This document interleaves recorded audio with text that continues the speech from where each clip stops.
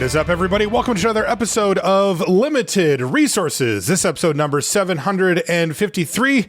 My name is Marshall. I'm one of your Limited Resources, and joining me on the line all the way from Denver, Colorado, it's Luis Scott-Vargas. Luis, you ready to do some set review? Definitely. Modern Horizons looks awesome, just like all the kind of Horizon sets have so far. So I'm excited. Yeah, we're really lucky. They do these reprint sets sometimes, or these, maybe not reprint sets, but these sets that are specifically aimed at a constructed format, but they always make sure that the draft part is really awesome. And that's what we're going to be diving into today. That's right. We're going to go over every single common and uncommon in Modern Horizons 3 today on the show. Before we start that, we want to say thank you to each and every one of our patrons over on patreon.com/limited resources. You get a thank you card and a sticker if you sign up at any level. And you also get access to the Patreon feed, and you get to support us directly, which we really, really appreciate. Thank you, everybody who supports us on Patreon. If you're interested, once again, it's patreon.com/limited resources. We also wanted to say thank you to Ultimate Guard for sponsoring the show. That's right. If you need deck boxes, sleeves, that kind of stuff to protect your favorite decks, your favorite cards, Ultimate Guard makes the best stuff in the business. You can go to ultimateguard.com to check out their product lineup, and you can head over to your favorite local game store or online retailer to pick up Ultimate Guard products. They have a full line of top quality ways to protect your cards and your decks, and we highly recommend that you check them out. Thank you, Ultimate Guard. We do appreciate it. Luis, before we get into the actual cards, we are going to be giving each card a grade at the end of our assessment. Yeah, and we've got a grading scale that goes A through F. So your A's are your bombs, your game winners, the cards that are good in many situations, especially when behind, and just the best cards in the set. We're talking hyper-efficient spells, cards like Bonnie Paul or Railway Brawler. Your B's are cards that actively pull you towards their colors or theme or combination of colors, headliners for a set, and go-to cards, cards like Lassoed by the Law or Outcast or Greenblade. C's are playable. These are the pawns of Limited. You end up with a bunch of these in your deck every time. They're just cards that you're not super happy or unhappy about. They're just cards that you're going to end up playing. Cards like Patient Naturalist or Ambush Gigachad. D's are cards that you are unhappy to play. Maybe they're a little too expensive, have a little too high of a setup cost. They're just kind of mediocre. Cards like Boneyard Desecrator or Deadeye Duelist. And then F's are cards that are virtually unplayable in all scenarios that just cost way too much mana or way too specific. Cards like Another Round or Kellen Joins Up. We have two subgrades as well. We have Sideboard, cards that wouldn't typically make the main deck or do anything on their own, but can be very good in the right matchup. So you've got cards like Bovine Intervention or your classic Destroy Target Artifact or Enchantment kind of thing. And then Build Around, these are cards that don't function unless you have the right support, but when supported properly can be very important. Some of the best cards in your deck, cards like Intimidation Campaign. That's right. And, two things to note here. One, we're going to be starting with the gold cards, but that brings us to the other point, which is that these type of sets are super powered. These are not the level of complexity or power of a normal set. They're higher on both. And as such, we actually get 3 gold cards here in our commons and uncommons per color pair, which includes 1 common, 1 uncommon normal gold card, and then a flip card that's a dual land that enters the battlefield tapped for each of those, for one or other of those colors, and then has a spell on the other side. So we're going to go through all 3 at the front here with the idea of trying to get our head around what each of these color pairs might be trying to do. And with that, our first card is Riddle Gate Gargoyle, which is blue-white for a 2/2 artifact creature gargoyle. And yes, this is a common, by the way. This is no holds barred set design. Like, listen to this. It's a 2/2 flyer, and when it enters a battlefield, you get 3 energy. You might not know what that means, but basically you just keep track of energy and you can spend it, and that's 3 energy counters that you keep kind of off to the side. And it says, whenever you attack, you may pay 2 energy. When you do, target creature you control gains lifelink until end of turn. What do you take away from this? This is kind of a lot going on. Energy, artifact, flyer, lifelink. Yeah, well, I mean, this is a good time to talk about one of the themes of the set, because there's a couple big ones. First of all, there's a million different keywords and mechanics in the set. This is a Modern Horizon set. You're going to see adapt and you're going to see the like flip cards that are lands on one side. You see living weapon. There's energy. There's just all this stuff, right? I think there's over 40 mechanics. Yeah. Yeah. There's even some like one-offs or whatever. But more than that, it's you look at Riddlegate Gargoyle and you're like, oh, energy. Energy is in the teamer colors, Jeskai colors here in this set. So it's in blue, white, and red only. There's no green or black cards that have to do with energy at common or uncommon. There are some higher rarity ones, but it's, again, not as well supported. And energy, it's going to fall into a couple different buckets. There's cards like Riddlegate Gargoyle that kind of self-fuel. This gives you 3 energy when you play it. And you can spend 2 energy to give an attacking creature lifelink when this attacks. And you know what? You get to do that once, and it's totally fine. And it functions in a deck with no other energy card. There's some other cards that are very good at generating energy, but don't give you a particularly good way to spend it. And there's some cards that use energy, but don't give you a way to generate it. And so you just kind of have to look at each card and decide, like, is this a card that's playable in any deck? Is it a card that's playable just in an energy deck? Or is it a card that, like, which spot does it fall into? Some cards, is it self-sustaining? Right. There's some cards like Riddlegate Gargoyle, which you can play in any deck and is okay, but is much better in an energy deck. There's some cards that we'll get to, like the Galvanic Lightning Bolt, that you'll play in any deck, and it is better in an energy deck, but not by so much that you even care. It's just a great card. And there's some cards you would never play outside of an energy deck. So Riddlegate Gargoyle is kind of in the middle. Definitely a strong card. Blue-White Flyers deck would be happy with it. There are some affinity cards in the set, but that's more of a black-red theme. So the fact that this is an artifact isn't like the biggest deal for that.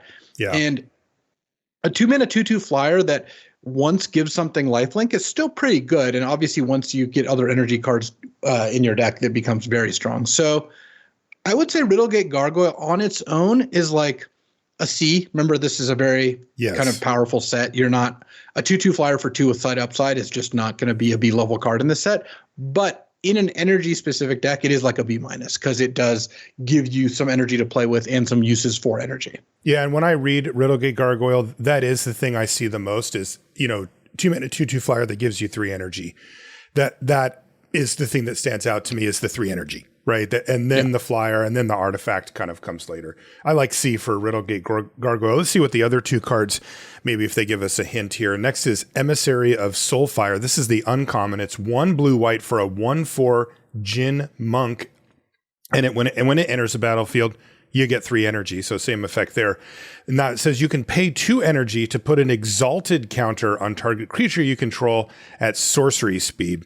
And an exalted counter gives the creature exalted, and that says that whenever a creature you control attacks alone, it gets +1/+1 until end of turn for each instance of exalted among permanents you control.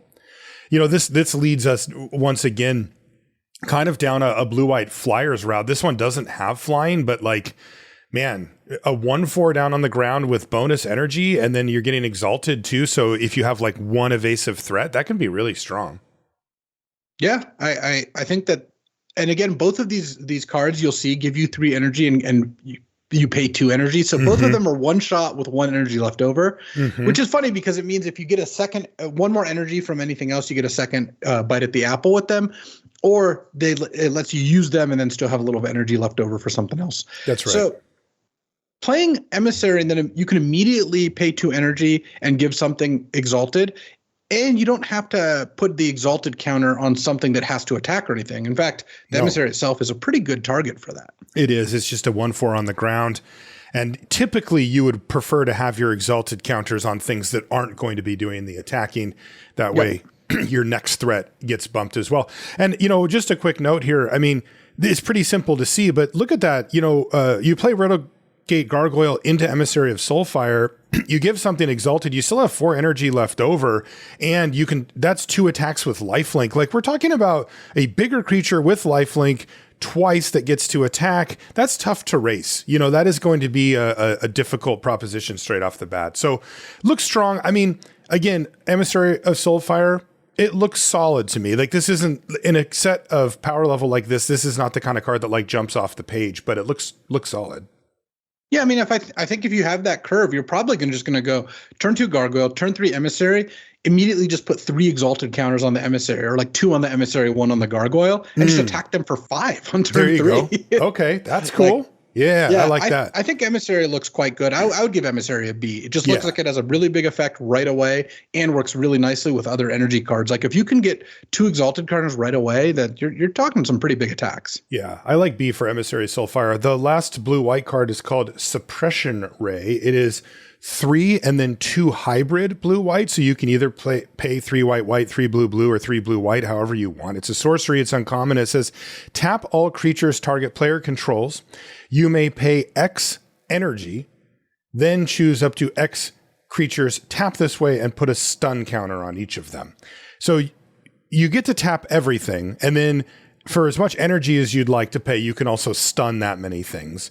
But really importantly here, this is the first of these double face cards, and this one is Orderly Plaza on the other side, and it's really simple. It's a land, it enters the battlefield tapped, and it taps for blue or white mana. So you can choose. When it's in your hand, you can say, okay, I just want to play a land and get my mana going. And particularly for a somewhat conditional card like Suppression Ray, that's quite powerful because this is a type of card that when it's good, it will absolutely win you the game. But when it's in your opening hand at 5 mana and really needing you to either be ahead or there to be parity on board, it doesn't look quite as good, and you can just play it out of your hand as a land.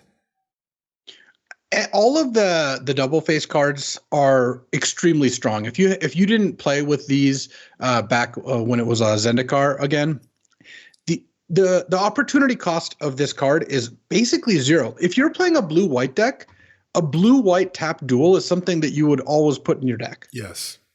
So you're starting from a case where Orderly Plaza is just a card I would put in my deck and even take reasonably highly. I would take it over like the average common. Mm-hmm. So the fact that it gets a pretty big effect on the other side is pretty awesome. Like you get to on turn, 7 or 8, just cast this and attack with everything. You can, if you have energy, note this is one of the cards that doesn't give you energy but lets you use it. Yep. So if you have energy, this card is pretty great. If you don't, I would still always play it in a blue-white deck. So what's funny about these cards though is the biggest opportunity cost with them is where do you select them in a pack? Because obviously, if you gave me 4 Suppression Rays, I would just happily play at least 2 or 3 in every blue-white deck, maybe 4. But I think I would take it at like the B level. Yeah, I think that like Suppression Ray specifically, I would take around the B level because think about it this way. Let's say you play a deck where you have 15 lands plus 3 double-faced cards that are lands. Mm-hmm. So you effectively are playing an 18-land deck, but you're also playing a 25 spell deck. Yes. And what that means is you won't get screwed that often because you're playing even 18 lands. You're not even playing 17. You're playing 18. Sometimes you even play like 19. And you're not going to miss your 3rd or 4th land drop as often as your opponent who's playing 17. But also, if you didn't have to play these out early, you're just not drawing as many lands in the late game. You draw Suppression Ray and they draw an island. It's just a huge difference. So I think Suppression Ray is great. I would want to have energy with this to really make it devastating. But if you're a deck with a decent amount of creatures in it, often you'll just cast this and win the game that turn. That's right. Yeah, I like taking Suppression Ray at the B level. And this is a conditional one. We'll see as we go through how conditional these cards are. If we're talking about a normal card like a creature or something that, affects the board regularly, that's going to go up. If it's a little more conditional like Suppression Ray, it'll go down a little bit. And then if it's like really narrow, it'll go down further. But the bar to clear is so low. As Louise said, you'd put a dual land in your deck anyway.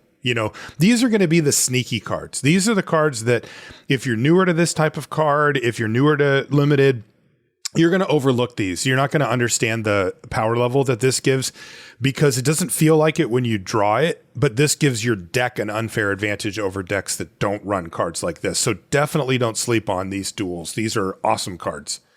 I would say B for Suppression Ray is where I would land on it. That moves us to blue-black. First card is Sneaky Snacker. This is blue-black for a 2/1 flying fairy rogue at common. And it says when you draw your 3rd card in a turn, return Sneaky Snacker from your graveyard to the battlefield tapped. Yeah, so the blue-black theme is drawing extra cards, and you get various rewards for that. 2 mana for a 2/1 flying. That's like a solid card. That's like a C level card starting out, in this set. And then drawing your 3rd card is a lot harder than drawing your 2nd card. No kidding. But it is doable. And getting this back once, like you don't pay any mana. It just comes right back into play. I mean, this card seems quite good. I would give Sneaky Snacker a C plus, assuming that you have maybe like 2 ways in your deck to draw a third card. Yeah, because this is getting a full additional card for free, if you can get to that third card barrier. Next is Horrid Shadow Spinner. This is 1 blue-black for a 2/3 horror, and it is uncommon. It's got lifelink, and it says, whenever it attacks, you may draw cards equal to its power. If you do, discard that many cards. So there's your combo. Yeah, so it by itself is when it attacks, you cast Faithless Looting, you draw 2, and then discard 2. Mm-hmm. That in 3-mana 2/3 lifelink with that effect is not bad. I mean, there's definitely games where you would just attack with this and draw 2, discard 2, and don't care even if it trades off or sometimes even chumps. Yeah. Yeah, I mean, there's obviously a graveyard element here, and then, it does trigger Sneaky Snacker by itself, in conjunction with your draw step. So, yeah, it looks like, that's a thing that could happen, because you do have to remember that with cards like Sneaky Snacker, you don't have to just literally draw the cards into your hand and that's it, right? That's hard to do, but like getting a double loot off of the Shadow Spinner, which doesn't leave you up any cards, that still triggers it. I look at this as a very big enabler, right? Like any type of payoff, it will give you with that one big attack, but also, stocking your graveyard with just the right stuff while leaving the other just the right stuff in your hand can be really powerful in these type of decks. Yeah. What I would like to see with this card generally, I think, is do you have ways to make it better in combat or good removal? And do you have ways to take advantage of the looting? Because by itself, draw 2, discard 2 isn't that great. No, you need to be doing something. Mm-hmm. It can help you not flood out. It can help you find your 4th land. All that is well and good. But the second time this attacks is generally going to be less powerful than the first time, because once you've drawn 2 and discard 2, you probably don't have that many bad cards in your hand. You have a good proportion of lands and spells and all that. So what do you want to give it?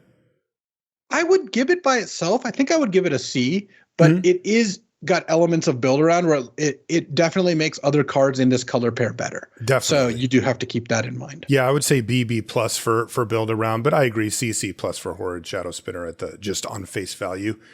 And the dual land card is called Waterlogged Teachings. It's 3 and a blue-black hybrid, so you can choose either color there. It's an instant and uncommon, and it says, search your library for an instant card or a card with flash, reveal it, put it into your hand, and then shuffle. And then on the other side, it's a blue-black dual tapped. Yeah, I mean, again, this is like a B-level card. Just having your land be able to go get a spell is awesome, and a tapped dual land is just something you're going to be interested in. And it is an instant itself. This is, make no mistake, it's a late game play. Right. If if you're going to actually cast Waterlogged Teachings, both of the cards that we've seen so far are the kind of cards that if you were to draw a land at the point at which you wanted to cast Suppression Ray or Waterlogged Teachings, you'd be very sad. Right. You're like, oh, man. But if you draw Waterlogged Teachings that was also a land, you're very happy because now you can go get your best instant or a card with flash.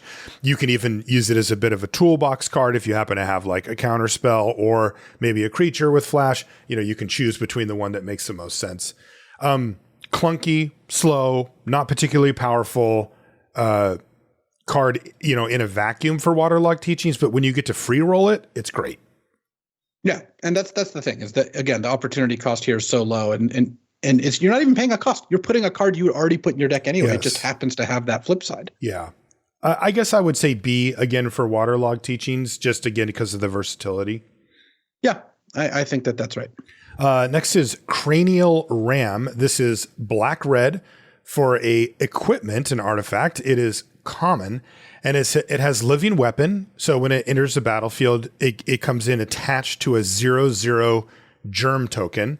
And the creature gets +X+1, where X is the number of artifacts you control. So it's a 1/1 at the base, just based on this thing being an artifact. And its equip cost is 2.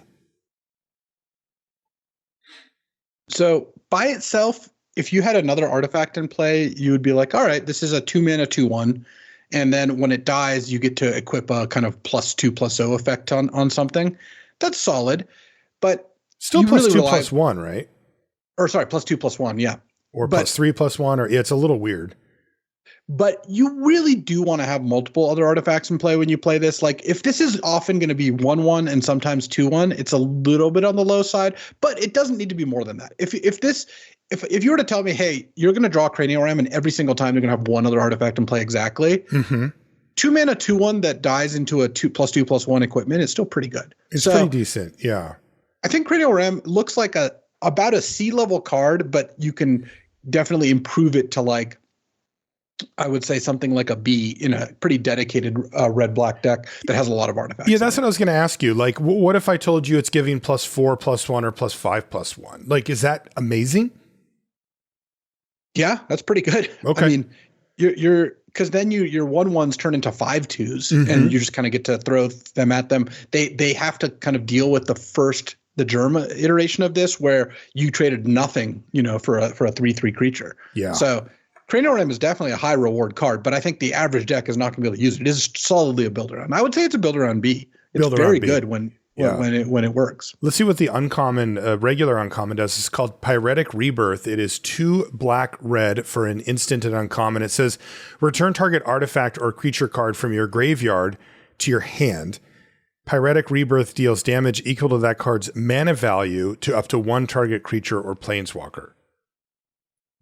That's a strong late game play. Yeah, I mean this gives you it's a straight up 2-for-1, right? Because you're gonna get back like a 3 or 4 cost thing a lot of the time and kill one of their creatures. It's an instant, and it doesn't really require much of you because if it was just artifacts, it'd definitely be a build around. As things currently stand, you can return anything artifact or creature, so it's really not hard to end up getting to get this back. Yeah, I wouldn't be surprised if for most purposes, it was return target permanent. It's like, I think in red black, most of your permanents are going to be artifacts or creatures, outside of your lands. Yeah. I mean, look, this to me is the type of card that can swing a game. This is the type of card where they kill your best thing. They're ahead on board. And then you say, hold on a sec, Pyretic Rebirth it back, kill your best thing. And all of a sudden the table's turned on your opponent. It does require a little bit of setup cost. It requires a slight build around just to make sure you have enough creatures and or artifacts that you always have a good target. But these are not big asks. These are things that will happen naturally when you draft this color pair. I like B for Pyretic Rebirth. I mean, this is a type of swingy card that can get you back in a game. Yeah, I like B for that too. The dual land card is a Blood-Soaked Insight, which is 5 black, red, or red, black. It's a sorcery at uncommon, and it says, this spell costs 1 less to cast for each 1 life your opponents have lost this turn. And it says, target opponent exiles the top 3 cards of their library. Until the end of your next turn, you may play those cards. If you cast a spell this way, mana of any type can be spent to cast it. And then, of course, on the other side, it's a black-red tap tool. So if I attack my opponent for 4, I can just cast this for 3 mana. Yeah, life loss is damage. Yeah.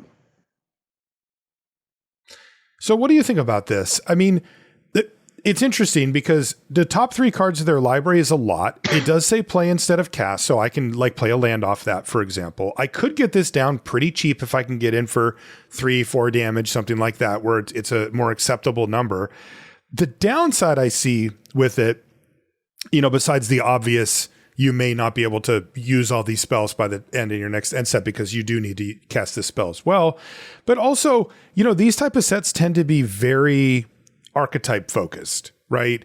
And I don't know if me, setting up Blood-Soaked Insight to get 3 cards, I hit a land, and then I get a couple of random energy cards or some artifacts matters cards, and my deck doesn't care about them, or this isn't in this set, but some elves or whatever, some spells that are fine, but really built to be with a bunch of other spells rather than just sort of cast individually.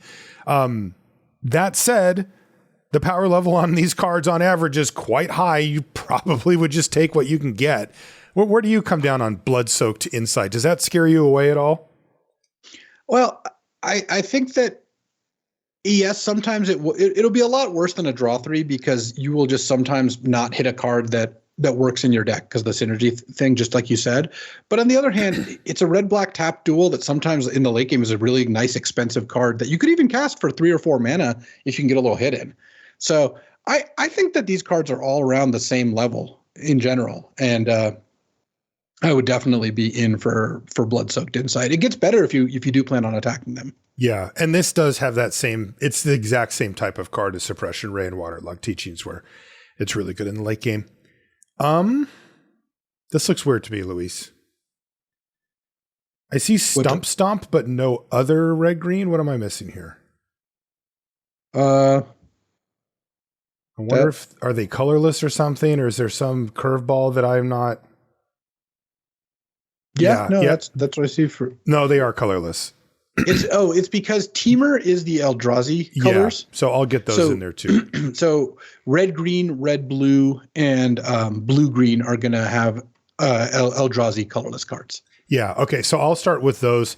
If you're following along with us on Scryfall, you'll have to scroll down a little bit. It's just there's cards, and I'll read the first one. It's called Writhing Chrysalis. This is the common. It's 2 green red for a creature, Eldrazi drone at common, and it's a 2/3. So 4 mana, 2/3. But here's the thing. It has Devoid, which simply says this card has no color. Yes, it does use colors of mana to cast it. But as a card, it does not have a color, and that's why it shows up in a different part here in the review. It says, when you cast a spell, create 2 0/1 colorless Eldrazi spawn creature tokens with sacrifice this creature, add a colorless mana to your mana pool. This guy also has reach, and whenever you sacrifice another Eldrazi, put a +1/+1 counter on Writhing Chrysalis. Dang, that's a lot. For 4 mana, you get a 2/3 reach with 2 extra creatures, and they produce mana, and it's relevant color type, or not color type, mana type, which is colorless. And that is something that we should mention if you haven't ever played with these type of cards before. When a card calls for colorless mana specifically, that doesn't mean mana of any color. It means literally colorless mana. So like the thing that produced it has to say, I make colorless mana, which is that little diamond shaped mana symbol. And there are numerous cards in the set that require that. But this one's amazing. I mean, you get 3 bodies off of it, and you can stack them up on this thing. You can use it to ramp. You can use it to cast your Eldrazi spells. That's awesome. I mean, this is, first of all, immediately just a 4/5 if you need it to be. With reach. Yeah, with reach. You get to just play this, and if you want to sack some tokens, you can definitely do that. It also ramps you to other big plays, and the Eldrazi decks are quite interested in that. I think that Writhing Chrysalis is great. I mean, this looks like a B+ to me. It looks like certainly a card I'd be really happy to take if I was playing red-green. Me too. Let's see what the uncommon does. It's called Titan's Vanguard. It is 3 red-green for an Eldrazi at uncommon. It's a 5/5, so 5/5 for 5 with Devoid once again. And it says, when you cast this spell and whenever Titan's Vanguard attacks, put a +1/+1 counter on each colorless creature you control. Wow. And this thing has trample. So it's when you cast the spell, it won't get a counter, because even though it is colorless because it's on the stack, but when it attacks, it does pump itself. So it's a 5 mana 5 that attacks as a 6/6, has trample, and it pumps your other Eldrazi. Yeah, another great card. This is another B+ level card for the red-green decks. Definitely. And it looks like a really nice curve topper for that as well. And I mean, look, again, I really like the way that they design these commons into uncommons, because, you know, each case that we've seen here has been pretty straightforward, right? Play Writhing Chrysalis, next turn play Titan's Vanguard, right? You're going to get a +1/+1 counter on the Chrysalis and its 2 friends. And then if you ever get to attack with the Vanguard on everything. So you're just building an army with just 2 cards. The land card is called Stomp. And now this is some business here. This is 1 and a green-red hybrid for a sorcery that says target creature you control deals damage equal to its power to target creature or planeswalker you don't control. This is a straight-up bite that's easier to cast than the normal 1 and a green. And it is a tap duel on the other side. Like, this is a different level, right, Luis? Like, the other cards we're talking about have been kind of these late game bailout cards. Like, here's a good way to put it. The cards that we've seen so far, Blood-Soaked Insight, Waterlogged Teaching, Suppression Rate, you would not play those if that was all that did. Those would be Ds or maybe even less. Too slow, too clunky. Stump Stomp, you'd put in your deck. That's just a straight up removal spell for 2 mana. Just a playable card. So this is like a B+. Like you're really happy when you play this card. Incredible. I mean, this is what I was talking about, where if it's a regular spell, this is business. So Stump Stomp gets a B+. And frankly, that color pair looks really cool to me. I am a huge sucker for Feral Drazi, though, so you have to keep that in mind. That moves us to green-white, which our first card is Faithful Watchdog, which is green-white for a 0/0 dog. It's common. It's got Vigilance. And it enters a battlefield with 3 +1/+1 counters on it. So you're getting a 3/3 for 3 with Vigilance at common, by the way. So that's a little snapshot of how powerful the sets are. But we're getting a big hint here, right? It's the hint is we care about +1/+1 counters because, just power, toughness, and vigilance is fine, but not really on theme with what these type of sets usually do. Yeah, and this is certainly a card I'd be pretty happy to play in a green-white deck. Just 2 mana, 3/3 vigilance is pretty good. But look, there's going to be plenty of combos with it where you have these 3 +1/+1 counters. It's like a modified creature. It's got a greater power than a normal. It works with like if you elk it with the Elk Bestow enchantment, it's a 6/6. You know, like there's a lot of cool stuff you can do. So I think Faithful Watchdog is going to end up being like a C+. Yeah, C+. For Faithful Watchdog, the uncommon is called Golden Tail Trainer, and it is 1 green-white for a 1/3 Fox Samurai at uncommon. It says aura and equipment spells you cast cost X less to cast, where X is Golden Tail Trainer's power. So at least base level, it's just reduces that by 1. And then it says whenever it attacks, other modified creatures you control get +X until end of turn, where X is Golden Tail Trainer's power. And then it gives us a reminder that equipment, auras you control, and counters are modifications. And that's what Luis was referencing with the Faithful Watchdog. It comes in as a modified creature straight up. Yeah, and Golden Tail Trainer is pretty good if you have a bunch of other creatures that can pump it, and it itself is a really good target for all that stuff. The fact that it's makes your auras and equipment cheaper, I don't think is a huge carrot. Like, that's just fine. It first of all starts out by making them 1 cheaper. So if you pump it, you're then making future ones even more cheap. But that feels like a lot of hoops. Mostly this is a bit of a really heavy push synergy card where it's like, if you have all the thing, you have this, and you have a way to make it bigger, and you have other modified creatures, you start to talk. But that's a lot of steps. So this looks like a build around. You wouldn't put this in your average green-white deck, like unless it was going into that theme, which I would imagine a lot of green decks would. That's why signposts are what they are.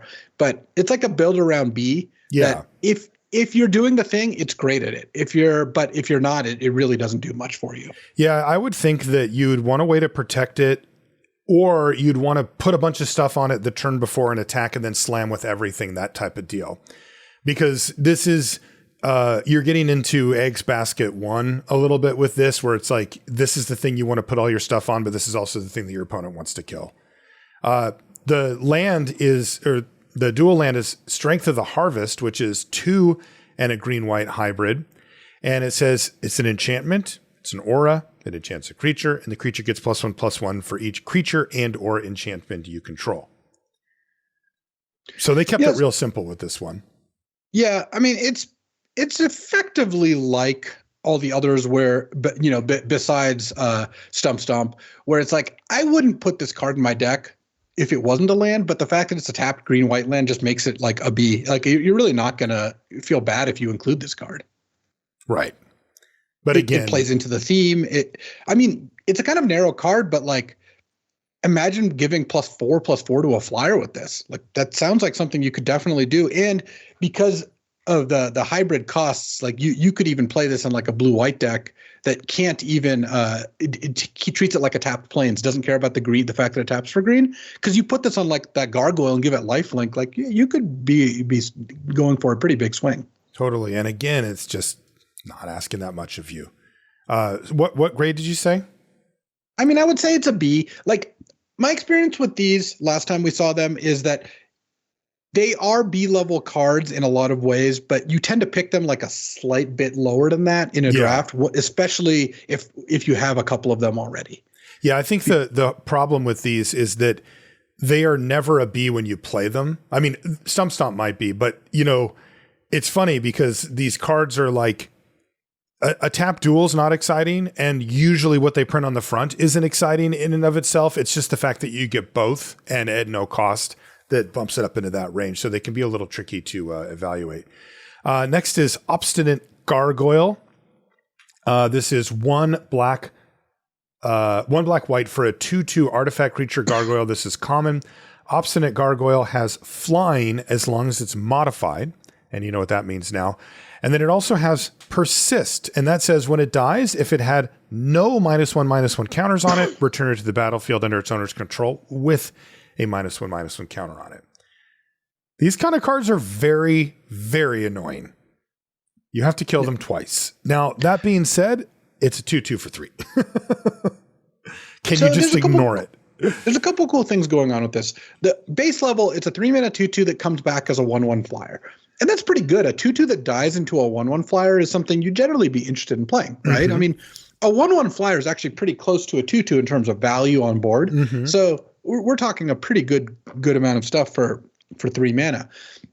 But if you modify this the first time, like you put a counter on it, you put an aura on it, it just has flying all of a sudden. So the first time it shows up, you can give it flying. And second, persist plays really nicely with +1/+1 counters. So imagine you persist this back and then you give it a +1/+1 counter, of which there are many ways to do that. All of a sudden, when it dies, it'll come back again. So you could be forced to kill the same gargoyle 3 times in a game in order to get rid of it.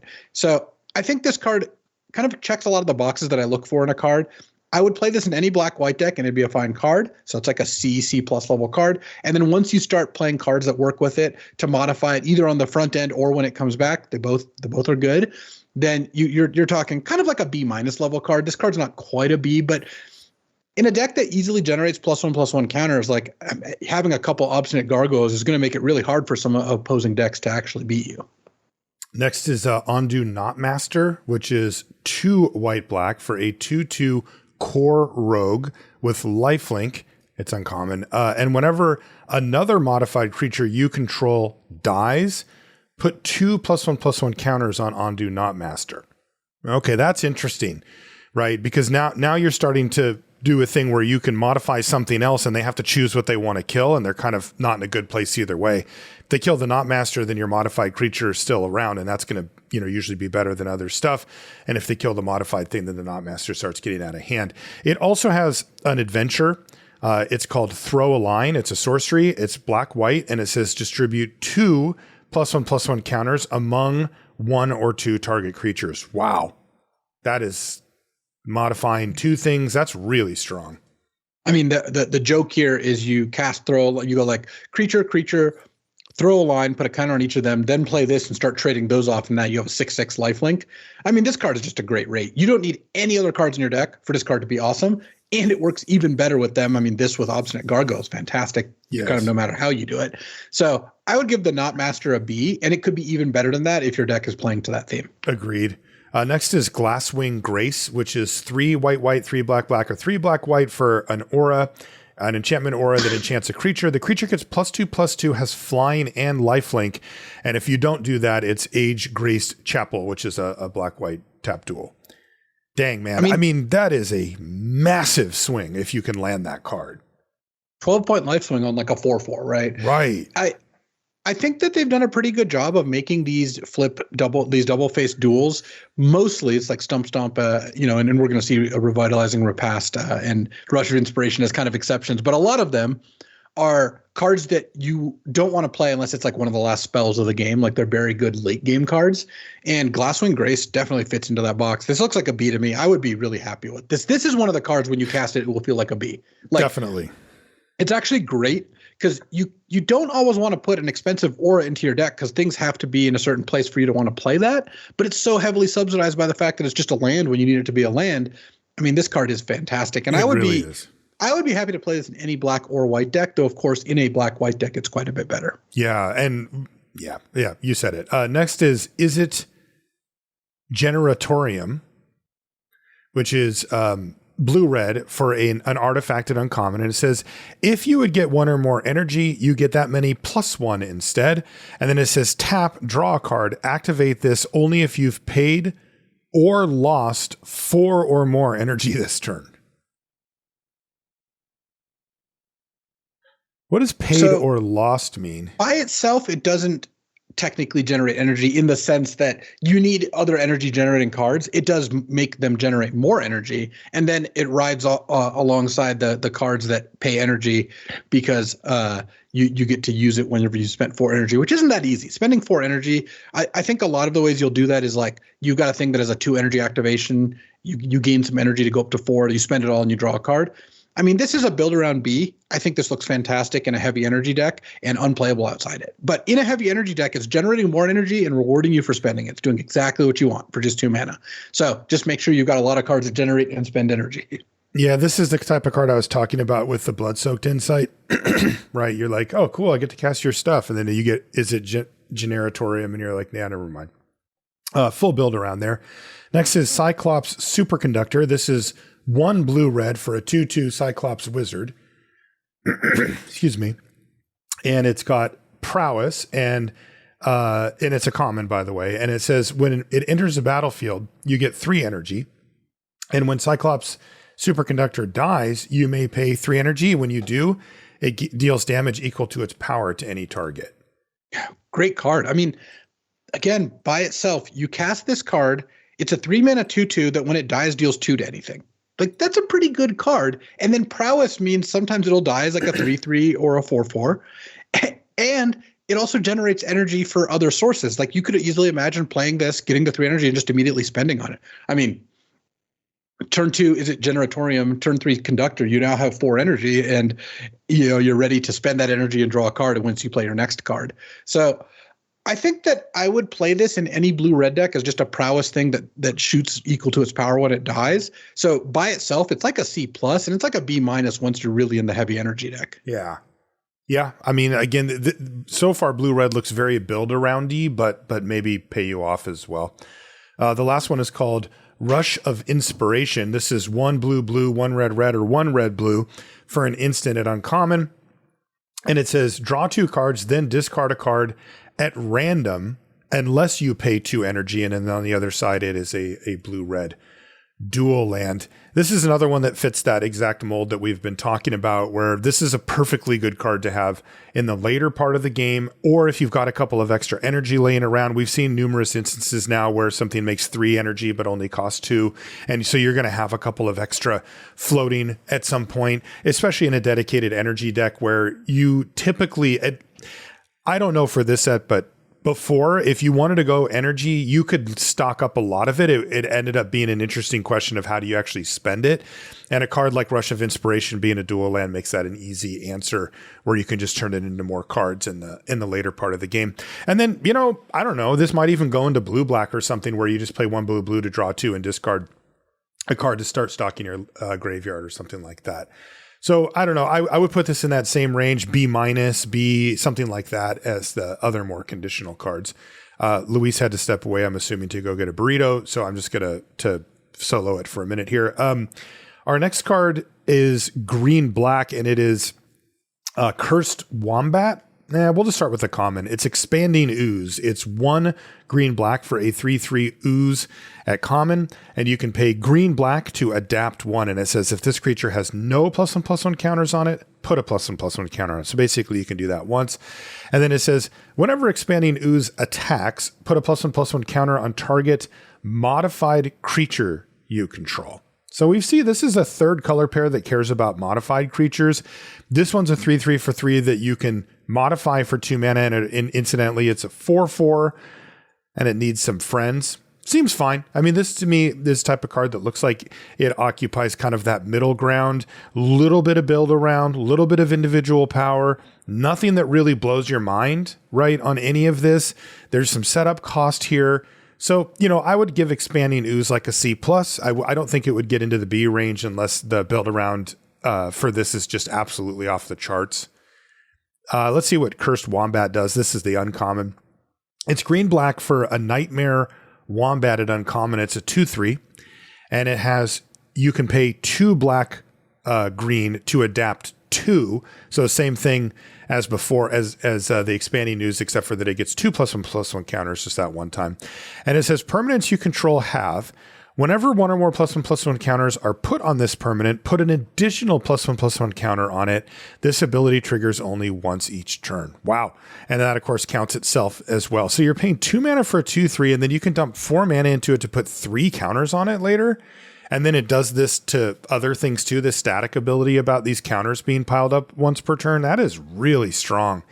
This reminds me of, the types of cards that when they hit the battlefield, you must deal with them, or these type of decks can absolutely take over the game and make like massive monsters really, really quickly. And I think that Cursed Wombat is going to be on that level. It also happens to be good enough on its own. Luis, we're on Cursed Wombat, by the way. And love it. Yeah, this card looks really strong. It reminds me, what was the black-green card that like doubled or added to your +1/+1 counters from a number of years ago? Oh, the leech, the black-green 2/3 winding constrictor. Not the leech. Snake. I think it was a constrictor or something. The snake, winding constrictor. Winding constrictor, right? This is similar to that. It does it once per turn, but it does it on itself. Like it has adapt 2, and it adds an additional +1/+1 counter, and then it'll do it to everything else once per turn. Like this card, I was saying, Luis, that Cursed Wombat looks like the type of card that once it hits the battlefield, especially early on turn 2, like it's a must kill. Like this is really scary stuff. Like if your opponent starts taking advantage of this extra +1/+1 counters, they're going to have a huge board really, really quickly. Yeah, I mean, by itself, it can turn into a 5/5. And this also, like you said, they're trying out a new thing in this set of permanents you control have this ability. This ability triggers once per turn, but that's per permanent. So if you were to cast Throw a Line, right, and put 2 +1/+1 counters on 2 different things, they'd both get an additional one. Oh, okay. Yeah. So it's even better. And it's a 2/3, so it actually becomes a 5/6 if you pop it off. And man, 2 mana 2/3 also can be difficult to kill. And if you get to that 4 mana, you can grow it. Yeah.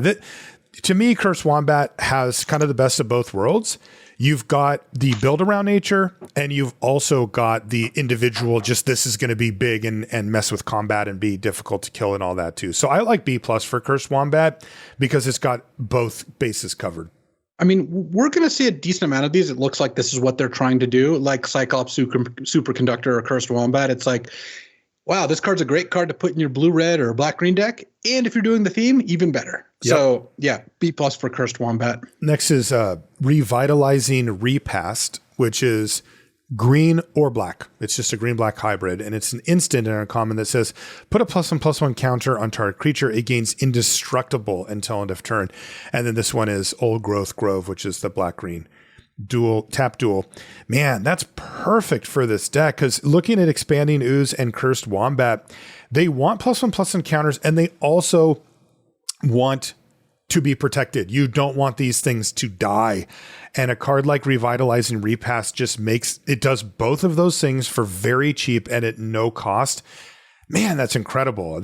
Some of these are really pushed. I mean, this card's, peak power level is decently high, and it fits perfectly in its archetype.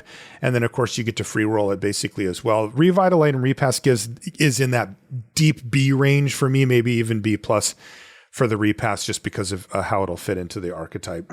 I mean, compare it to Snakeskin Veil, which is a great card. This is like a little bit weaker because I think I'd rather get Hexproof than Indestructible, but it's not much weaker. If even weaker, there are some times when you'd rather have this, and it's a land. Right. It's a dual land. Yeah. What a card. Here. Awesome card. That moves us to Boros, and our first card is Conduit Goblin. This is red-white for a 2/2 Goblin Warrior at common. And when Conduit Goblin enters the battlefield, you get 2 energy counters. And at the beginning of combat on your turn, you may pay 1 energy. If you do, another target creature you control gets +1/+0 and gains haste until end of turn. See, this is where things get scary because we've seen this type of card a lot, but it always costs mana, right? So it always puts your creature like 1 mana off curve, but then it gets haste. This one gives you two things you don't normally get. You get +1/+0, which definitely adds up for these low to the ground decks, but it doesn't cost mana. It costs energy, which means you can still curve out the same way you would have. It's just now your creatures are getting haste and +1/+0. Conduit Goblin, my guess, is one of the scariest commons you can see on the battlefield on turn 2. This is the type of card that makes you go, okay, my whole game plan's going to be different now if I can't kill this thing right away. I mean, this is the kind of card where when it's in play, you always feel like you're a step away from just getting run over. You cast this. Definitely. You get to use it twice without getting energy from anywhere else. And this doesn't even have to attack. There could be games where you're just like, play this, play a flyer, pump the flyer attack. Next turn, play another flyer, pump that attack, and you don't even get into it. Yep. I mean, this is the kind of card where you look at this and you think, oh, this is definitely a Modern Horizon set. Like this would just be an uncommon in most sets, and it's a common here. So I think it's like a B-. Which is pretty high for a common. Commons don't usually quite get into that range. Yeah, if there's any type of aggro support, which there should be, then Conduit Goblin's going to do work. Next card is Legion Leadership. This is actually the duel. I went out of order for the last one, but I'm going to be merciful to producer Jeff and just do them in the order that they're on the screen here. And so this is Legion Leadership. It's 1 and a red-white hybrid for an instant uncommon. And it says, until end of turn, double target creature's power, and it gains first strike. And this is the Legion Stronghold, which is the tap duel for red and white. So here you've got a very effective combat trick or potential game ender, depending on what the situation is. Sometimes double target creature's power just means that your 3/3 is going to hit them for 6 and the game's over. And sometimes it's in combat. And, this is effectively saying my creature's going to win basically any combat, outside of some weird things happening. So again, this to me is another in the same of that upper tier of cards that you probably would want to put in your deck, or at least it's a fringe playable in your deck.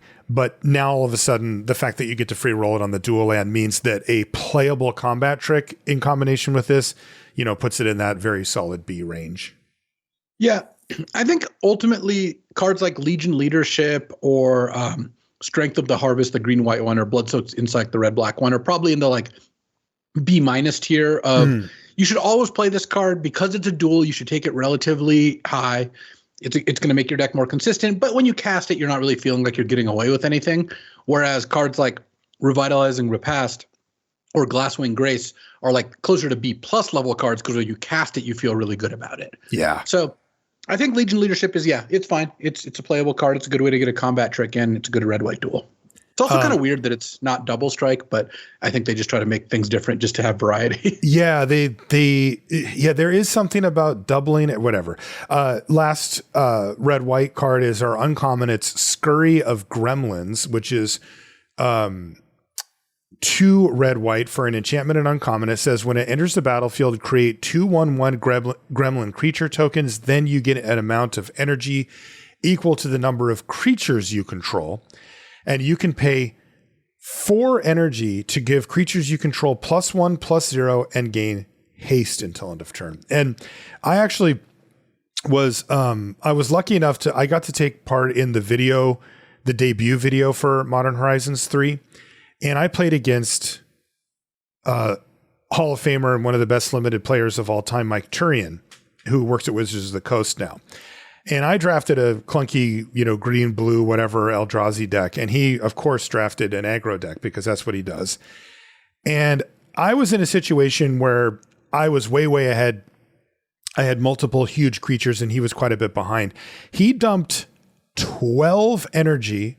By the way, the turn he cast Scurry of Goblins, he dumped 12 energy into it.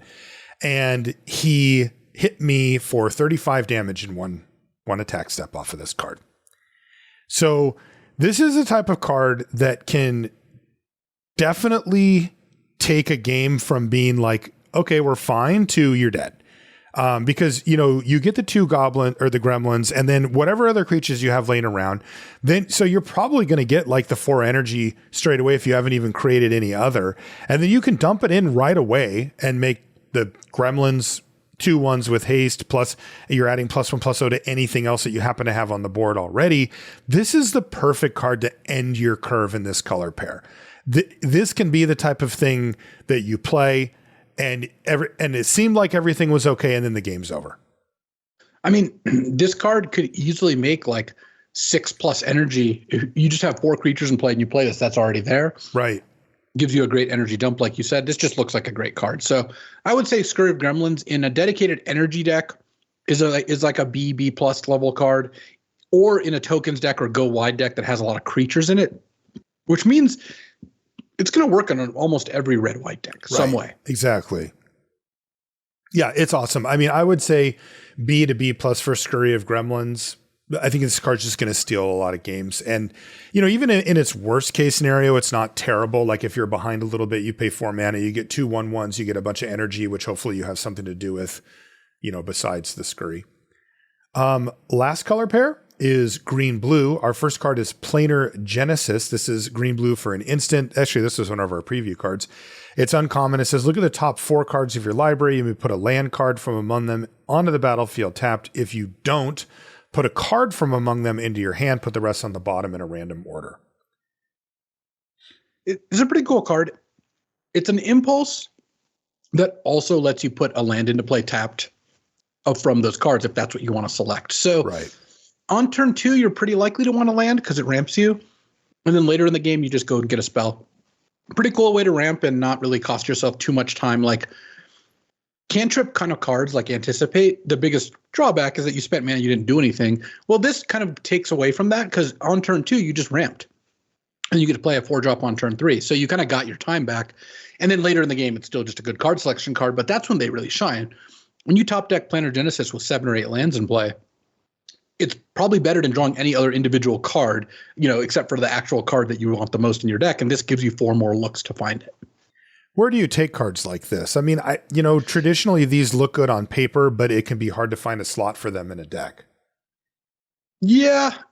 I think that this one goes a little further because of the ramp aspect. So I think this is probably a C-level card. Yeah, that's what I was thinking. C, like you play it quite often, like more often. I think you'll make room for this one. This one more so than Anticipate. Anticipate's kind of air. This isn't air. In a green-blue deck that wants to cast 4 or 5, 6, 7 mana spells, like this card will help you do that.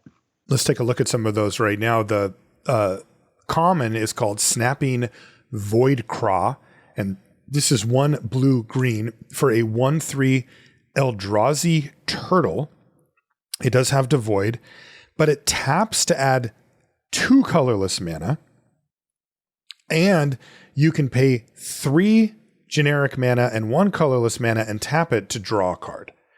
So, this kind of goes to the mana sink thing that you were just referencing there, where this thing is a big ramp card itself, but also it is a place to put mana, assuming you can make colorless mana, to start transferring that into cards. Now, admittedly, it's clunky, right? 4 mana, tap, draw card, in fast sets and sets that are doing impactful things on the board, it's not often that you can take a full turn off to do that. But if you're ramping up and you have a bunch of extra mana, there's, you can definitely dump some of it into the Voidcraw to try to get some action going. I think this card's going to be fantastic because the Eldrazi colors really do want to cast 7 mana cards. This is a colorless source. This is a ramp source. And yeah, it is clunky to use the draw card ability, but I would say that this card would be something I'd be interested in without that ability. Right. So giving you that ability is really nice because sometimes you'll just flood out and this card will get you out of that too. Totally. I like C+, B- for the Voidcraw. I think that it's going to be pretty important for those decks. I like C+ for Snapping Voidcraw. And then you talked about 7 drops, and we have one here. It's Drowner of Truth. This is the flip land. So, this is the drowned jungle that ETB's tapped and makes blue or green. But get this, it's 5 green, blue, or blue-green, so 7 mana total, for a 7/6 Eldrazi. It's got Devoid, and it says, when you cast the spell, if colorless was spent to cast it, create 2 0/1 colorless Eldrazi spawn creature tokens with sacrifice this creature, add a colorless. So this is the only one of these, right, that's a creature? Yeah, I think so. I think that's right. At any rate, it is a creature. It is a huge creature, and again, these designs, I mean, they did not pull punches, right? This is perfect, right? You have it in your opening hand. You know what sucks in your opening hand? 7 drops, right? You don't want those. And now you just get to hit your land drop. It's dual land and off you go. But if you draw this turn 5 or later in the game where your land drops aren't as much of a premium, you get this huge Eldrazi that you can cast for 7 mana. I mean, it's not, the game-ending Eldrazi of that you might think of when you think of the big legendary ones and stuff, but this thing's a 7/6, and look, you're going to be able to come up with a colorless mana by the time you've got 7 mana available. And so you're going to get a 7/6 plus 2 0/0s. That stabilizes most boards. Outside of flyers, you're going to not be able to get attacked and die on the ground in many scenarios there. So this kind of card to me is awesome. I mean, it really covers the very early part of the game, which is where you play it as a tap duel, and the very late part of the game, which is where you play your 7 drop. Yeah, I mean, this also helps ramp you to 9 and 10 drops. Yeah. And you'll be casting some of those. Like the 9 drop Kozilek is a card I definitely want to put in my deck. Mm-hmm. And cards like Drone of Truth help you with that. Once again, a land that's a split card 7 drop is about where you want to be. There's not a whole lot of ambiguity of when you want to play this as a land versus hold it in your hand. Sometimes it'll be difficult when it's like you draw this and this would be your 6th land, but you don't need your 6th land for anything, and you have this in hand. So you're like, I guess I'd rather just wait and see if I can draw 2 more lands. But most games it's like, okay, clearly I'm playing this on turn 1, or clearly I'm not playing it as a land because I have 6 lands in play and 2 more in my hand. I would give this a B. B. Right. I think that it's one of the better ones because when you cast this, you'll be pretty happy. Yeah, and I mean anything that's a creature, removal spell, combat trick that you'd actually play, those are all right in that B range. All right, let's start with white, Luis. And our first card out is called Indebted Spirit. It's white for a 1/1 enchantment creature spirit. It's uncommon. And it's got Bestow for 2 and a white. I'll just read what Bestow says. If you cast this card for its Bestow cost, it's an aura spell with enchant creature. It becomes a creature again if it's not attached. So basically, if the creature that it was enchanted on dies or leaves, then this thing just sort of falls off as a creature. It also has Afterlife 1. When this permanent is put into a graveyard from the battlefield, create a 1/1 white and black spirit creature token with flying. And what does it do? If you bestow it, enchanted creature gets +1/+1 and has Afterlife 1. So, which is kind of typical for the way that bestows are templated.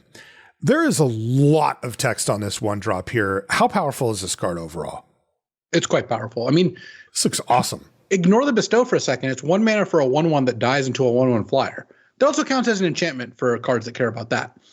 And so that's already pretty neat. You're like, okay, it's a Doom Traveler sort of deal. Mm-hmm. But the fact that you get to bestow it, so you have a 2/2 in play. You're like, all right, bestow onto this. Now it's a 3/3. When it dies, I get a 1/1 flyer, and I get this in play, which then when that dies, you get another 1/1 flyer. So by itself, if you bestow this, you're getting 1/1 worth of stats up front, and you're getting 2 1/1 flyers and a 1/1 over the course of the game, like as things kind of happen. Obviously, there's ways for you to not get every single one, like, something dies, but like something gets you're exiled presenting. or whatever. Yeah. But I mean, 2 1/1 flyers plus a 1/1 plus a +1/+1 for a little bit of time. That's a great card. Indebted Spirit's like a B. It's just a good card. Yeah, and I would be looking to bestow it. Remember, that does create a modified creature, blah, blah, blah. Next is Jolted Awake. This is white for a sorcery at common. It says choose up to 1 target artifact or creature card in your graveyard. You get 2 energy.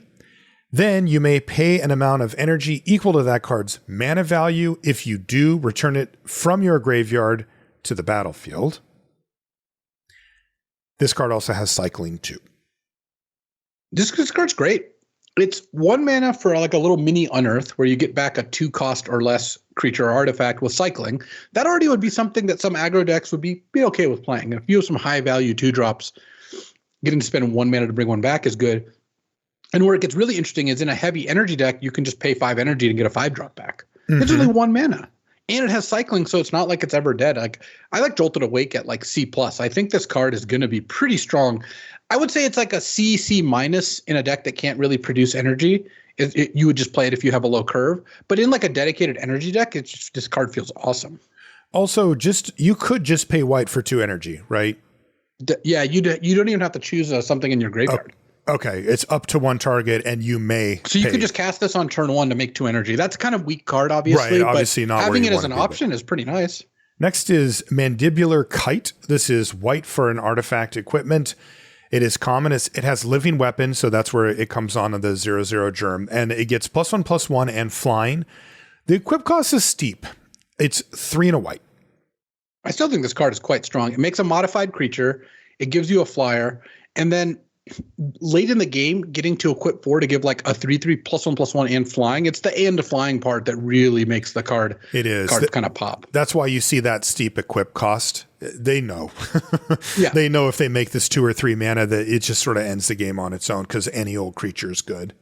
I agree with you. I really like the fact that it's 1 mana for a modified creature too. For the 2.5 archetypes that care about that, it's a lot. So yeah, I mean, I like C+ for Mandibular Kite. I'm not trying to, put it at the B range, but I think it's, it does the thing if that's what you need.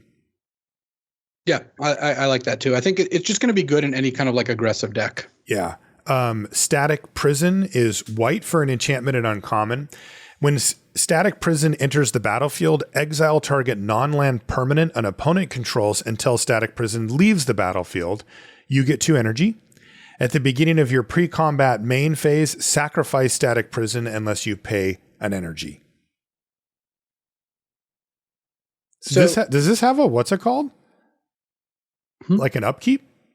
Yeah, basically, though it's funny they use pre-combat main phase now. Are they starting to get rid of upkeep? I further stand by that you would get rid of upkeep if you could. To be clear, I don't think Magic supports that. Like, it does, the juice isn't worth the squeeze. But if they were making Magic again, it just wouldn't have an upkeep. Anyways, in a non-energy deck, this is 1 mana to exile one of their things for 2 turns, and that's okay. But you really want to play this in an energy deck. Definitely. And well, I guess the question is, do you want to play it in an energy deck? I think so. I think if you're generating a lot of energy, you get to nuke something for a while. It's also really good against tokens. You get to just eat a token forever, and then this just, in fact, you eat a token and then you don't spend any energy. This just goes away. Right. And that's pretty good. I mean, I'm worried about it, right? I mean, this is not a permanent solution to your opponent's best stuff. I did mention earlier that many energy decks, the problem, at least in the prior set that had it, wasn't making the energy, it was spending it. And this is a thing that you could definitely feel good about spending energy on. I guess what I would say is that if I'm going to play Static Prison, I want to have an assertive archetype. Like, I want to be in red, white, or blue, white, or something that I can apply pressure to my opponent. You would like to get the game over with one way or another, but it could still be useful in a control deck that's setting up like a pretty good like end game status. Like, imagine that you had a control deck that had a lot of ways to draw cards and generate energy, and you can use this as like, maybe I delay something for 3 or 4 turns. Like, imagine playing this on their 2-drop, paying energy, maybe paying 1 more because you got energy, and then you just let them have their 2-drop back. And it doesn't matter now. Sure, you're down a card, but you still got a good amount of tempo from that. Okay. What do you want to give Static Prison? I find these type of cards very difficult to grade. Yeah, I think it would actually just be like a C. I don't think it would be too much bigger. Like, I think there's some decks that would be able to use this a little better, and I could see it being like a pretty highly pickable card if you're already in like energy and very much like able to make use of it. But I think most of the time you're not going to want or need to take this very highly. Yeah, I assume in red white Static Prison's like a B. Like, it kills anything, and they only need it to be gone for a couple of turns to close out the game type deal. But in slower archetypes, it's worse. Next is Charitable Levy. This is 1 and a white for an enchantment and uncommon. It says non-creature spells cost 1 more to cast. Whenever a player casts a non-creature spell, put a collection counter on Charitable Levy. Then if there are 3 or more collection counters on it, sacrifice it. If you do draw a card, then you may search your library for a Plains card, put it on the battlefield, tapped, and then shuffle. Not interested. No, I don't think this one's good enough. It actually seems like a pretty good sideboard card. Like, if you played against a blue-red deck that had a lot of spells in it, I think I would board this in, but it's just going to be too inconsistent, and it even kind of hurts you. So at the end of it, you do get a 2-for-1, but I would say in general, Charitable Levy is a sideboard card. That's what I would think too. Distinguished Conjurers. Next, it's 1 and a white for a 1/2 human wizard at uncommon. Whenever another creature enters the battlefield under your control, you gain 1 life, and you can pay 4 and a white, and tap it to exile another target creature you control, then return it to the battlefield under its owner's control. Do we think that there's a blink sub-theme here? There's just random. Just any card right now, or any set right now, is going to have plenty of things you can blink, and you'll be pretty happy to blink. But I think Distinguished Conjurer is pretty decent on its own. Like 2 mana for a 1/2 that gains you a life whenever you play another creature is like pretty good. Like I don't think I'm too unhappy with that card. Yeah, again, I archetype specific, right? I wouldn't want this in red white, but maybe blue white, maybe black white. This could be the type of card that could take over, be really annoying for the opponent. I would give it a C- for Distinguished Conjurer. Like neither of these abilities looks like it lines up perfectly with anything, but they're both relatively powerful. Yeah, I think that's about right for the Conjurer. Dog Umbra is 1 and a white for an aura. It's an enchantment. It's common. It's got flash and enchants a creature. And as long as another player controls enchanted creature, it can't attack or block. Otherwise, Dog Umbra has Umbra Armor. If the enchanted creature would be destroyed, instead remove all damage from it and destroy this aura. This is a very defensive card, I guess. It's a very weird card. So it's weird. A flash passivism. It is a flashicism. Yeah, you put it on their creature, and that's what you're going to do most of the time. Right. Okay. Like, I don't see most of the time you want to do anything else. But if you put it on your own creature, what it does is it prevents your creature from dying and destroys this thing instead. It doesn't give any other bonuses though. So that's pretty cool. Like I do think that this card is gonna play pretty well as a passivism that doubles as a spell that saves one of your creatures, which is kind of a funny place to be. It is. You would just put it in because it's a passivism, and every now and then it's like, oh, I can save my 5/5 here. Right, or make a modified creature at instant speed or whatever. It looks like a C to me for Dog Umbra. Yeah, I would say so. I think flash passivism is just okay. And it's kind of nice that they go to beginning of combat. You get to play this before they attack. Like, you do kind of get to get some good value from it. Expel the Unworthy. This is a reprint, right? 1 and a white for a sorcery. I don't think this is. Is it not? Okay, maybe it just sounded like another card. It's common, and it has kicker for 2 and a white, so you can pay an additional 2 and a white as you cast a spell. It says choose target creature with mana value 3 or less. If this spell was kicked, instead choose target creature. So instead of 3 or less, you can just choose any creature. And then it says exile the chosen creature, then its controller gains life equal to its mana value. This card is just okay. I mean, it's a cheap sorcery way to kill like a small creature, and you can pay more to kill a big creature. Like, I'm not excited about either half. It looks like a C, maybe C-, honestly. Yeah, I mean, this is what Swords to Plowshares is supposed to cost, so just keep that in mind. Next is Glyph Elemental. This is 1 and a white for an enchantment creature elemental at uncommon. It's a 2/2. It's got Bestow for 1 and a white, which we talked about before, and it's got Landfall. Whenever a land enters the battlefield under your control, put a +1/+1 counter on it. And enchanted creature gets +1/+1 for each +1/+1 counter on Glyph Elemental. So this thing actually picks up counters even as an enchantment that's been bestowed. Yeah, it's kind of neat how they kind of wrote this out, where you end up playing this. It grows over time, but the creature it's on gets all those bonuses. Though note that it doesn't give the 2/2 of its stats don't help the creature. Oh, okay. So which normally it would. Well, normally they'd write it out to give a creature +2/+2. Yeah, why didn't it get it? Well, because the joke is the landfall. Like you bestow this on your creature, then you play a land. Now your creature's getting +1/+1, and then but if it dies, you get a 3/3. Mm-hmm. And likewise, you play a second land. Now your creature's getting +2/+2, and then when it dies, you have this 4/4. I guess and I'm just greedy. Retains its ability. I just want it all, but I guess I couldn't get bestow for 1 and a white and get all that.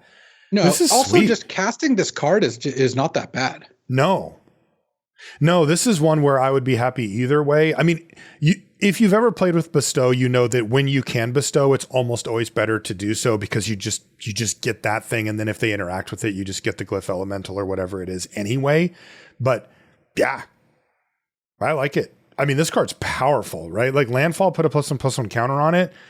You know, Bristly Bill territory here. These things grow fast. 2 mana 2/2 Landfall. Yeah, get a +1/+1 counter. Like you can't really be that unhappy about that to begin with. Yeah. And the fact that you can bestow, get a bunch of value, they have to deal with that creature, and then you have your 4/4 or 5/5 left over. Glyph Elemental's a B. You just put this card in any deck, and it's going to be great. Yeah, and if you can manage to play a 1-drop and then turn 2 bestow onto it, you are in business. Next is Hexgold Slith. This is 1 and a white for a 2/1 Slith. It's common. And when it enters the battlefield, you get 2 energy. And whenever it attacks, you may pay 2 energy. If you do, it gains first strike until end of turn. And then whenever it deals combat damage to a player, it gets a +1/+1 counter. Yeah, Hexgold Slith is sweet. Yeah, that's when nice. you play this on turn 2, then they play a 2-drop, you go attack, give it first strike. Now I have a 3/2, and you're going to be in pretty good shape. You do want more energy with this. This one you can play in any aggro deck because a 2-mana 2/1 that hits once and then becomes a 3/2 and then just is a 3/2, like probably doesn't get any other energy boosts. That's okay. It's not amazing. And it does pair nicely with like other removal, because imagine you're on the play, you play this. If they don't have a 2-drop, they're dead. But let's just not assume our opponents don't have 2-drops, because in this day and age, people usually do. But imagine if your turn 3 is like kill your thing. You put Dog Umbra on their thing and you attack, and now my thing's a 3/2. They play another creature, then you attack, give it first strike. Now it's a 4/3. Right. Like you've paid 2 mana for a 4/3. I mean, even like to be clear here, like you play this on 2, they play on 2. You attack with this, they don't block, right?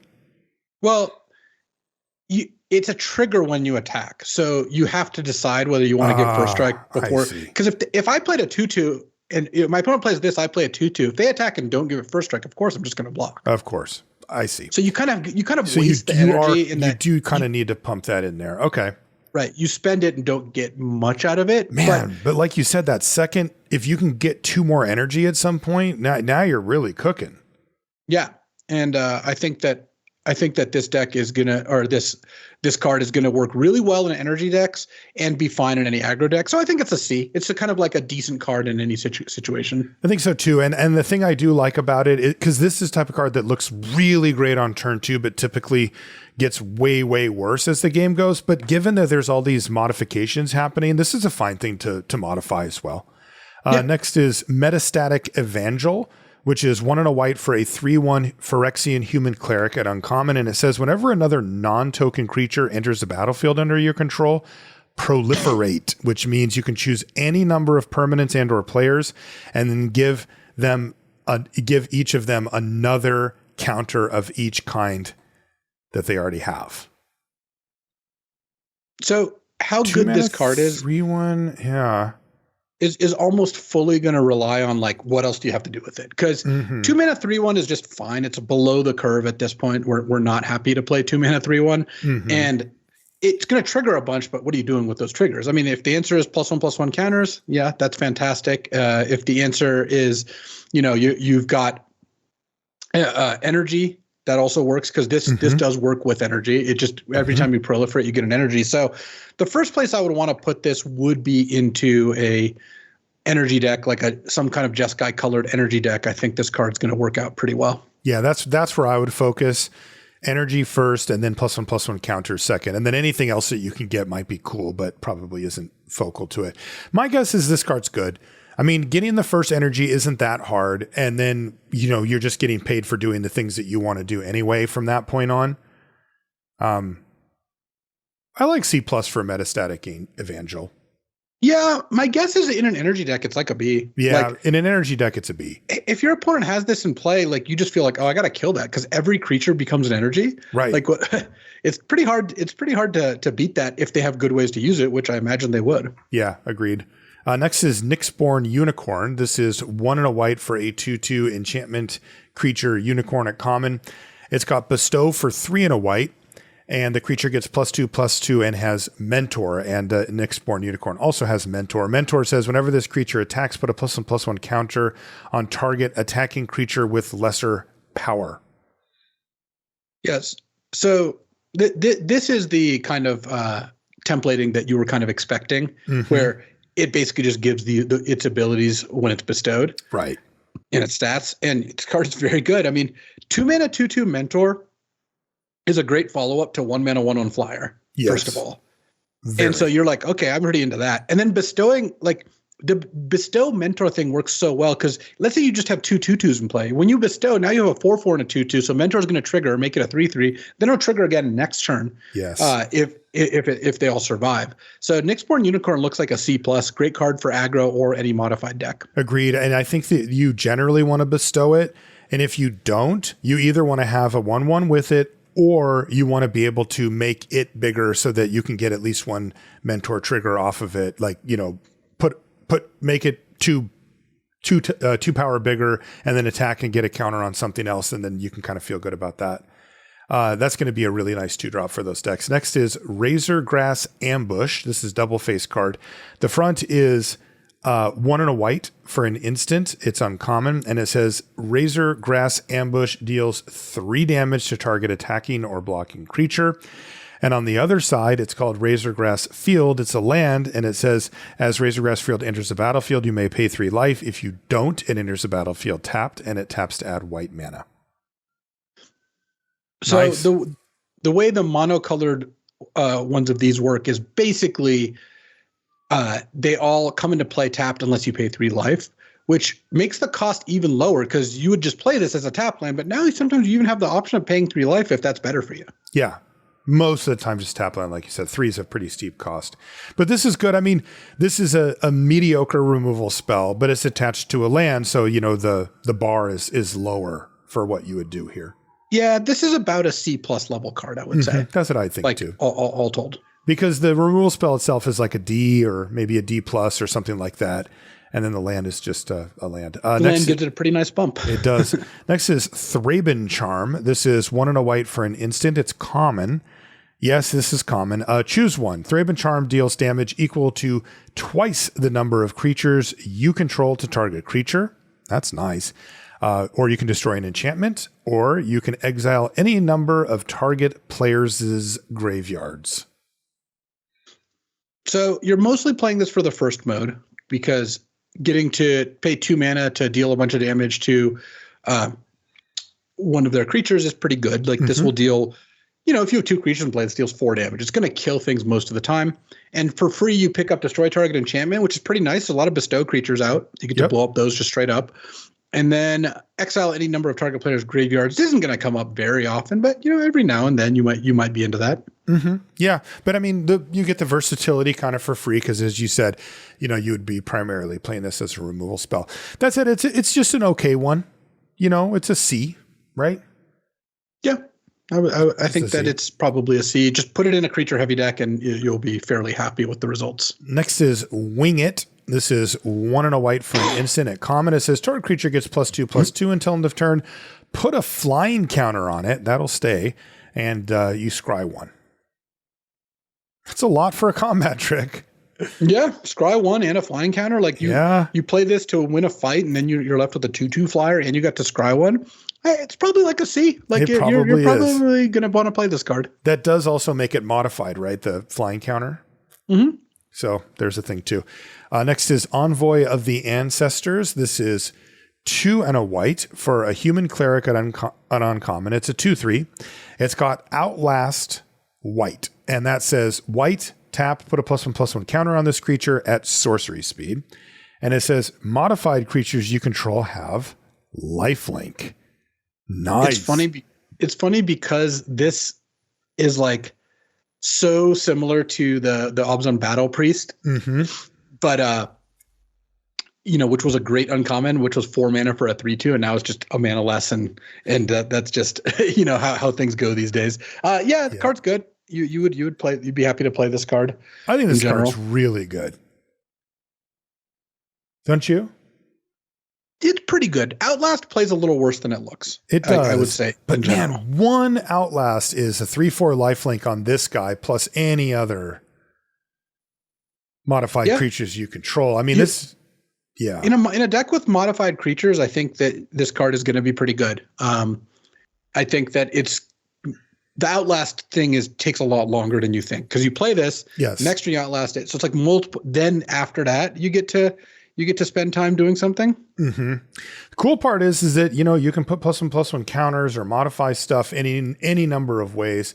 There's a slight build around element here, but this card's probably decent enough on its own. I would give Envoy of the Ancestors a B. I think it got a little bit of build around going on with it, but I think it's going to be worth it. I think it's probably closer to like a C+. But. Okay. I like it a little more. Next is Essence Reliquary, which is 2 and a white for an artifact and uncommon. It says tap. Return another target permanent you control and all auras you control attached to it to their owner's hand. Activate only during your turn. Does this get your imagination going? Yeah, it's basically a way to reuse ETBs and you can bounce like a bestowed thing and get them both back, all that stuff. But I think overall this card it's like a build around C where like I don't really see it working that well. But I mean, just to be clear, on the surface, this card looks horrendously bad. But why would it be here, right? We have to go, there's probably something going on with this card, to make it look cool. I would start it off at like a D and then, find out why it's in this set and go, oh, okay, this is why it's in this set, and then start playing it. It's probably what's going to happen. Yeah, I think that's likely true. Like, I think like maybe 1 in a dozen white decks could utilize this in some way. Right. I mean, it's definitely a build around as well. Next is Inspired Inventor. This is 2 and a white for a 2/2 human artificer at common. When it enters the battlefield, choose 1. You can get 3 energy. You can put a +1/+1 counter on target creature, or you can make a 1/1 colorless servo artifact creature token. Wow, those are 3 good choices. Yeah. I mean, you'll be happy with this in an energy deck. You'll be happy with this in an aggro deck, and you'll be happy with this if you care about modified or artifacts. So this is just like the build around that works with everyone, basically. Pivot card, yeah. That said, C+ for Inspired Inventor. Yeah, I would say C+. You're never like gonna feel like this card is winning you the game, but I think it's gonna be solid. Good glue card. Next is Muster the Departed. This is 2 and a white for an enchantment and uncommon. It says when it enters the battlefield, create a 1/1 white spirit creature token with flying. And it has Morbid at the beginning of your end step. If a creature died this turn, populate. And that says create a token that's a copy of target creature token you control. This card looks good. So what you want to do is make an attack where they trade, then you cast this, get a 1/1, immediately get another 1/1. And then you paid 2 and a white for 2 1/1 flyers that also says like, okay, if you have anything die, I get another flyer. And it's going to work better if you have like ways to kind of self-sacrifice, like a sacrifice deck would definitely be able to play this. But even in a deck with A, good combat, and B, other ways to make tokens, like I feel like you could get something going there. Yeah, definitely build around, right? This is going to be a build around uncommon that we will try to do things with. I mean, what if it just said it made a 1/1 every end step? 1/1 flyer. Or copy that card that would be awesome. Right. Like, so the ceiling's good and high for Muster the Departed.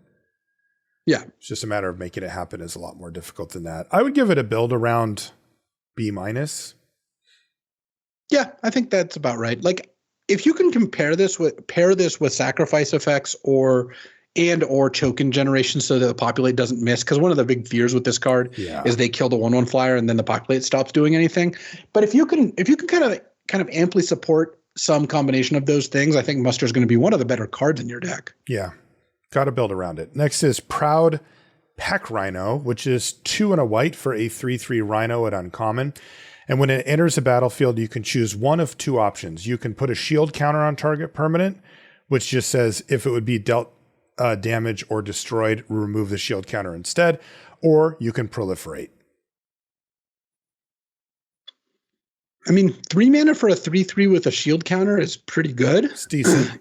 And proliferating when you have energy or other counters is also something I'm definitely interested in. Yeah, I mean, this just seems to me to be, the type of like decent statted card that you can say, okay, I'm in the modified deck, I want it, or I'm in the +1/+1 counter stack and I want it, or /energy.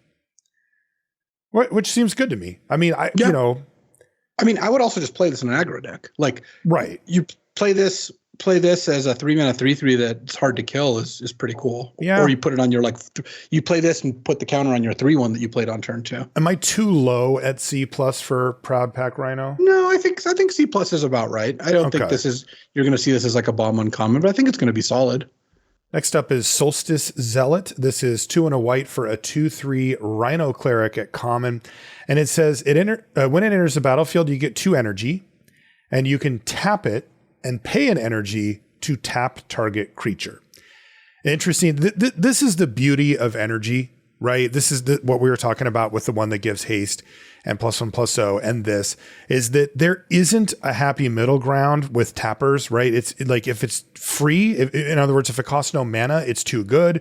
And if it costs 1 or more mana, it starts to go from bad to worse pretty quickly. And this gives you something that you need to have to pay that isn't mana that you could run out of or not have enough of or whatever to make this card kind of where you'd want it to sit. And that's what energy does here. Well, I think if you're not supporting this, it's still probably pretty good if you're aggressive. 2 taps is enough? If you're aggressive, getting 2 taps out of this, I think you're not going to need a whole lot more. And if you are supporting it, it's really nice. And in a deck that's making ample amounts of energy, you just play this and then it's just a tapper every turn.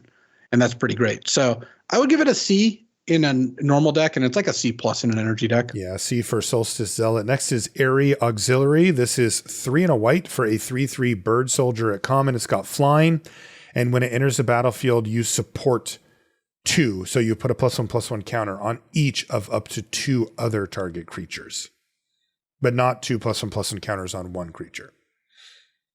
And it does need to be other. Yeah.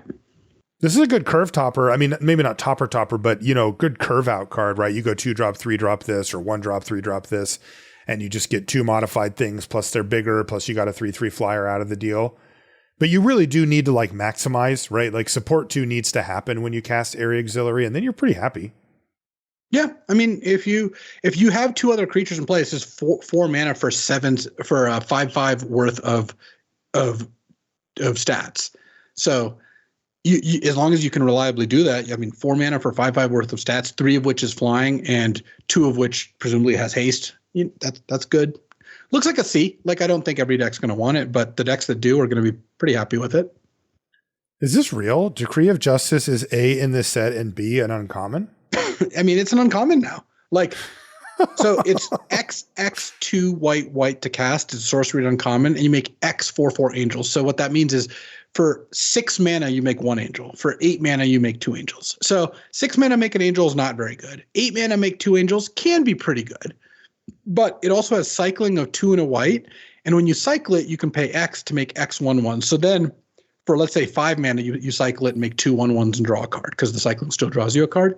Yeah, this card used to be an awesome rare. Now I think it's just an okay uncommon. God, that's at crazy. What price point are you happy here? Cycling for 5 mana or 6 mana to make a couple soldiers and draw a card is okay.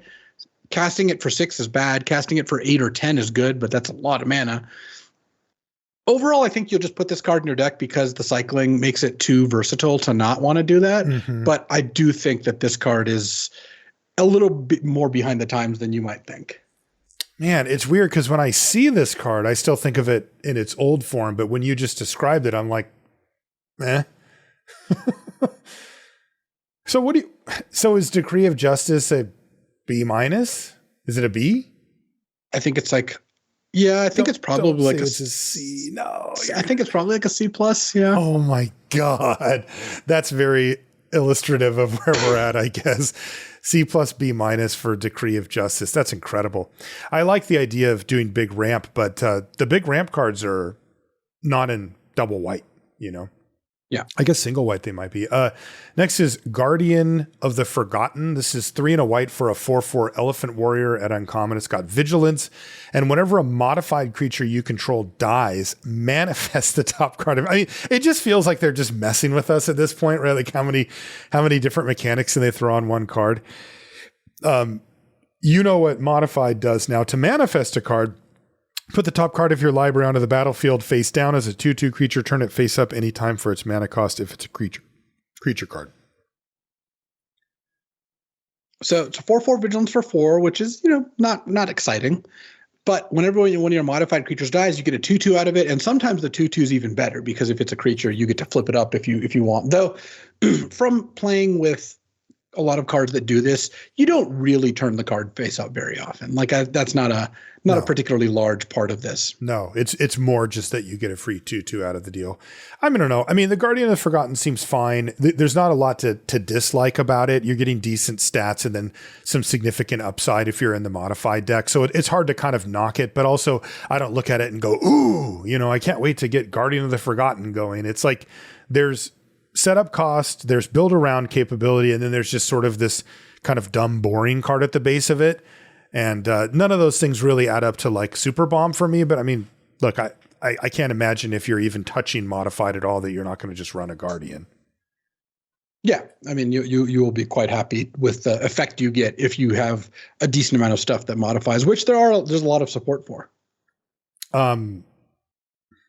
Does it get into the B range, I guess is the question. I would give it a B, assuming that assuming that you kind of do the thing that that it says. That you need to have modified creatures or modified stuff going on. Next is Witch Enchanter. This is 3 and a white for a human warlock at uncommon. It's a 2/2.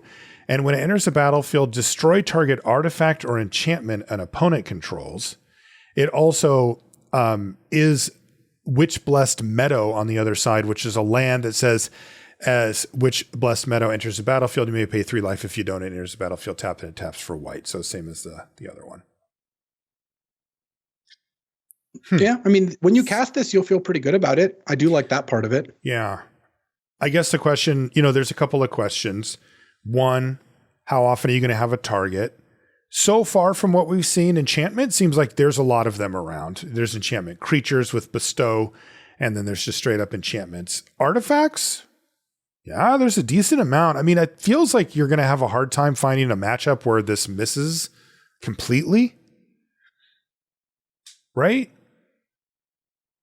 I don't think that you reliably will miss. And I think that when you do miss, you can just play it as a land a lot of the time. Yeah, that's right. So I feel like I like B for Witch Enchanter. I mean, this thing just isn't really asking that much of us. Yeah, I agree. I think it's a very solid addition to this kind of card. Yeah, and when you do play these 2-for-1 cards, that it feels like you're getting away with something. Next is Ajani Fells the Godsire. This is 3 white for a saga, which is an enchantment, by the way. In chapter 1 is exile target creature and opponent controls with power 3 or greater. Chapter 2 is create a 2/1 white cat warrior creature token, then put a vigilance counter on a creature you control. Wow. And then chapter 3 is target creature you control gains double strike until end of turn. Man. So basically what you're getting out of this is a kind of Elspeth Conquers Death of sorts. Mm-hmm. And then at the end of that, you get you get a 2/1 and then a nice little double strike hit. So it's fine. It's not amazing. You also get a modified, you get a modified creature, a 2/1. It might be the same creature. You get a thing to proliferate. I mean, you just kind of get all of it with this.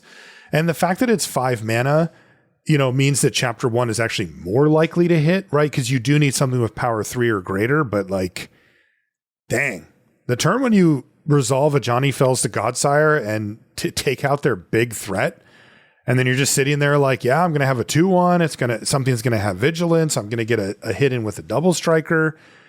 I don't know. This seems to go in the order that I'd want it to go in, right? Like the most important thing first, clear the creature out and then give me a creature. I mean, if you were to split up each chapter into value, it's like 80% of the value is the first one. And then, then it's like 15% is the second one, then 5% is the third. And I will play 5 mana, exile a creature with power 3 or greater, next turn get a 2/1 pretty happily. So I think this is a B. And then you're getting a vigilance and a double strike kind of as extra value. Yeah. I like B for Ajani Fells the Godsire. That seems really good. Couple of matchups where maybe it stinks, but everything else is good. Rose-Caught Knight is next. It's 4 and a white for a 3/4 human knight at common. It's got vigilance, and it says, when it enters the battlefield, look at the top 6 cards of your library. You may reveal an artifact or enchantment card from among them and put it in your hand. Put the rest on the bottom in a random order. If you didn't put a card into your hand this way, put a +1/+1 counter on Rose-Caught Knight. I like the consolation prize, but hopefully you're building around this enough that you're not missing too often hitting 6 cards, but yeah, I mean, that's the dream. 5 mana, 4/5 vigilance is a consolation prize, but a 3/4 that draws you a good card, that's awesome. And I think that it won't be hard to come up with a deck that can have at least, like, if you're at 50% chance to hit, this card is great. Agreed. And I think that you can probably do some good work in getting there. Yeah, I mean, I feel like even if you build around it reasonably, that Rose Knight's still like a C plus in a set like this. Yeah. Still pretty good. Voltstorm Angel is next. This is 3 white for a 4/4 angel at uncommon. It's got flying. And it says when it enters the battlefield, you get 3 energy. And at the beginning of combat on your turn, you may pay 2 energy. When you do, you can choose 1. You can have it get vigilance and lifelink until end of turn, or you can have other creatures you control get +1/+1 until end of turn. They really like you get 3 energy and then you can pay 2 energy. It's like making it very clear you're supposed to play with other energy cards. Yes. This card seems great. In an energy deck, it's just like a giant lifelinks vigilance creature that can pump your squad. Like, as you get to use all the abilities multiple times. But even in an aggro deck, you top your curve on 5, you play this, you immediately give your other creatures +1/+1, and you still have a 4/4 flyer left over. And as we're looking at all these cards, what is the deck that has exactly 1 energy card? Because I think even a deck that I wouldn't describe as energy will have a Voltstorm Angel, a Solstice Zealot, maybe like a Hex Gold Slith. Right. And so you're just going to end up with random energy here and there. Definitely. I don't think like that infrequently. No, 1 instance of Proliferate, you get it. Like, it's going to come around. I would say Voltstorm Angel looks like a B to me. I mean, this card just looks good in all scenarios. Yeah. Yeah, I think it's going to be great. Last white card is called Angel of the Ruins. It is 5 white for an artifact creature angel. It's uncommon. It's a 5/7 flyer. So you got a 7 mana 5/7 flyer, and it says when it enters a battlefield, exile up to 2 target artifacts and or enchantments. And then, interestingly, this is kind of what you want to see on your 7-drop. It has planes cycling, for 2. So you can pay 2 mana and discard it to search your library for a planes. Put it in your hand. I like it. I mean, casting this is going to be great. You're paying 7, which is a lot, but you get a 5/7 flying and you get to exile maybe up to 2 cards. Sometimes you'll just hit 1 or 0. But also, you get the buyout of plane cycling. Like this, we've seen cycling 2 be like kind of not the best in some of these sets, but this is quite a bit stronger than most of the cards you would cycle 2 to play. Definitely.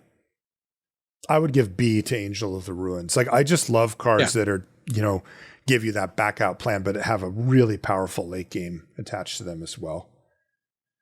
Okay, let's move to blue.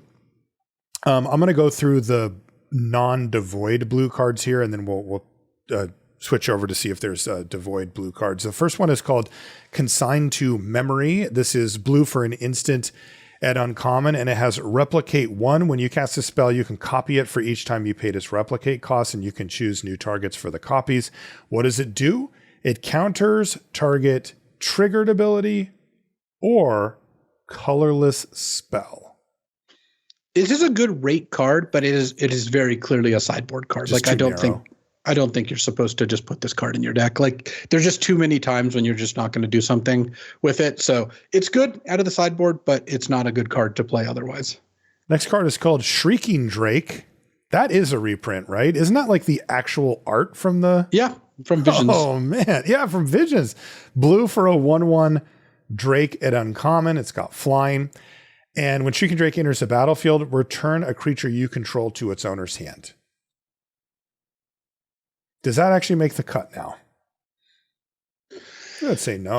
I think you would need a decent amount of ETB cards or, other combos, though that's mostly what it's going to be before this is good. It's not good by itself. Because you can't just play this on turn 1. It'll return itself. So it's just a 1/1 flyer with a drawback unless you're making use of that, which most decks aren't going to be able to. So I think it's more like a D. Yeah. But every now and then I could see a deck being able to use it. Whenever I see cards like this, there's usually a reason that they ended up in the set, and it isn't just pick up your 4-drop with an ETB and recast it. It's usually something weird, so we'll hopefully find it. Next is Triton Wavebreaker. This is blue for a 1/1 enchantment creature merfolk wizard at uncommon. It's got bestow for 1 and a blue. And as long as Triton Wavebreaker is a creature, it has prowess. And as you might imagine, the enchanted creature gets +1/+1 in prowess when you bestow it. This card's great. Yeah. I mean, these cards are always good. 1 mana, 1/1 prowess is not good enough, but giving a creature prowess and ++1 and then having that die into a 1/1 prowess is fantastic. So I would give a C+ to the Wavebreaker and really be interested in putting this in like a red-blue deck sort of thing. Let's Tune the Narrative next. Tune the Narrative is blue for an instant at common, and it says draw a card and you get 2 energy.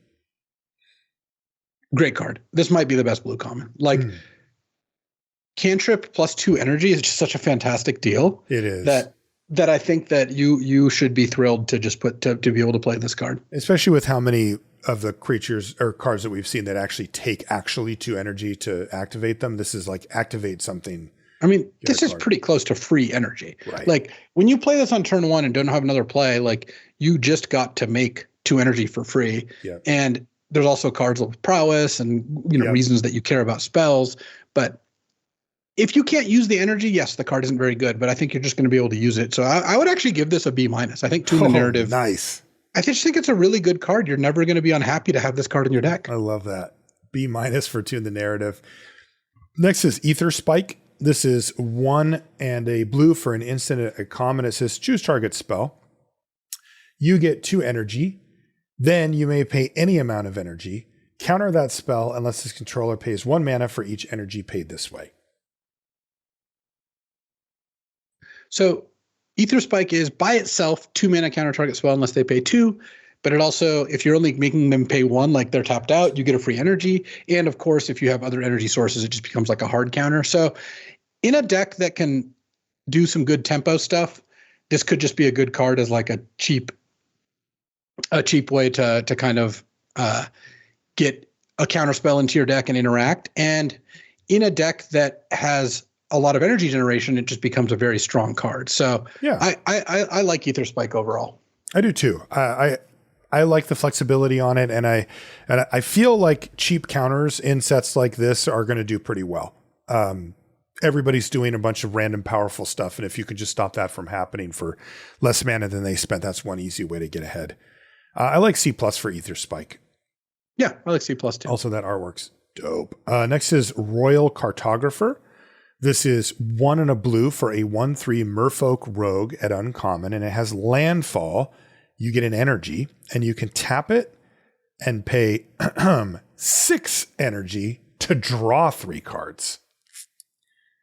I mean, this card is awesome in an energy deck. It generates energy, not every turn, but pretty consistently. And it gives you a nice meaty energy sink where you get to tap it to draw 3 if you've done a good job of making energy. So this one I don't like outside a dedicated energy deck. I would say it's like a D, because if you just put this in like a deck that has 2 other cards that care about energy, you're just not reliably going to get to use the energy that this makes or use its ability. But in like a heavy energy deck, this is just a great enabler and a great kind of payoff. So definitely, I would give Royal Cartographer a build around B. I like that. Yeah, cool card too. Next is Sage of the Unknowable. This is 1 and a blue for a 0/4 human wizard at common. It taps to add colorless, but you can spend this mana only to cast a colorless spell or to activate an ability. So this is an Eldrazi build around. Yep. And it does a decent job of kind of providing you with a good blocker and a mana ramp, but if you don't have good colorless cards in your deck, it's just a 2 mana 0/4. So clearly that's not good enough. It's not an amazing build around, but it's a build around. It's like a build around C+, like a kind of filler build around for the decks that are interested in doing that thing. But I would play it in my Bluegrass Eldrazi deck every time. Definitely. That's going to get you up to that. And also there's a lot of the cards that care that you spent specifically colorless mana, which this does produce. Next is Tameo Meets the Story Circle. This is 1 and a blue for an uncommon enchantment saga. Chapter 1 is until your next turn, whenever a creature attacks you or a planeswalker you control, it gets -2/-0 until end of turn. Chapter 2 is discard any number of cards, then investigate twice for each card discarded this way. And then chapter 3 is shuffle up to 3 target cards from your graveyard into your library.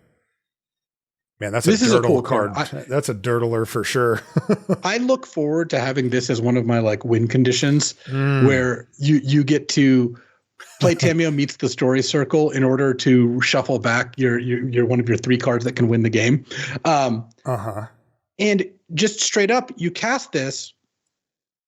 They basically take a turn off attacks. Like, it's pretty hard for them to attack you in a spot when all their creatures have -2/-0. And then next turn you get a pretty slow value from it, but discarding a card, you do get 2 cards for every card you discard. You just have to spend a lot of mana to get those cards back.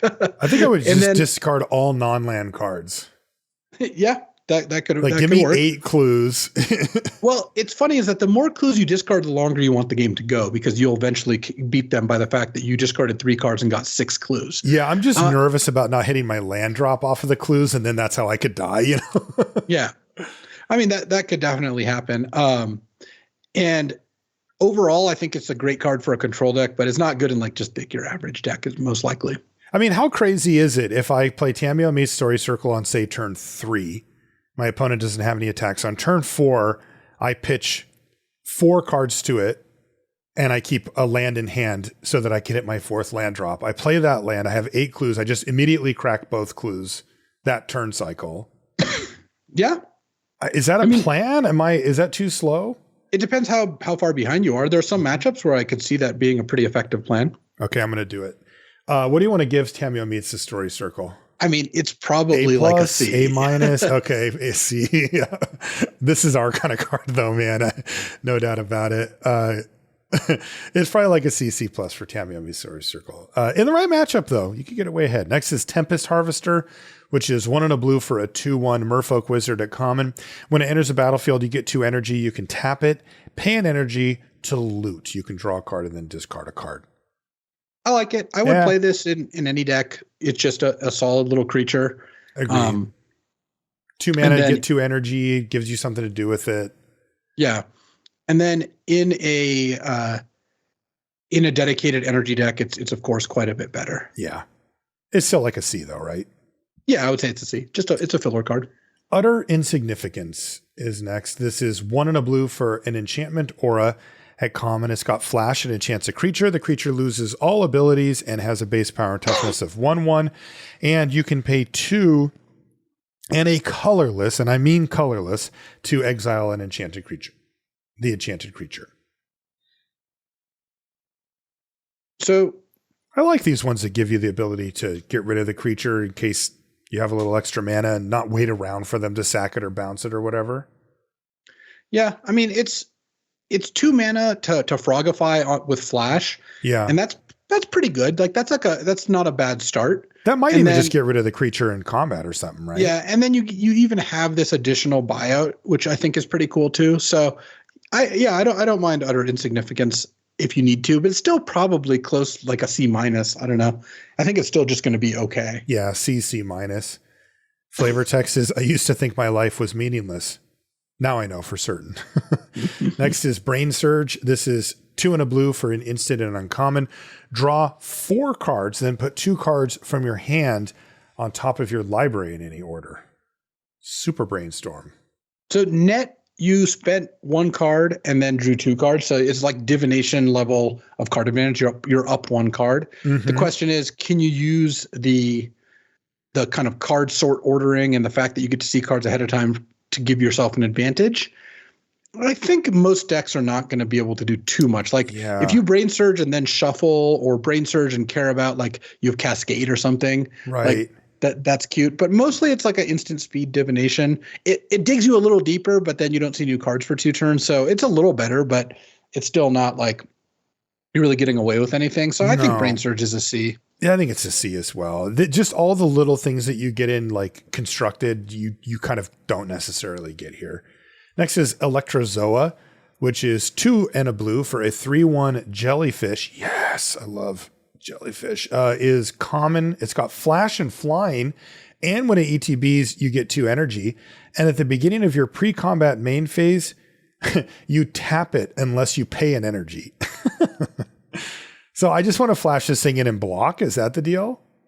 Yeah, that's one of the ways you can use it. You can also just play it and then end of their turn and then pay an energy, hit them for 3, pay an energy, hit them for 3, and hopefully find more energy after that, and just keep using it. Mm-hmm. And it hits hard enough that like you're getting a pretty good rate off of it regardless. Yeah. That looks like a C to me. Yeah. I would say C for Electrozoa. Obviously quite a bit better in energy decks. Right. Hydroelectric Specimen is 2 and a blue for a 1/4 weird. It's uncommon. It's got flash.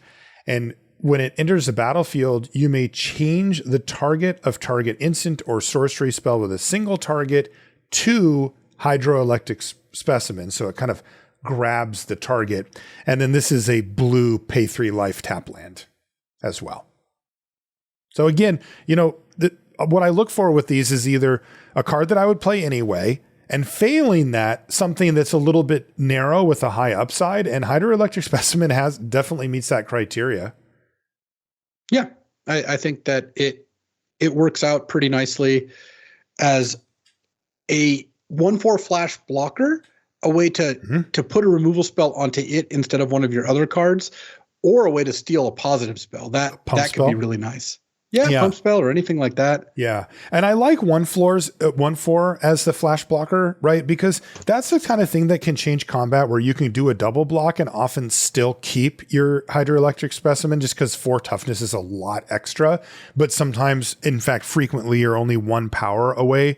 They attack with with a 3/3 and you have a 2/2 and you go Specimen double block. You get to keep the Specimen that way and you still get to kill their creature.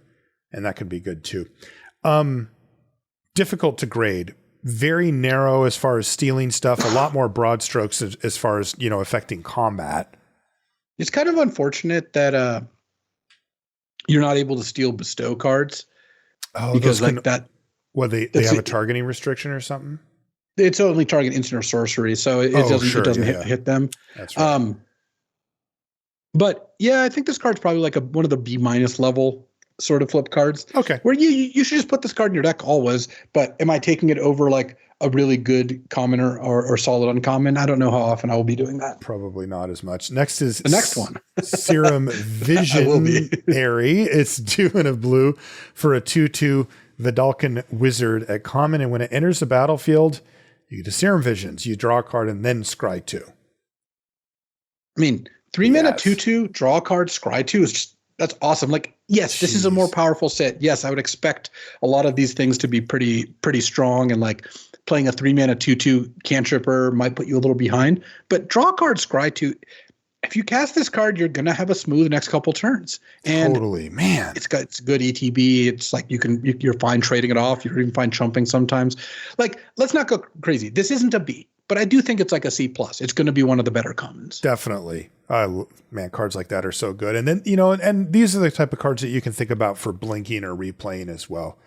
Next is Sink into Stupor. This is 1 blue for an instant and uncommon. It says return target spell or non-land permanent an opponent controls to its owner's hand. But this one is a pay 3 life or tapped blue producing land as well. Yeah. That's and awesome. This one's a pretty good one when you want to cast it. I do think that it's still not going to give you such a huge advantage that you're really stoked about it. Like, you have to be pretty close to winning the game before this is really huge. But it's a B-. It's a card you should put in your deck. It's a card you should play. Yeah. How high of a pick is it? I'm not sure. That's a balanced version of this. Next is Bespoke Battle Wagon, which is 3 and a blue for a 5/6 vehicle at uncommon. It's got a lot of stuff going on. You can tap it to get 2 energy. You can tap it and pay 2 energy to tap target creature. You can tap it and pay 3 energy to draw a card. You can just straight up pay 4 energy to have it become an artifact, to crew it basically, to have it become an artifact creature on end of turn. And its crew cost, again, 4 mana 5/6 is 4. That's a gnarly crew cost on that thing. But who cares, right? Yeah. Because you can just tap it to get 2 energy. So the way this works by itself is you like play this, tap, get 2 energy, untap. Now you can tap it to get 2 more energy, and then the next turn you can use it to draw a card or make it a battle wagon without having to crew it. That's not very good, right? Like, you're not doing anything for a bunch of turns. But imagine you had a couple energy already. If you had 2 energy already, you can play this, tap, go up to 4 energy, or tap it to just immediately tap a creature if you need to. And sometimes you're going to be able to pay 4 energy, block with it, and then tap it to make 2 more energy. Yeah, that's what I was thinking. You can still do that. I mean, this is nice. It's an energy source. It's multiple different ways to spend your energy between 2 and 4, and you can still pay the 4 crew cost if you need to. I really like the threat of activation on this. Yeah. Right? Because like they're going to be like, okay, I want to attack, but my opponent has 4 energy, so I'm not going to attack. And then you just never have to spend it. You just get to keep adding energy to your pool. Yeah. Wow.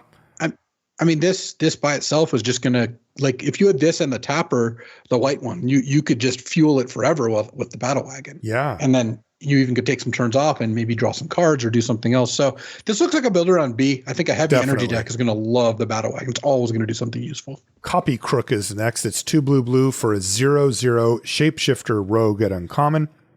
You may have it enter the battlefield as a copy of any creature on the battlefield, except it has, whenever this creature attacks, it connives. And to connive, you draw a card, then discard a card. If you discarded a non-land card, you get a +1/+1 counter on the creature. I mean, any clone that can look at their side of the battlefield is going to be pretty good. Because what happens when you cast Copy Crook, you'll either be tied for the best creature on the battlefield, or maybe you'll have 2 copies of it. The one exception here is that because of Bestow, there might be like an enchanted creature that's actually going to be better than the Copy Crook still. But under most circumstances, you just get a copy of the best creature out, and that's great. And yours is even slightly better because when it attacks, it lets you loot and draw a card and maybe get bigger. So I think Copy Crook's a B. I'd be really happy putting this card in my deck. Definitely. And, as creatures have gotten better, clones have gotten better. Next is Deem Inferior. This is 3 and a blue for a sorcery at common. It says this spell costs 1 less to cast for each card you've drawn this turn. The owner of target non-land permanent puts it in their library second from the top or on the bottom. Funnily enough, I think that's either second from the top or as the last card on the bottom. Yeah.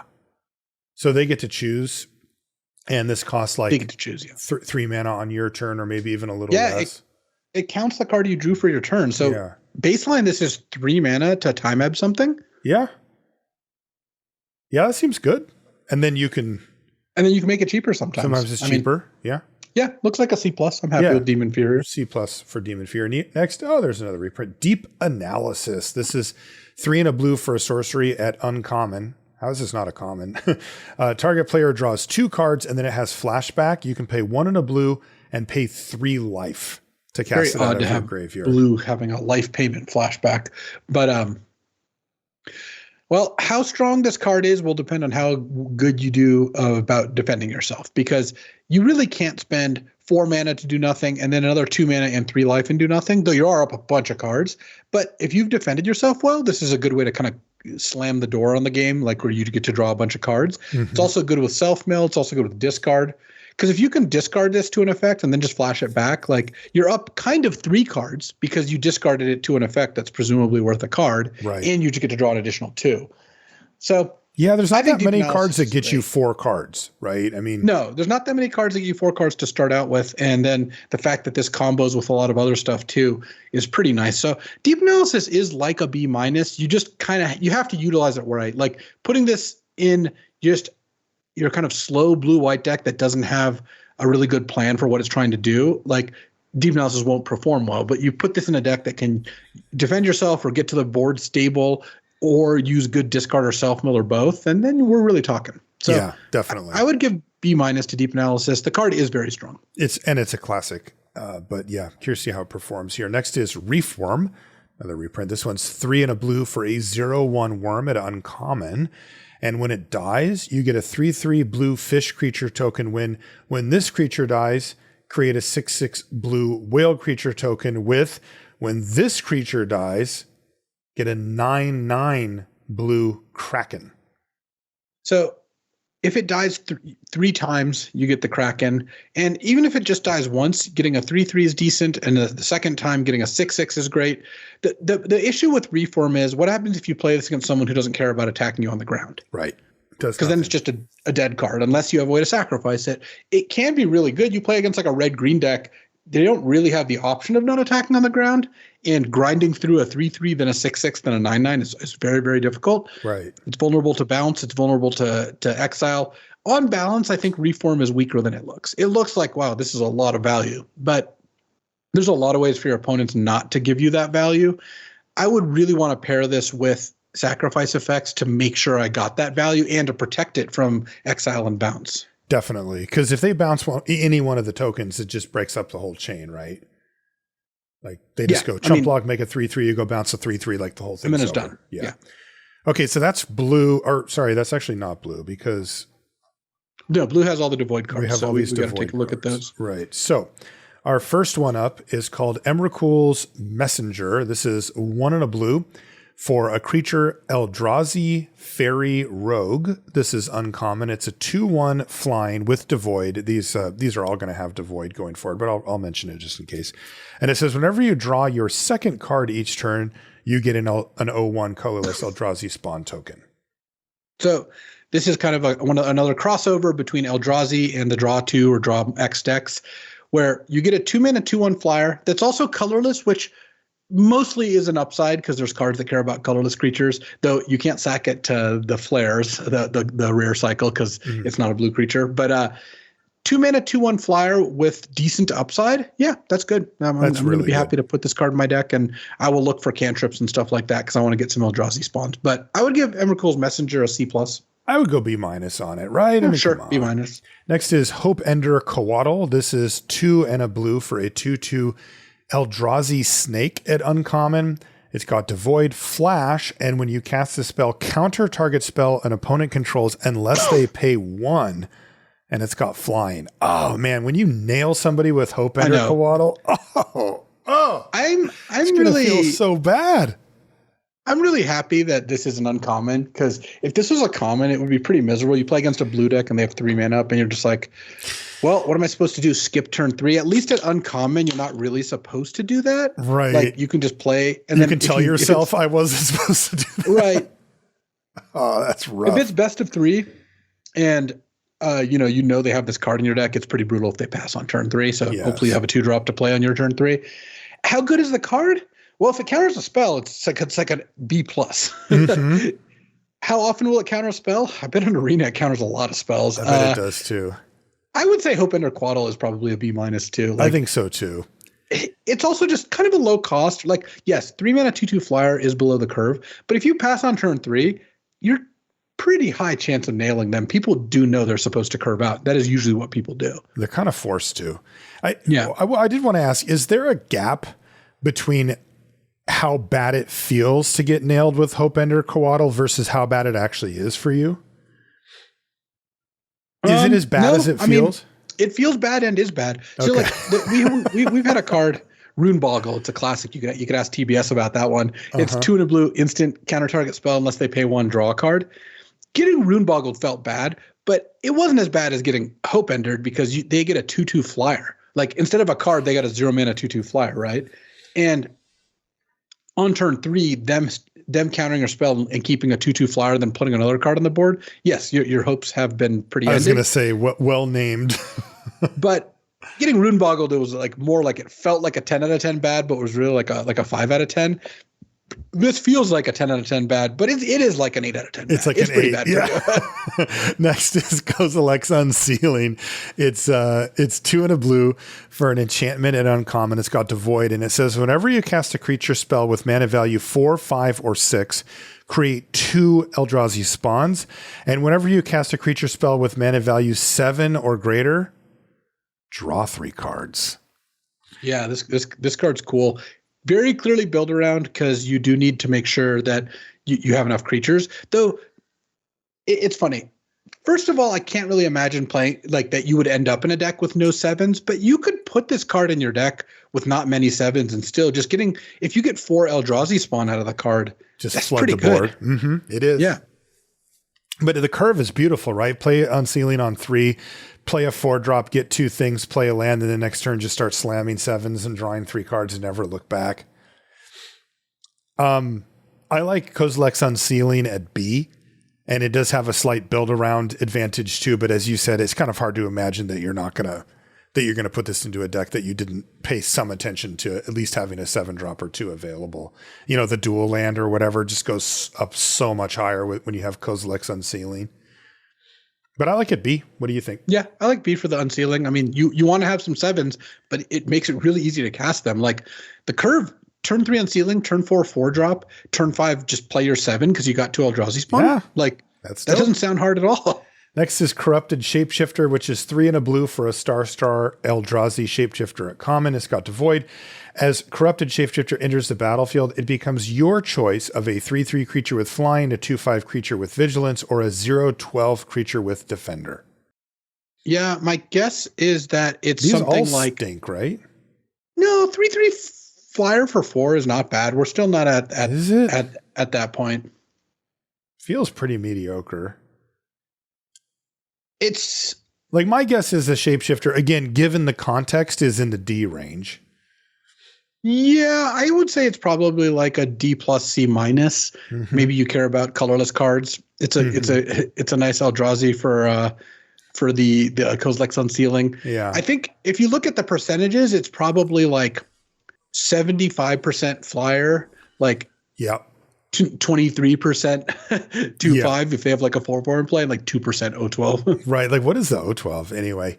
So D plus, maybe C minus for Corrupted Shapeshifter. Next is Depth Defiler, which is another of our preview cards. This is the 3 blue 3/5 Eldrazi at uncommon. It's got Devoid and Kicker, a colorless mana. When you cast a spell, choose one. If it was kicked, choose both instead. So you can return target creature to its owner's hand. Or you can have target player draw 2 cards, then discard a card. We love this card when we read it in a vacuum, when we got it as a preview card, but it looks great here too. I mean, I think this is going to be one of the mythic uncommons of the set. Like 5 mana to draw 2 cards and discard a card, or bounce a thing, and then 6 mana to do both. Granted, one is colorless. That's just great. This is a great awesome card. Right. Stabilizes you, sets you up for the following turns, gives you some board presence. I like B for Depth Defiler. I would say B plus. I think this card is going to be one of the cards you're really happy to get. So you're telling me that I get an Eldrazi Mana War that has upside? Yeah. I will join you in the B plus ranks, and I will go higher if you would let me. Next is Petrifying Meddler. This is 4 and a blue for a 4/5 Eldrazi at uncommon. It's got Devoid. It also has Reach, and it says when you cast this spell, tap up to 1 target creature and put a stun counter on it. That seems medium to me. I think this card's going to be pretty good for the Eldrazi decks that are going big, and which is buy you like to say turn cycle. Most of the Eldrazi decks. Well, it's not even that you get to tap a creature and stun it. It's also a 4/5 reach. Like there's a lot of boards. Can you imagine when they went from having 3 creatures that could attack you to having 0 because you tapped 1 creature and then the other 2 can't really attack into a 4/5. Yeah, it's very effective at that. I think that the issue I have with cards like this is that generally speaking, I kind of want my curve to be focused on the 1, 2, 3, maybe 4 slot to generate me board presence plus ramp. And then I want to kind of skip over 5 and get up into the 6, 7, and maybe even more range. So it can be a little hard to find these type of cards or find room for these type of cards in those decks. But you're right. It definitely does the job that you're looking for that type of card to do. I mean, it'll buy you multiple turns. So that's not bad. You're going to like the next card, by the way, if you want to get up to 7. But I think Petrifying Meddler is a C, but I would imagine you're playing this in all your Eldrazi decks and maybe even multiple copies. Okay. Next is Unfathomable Truths. This is 4 and a blue for an instant. It's common. It has Devoid, and it says draw 3 cards and create a 0/1 colorless Eldrazi spawn creature token. I mean, look at this. Nice. This draws you the lands, the big creatures, and it gives you a little bit of ramp, maybe a chump blocker if you need that instead. This card seems like a really good way to do the Eldrazi thing, and seems solid in a blue-red spells deck that cares about doing that. So sold. I like C plus for Unfathomable Truths. I think it's a good one. For the first one, I think you probably only want 1 copy of that card. Yeah, the second one is like a B minus, and the third one's a B. So just keep taking them. Unfathomable Truths can draw you into another Unfathomable Truth, and you just cast that one too. Spin your wheels forever. All right, that's it for blue. Right? I didn't miss any. No, you did. There's 2 more. They're both pretty good. So Drownyard Lurker's 7 mana for a 7/7. It's an Eldrazi Trilobite at common. It has Vigilance, and it has cycling of 2 and a blue, so you can pay 2 and a blue to cycle it to draw a card. And when you cast or cycle it, you make an Eldrazi spawn. So what I like about Drownyard Lurker... So we're calling this a blue card? I think so. It is cycling blue. The next one is emerge blue. Like Okay. I would imagine that it's worth. Fair enough. Go ahead. Yeah, this is our first Eldrazi color, so I think that's where we're going to want to put them. Okay. I think Dreadnought Lurker is going to be really important to the Eldrazi decks, because think about your 7-drop Eldrazi deck. This is a 7-drop, right? 7 mana, 7/7 plus an Eldrazi. Great. Yep. But when you're not quite there yet, you're trying to ramp there. This cycles to make a spawn, draws you a card, helps you, again, hit your land drops and ramps you a little bit. So it kind of just does both ends. Man. And that's exactly what I'm looking for. Like, you're not even paying much of a cost. Yeah. Because it's a 7 mana, 7/7 vigilance that comes with a little chump blocker. And that little chump blocker means even if you cast this and they immediately bounce or kill it, you can still block their biggest creature and maybe have a follow-up play on your next turn. Right. And that's so huge for these ramp decks where every turn you're just using a ton of mana to do something big, and the only way that they can beat it is usually by temporarily killing it and then, preventing you from having a follow-up. C for Drownyard Lurker? I like C+. I think this card is going to be important for the Eldrazi decks. I do think that it's not going to be great outside of the big Eldrazi decks, but in those decks, it's going to be good. And then Twisted Riddle Keeper's next. It's 8 mana for a 5/5 Eldrazi Sphinx at uncommon. It has Emerge of 5 plus a blue plus a colorless. So what that means is you can sacrifice a creature and then pay the Emerge cost reduced by that creature's mana value. So imagine you sack a 3-drop. It would cost 4 mana to emerge it only. So you could play this on turn 4. Yeah. You do need a blue and a colorless, though, to use the emerge. And then it also has the ability, when you cast the spell, tap up to 2 target permanents and put a stun counter on each of them. Wow. And note, it's permanents. Wow. And this is a flyer. So it's a 5/5 flyer. And you can nail their lands or their creatures or whatever? Yeah. So basically, if you were to curve into this, you could just tap 2 lands and try to hit them. And hit them and try to race them with this thing. Or late game, you just cast it and tap 2 creatures. I mean, whatever you want to do, Twisted Riddle Keeper is going to work out well. I wouldn't be that interested in playing it without the blue, because just paying 8 mana sounds like a lot. But if you have blue and colorless around, emerging a creature makes it really easy to cast. Yeah, and it has a big effect when it comes down. That's sweet. I like that card. Still very expensive regardless. Paying for emerge costs is still a big price to pay, even if the mana value is reduced.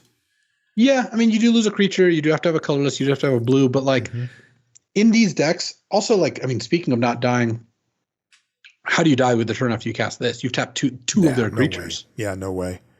What do you like for Twisted Riddle Keeper? I would just give it a B. B? I think it's going to be really good. Okay. B it is for Twisted Riddle Keeper. That'll be our last blue card and move us on to black. Our first black card is called Ethereum Terramander. This is black for a 1/1 artifact creature, Salamander Drake at uncommon. It's got flying and can block only creatures with flying, but it has 6 and a black, adapt 4. And this says this ability costs 1 less to activate for each other artifact you control. And then adapt 4 is if this creature has no +1/+1 counters on it, put 4 +1/+1 counters on it. So the fact that it can only block creatures with flying does take away a lot from the card. It really does. I mean, it just means that you're just not going to be able to use it in combat as often.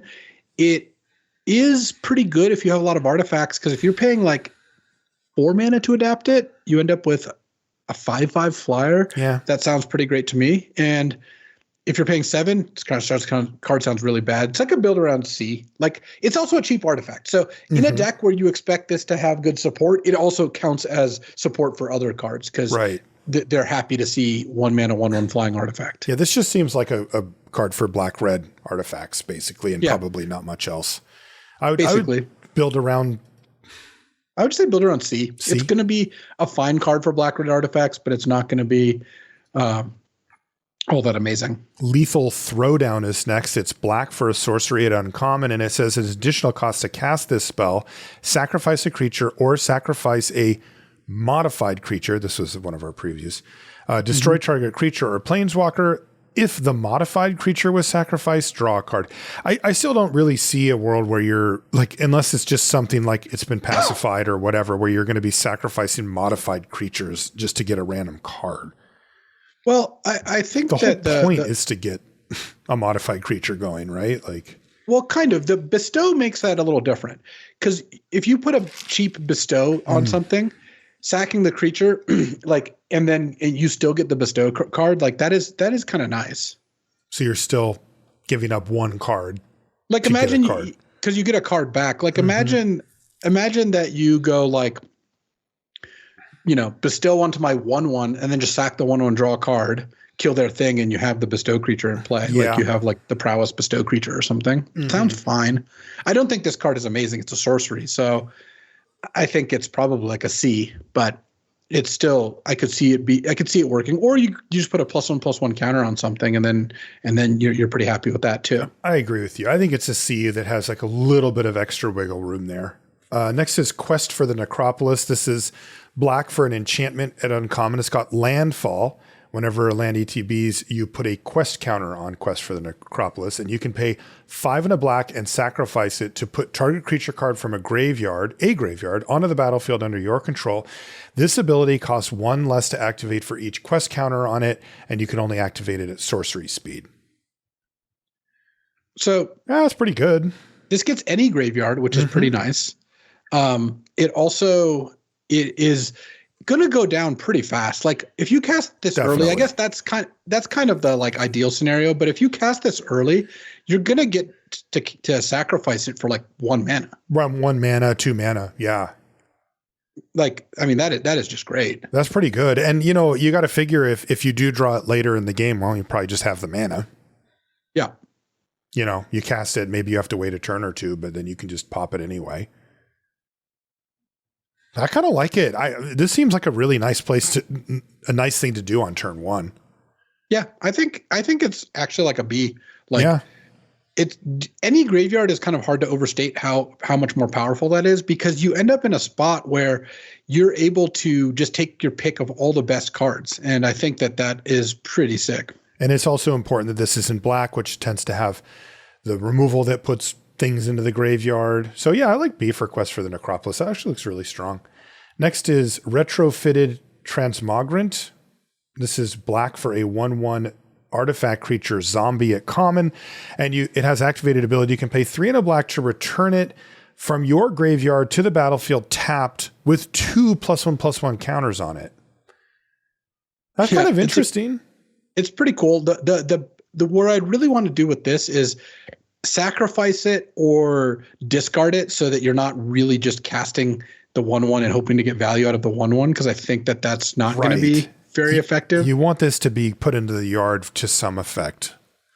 Looted, milled, discarded, sacrificed, something like that. Yeah. You basically don't want to be paying retail on this. Right.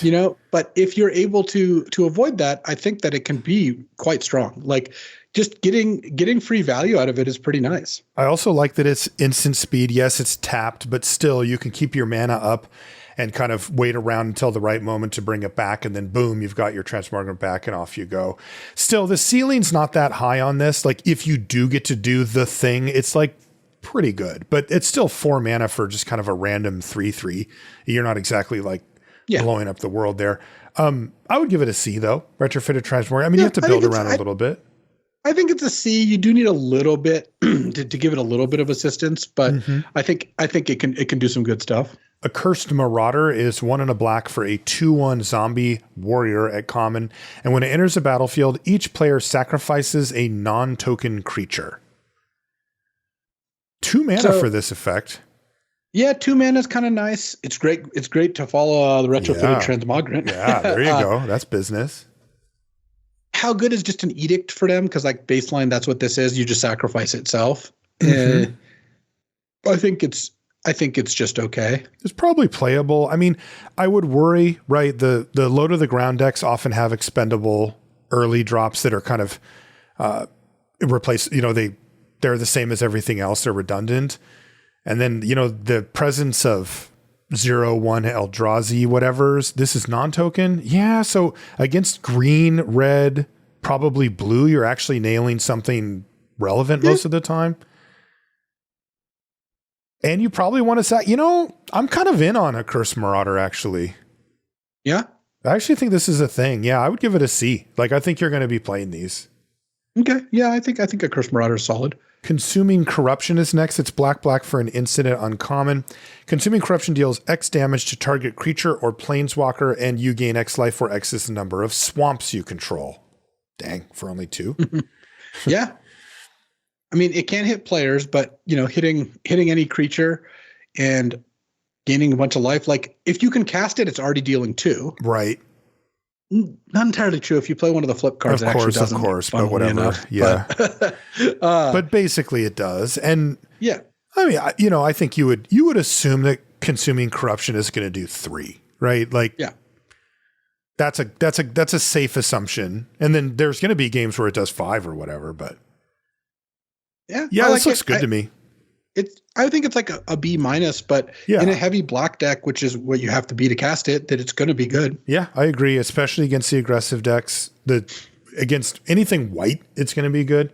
Next is Dream Drinker Vampire. This is 1 and a black for a 2/1 vampire. It's common. It has lifelink, and it has 1 and a black for adapt 1.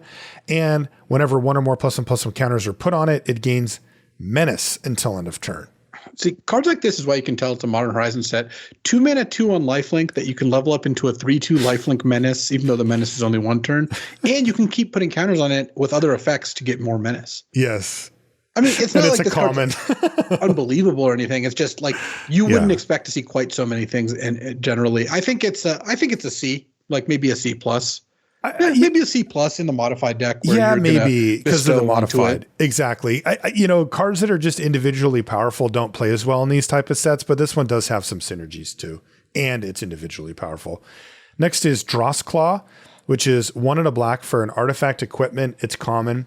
It's got Living Weapon, and the equipped creature gets +1/+1. And whenever equipped creature attacks, each opponent loses 1 life, and the equip cost is 2.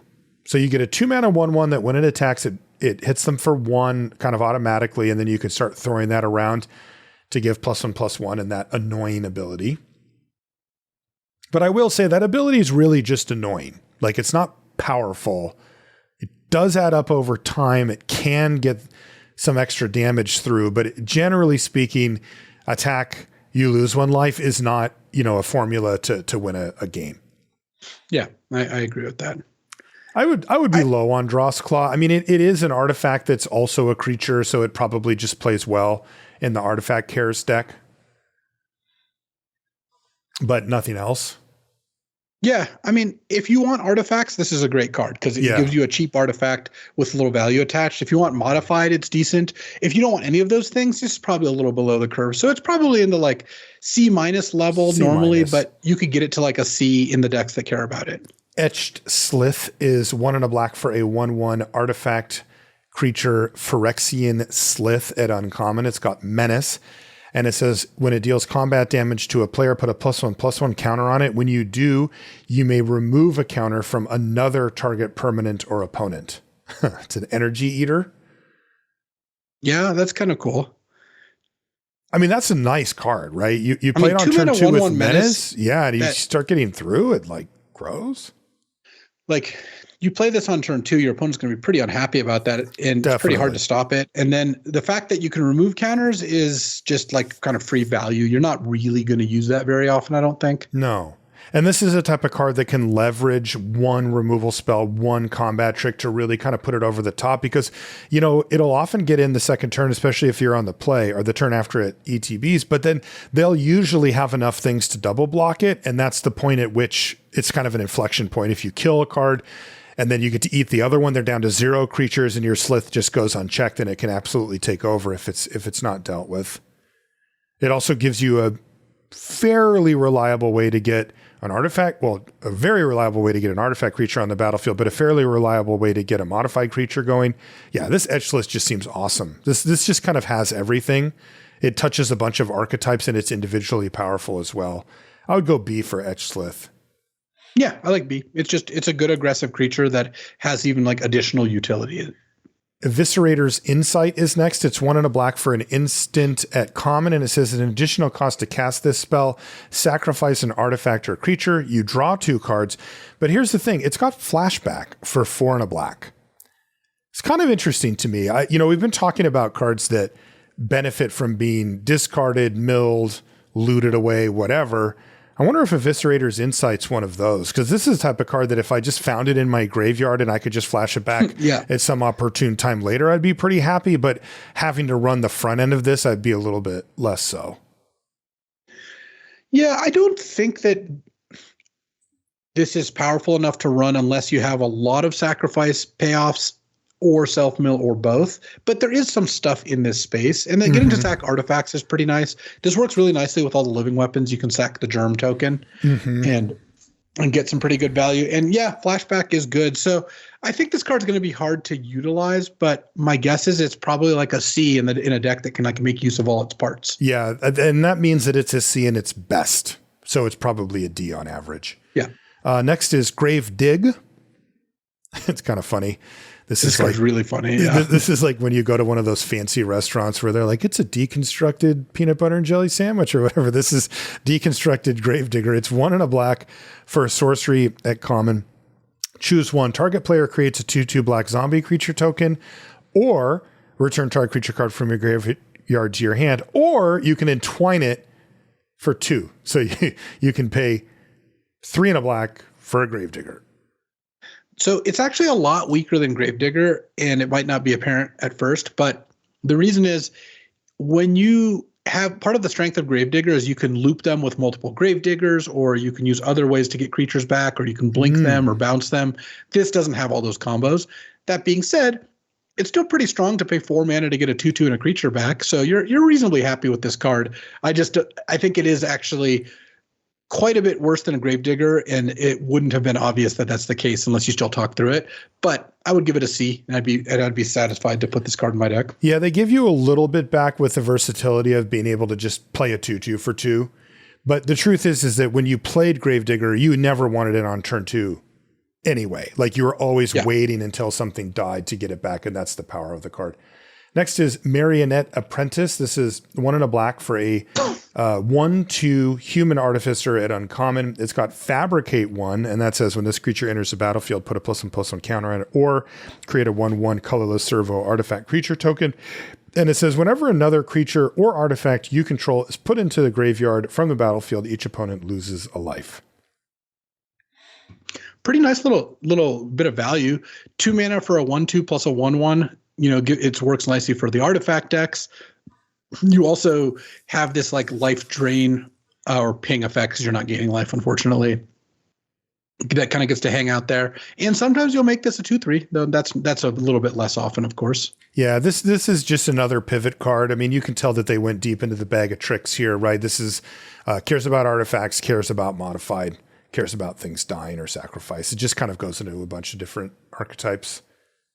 This looks good to me. I mean, I would say B- for Marionette Apprentice. It just kind of is doing a lot for only 2 mana, and it's probably pretty annoying to have it on the battlefield too. I think it's probably like a C+, but I could,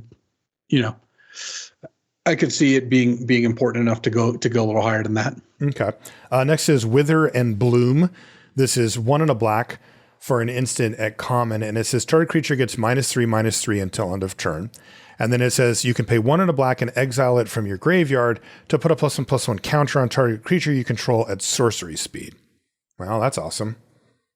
Yeah, I mean 2 mana to get a -3/-3, and then you get a counter on it later. Pretty nice.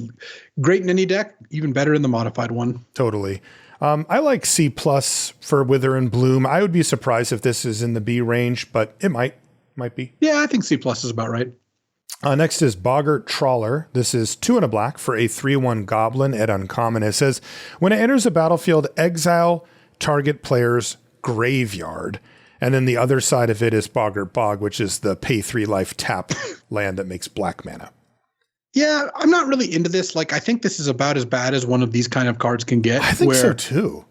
We're like, look, you'll play this card because it's a lot better than putting a swamp in your deck, but I don't think you're supposed to take this over like a decent card like any of the other like premium black commons or uncommons. So right. It's like a C-level card in that sense. And it doesn't do anything with any of the themes that we've seen. So like it's a goblin, it's not an artifact, it's modified.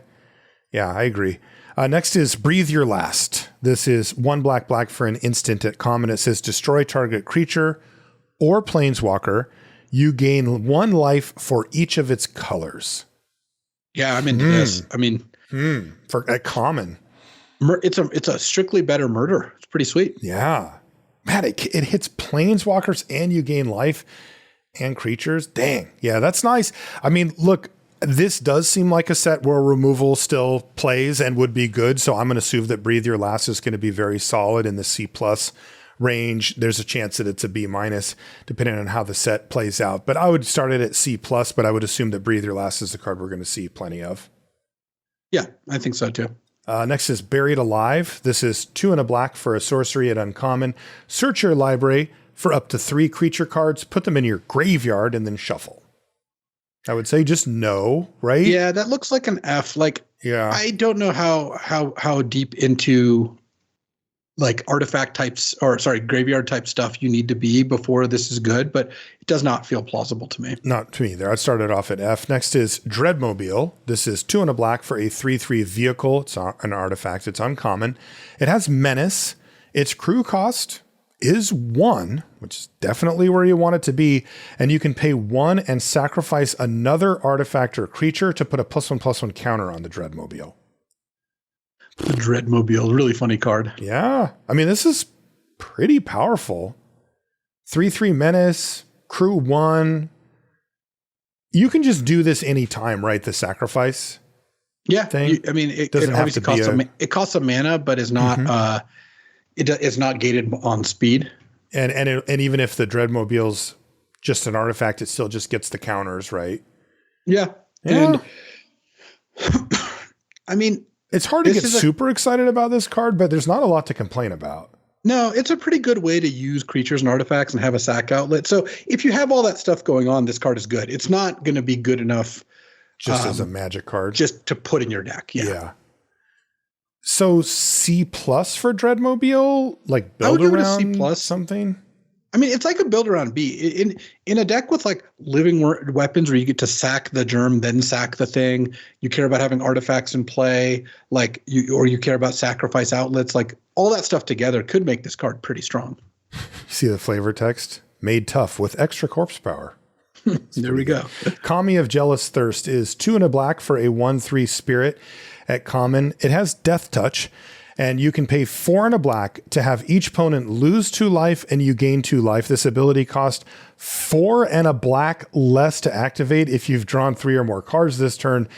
But of course, you can only do it once per turn. So it's free if you've drawn 3 cards. Yeah, that's pretty sweet.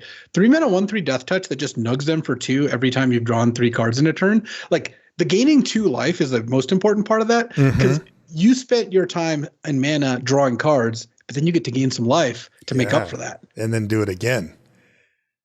Yeah, that's nice. I don't think, my guess is that 2 and a black for a 1/3 Death Touch is like maybe a sideboard card on its surface. But if you are trying to do the draw extra cards thing, then this is a card you'd want. I just think you need to build around it enough. Otherwise, you'd probably bring it in against green decks or something like that. Yeah. But so it's like a D or a build around C. I think it's like a build around C. Yeah, there you go. Next is Mindless Conscription. This is 2 and a black for an enchantment uncommon. It says when Mindless Conscription enters a battlefield and whenever you draw your 3rd card each turn, amass zombies 3. So that says put 3+1/+1 counters on an army you control. It's also a zombie. If you don't control an army, create a 0/0 black zombie army creature token first. So you either get a 3/3 if you didn't have an army, or you get to add 3 counters to the army that you did have. Yeah, pretty neat. I mean, 3 mana, 3/3, and then to start with, and then it provides value later is pretty cool. I like that. Yeah, it's of course a build around, but yeah, that's a fun build around. I'm really curious how often you can actually trigger this draw 3 or more cards this turn thing. But I would give it a build around B-. Yeah, I like build around. I just give it a build around B. I think if you have enough ways to do it, like to get paid off, you'll look for like the draw 3, make an Eldrazi spawn card, or like string together 2 cantrips. Brain Surge notably gets you there, even if even if it's like a divination, it does actually draw you 4 cards, so it triggers all those things. Like all that stuff. All that stuff is great. Next is Nadir's Nightblade. This is 2 and a black for a 1/3 elf warrior at uncommon. It says whenever a token you control leaves the battlefield. Each opponent loses 1 life and you gain 1 life. Tokens. So the Eldrazi spawn turning into mana triggers this? Yeah. Is that the joke?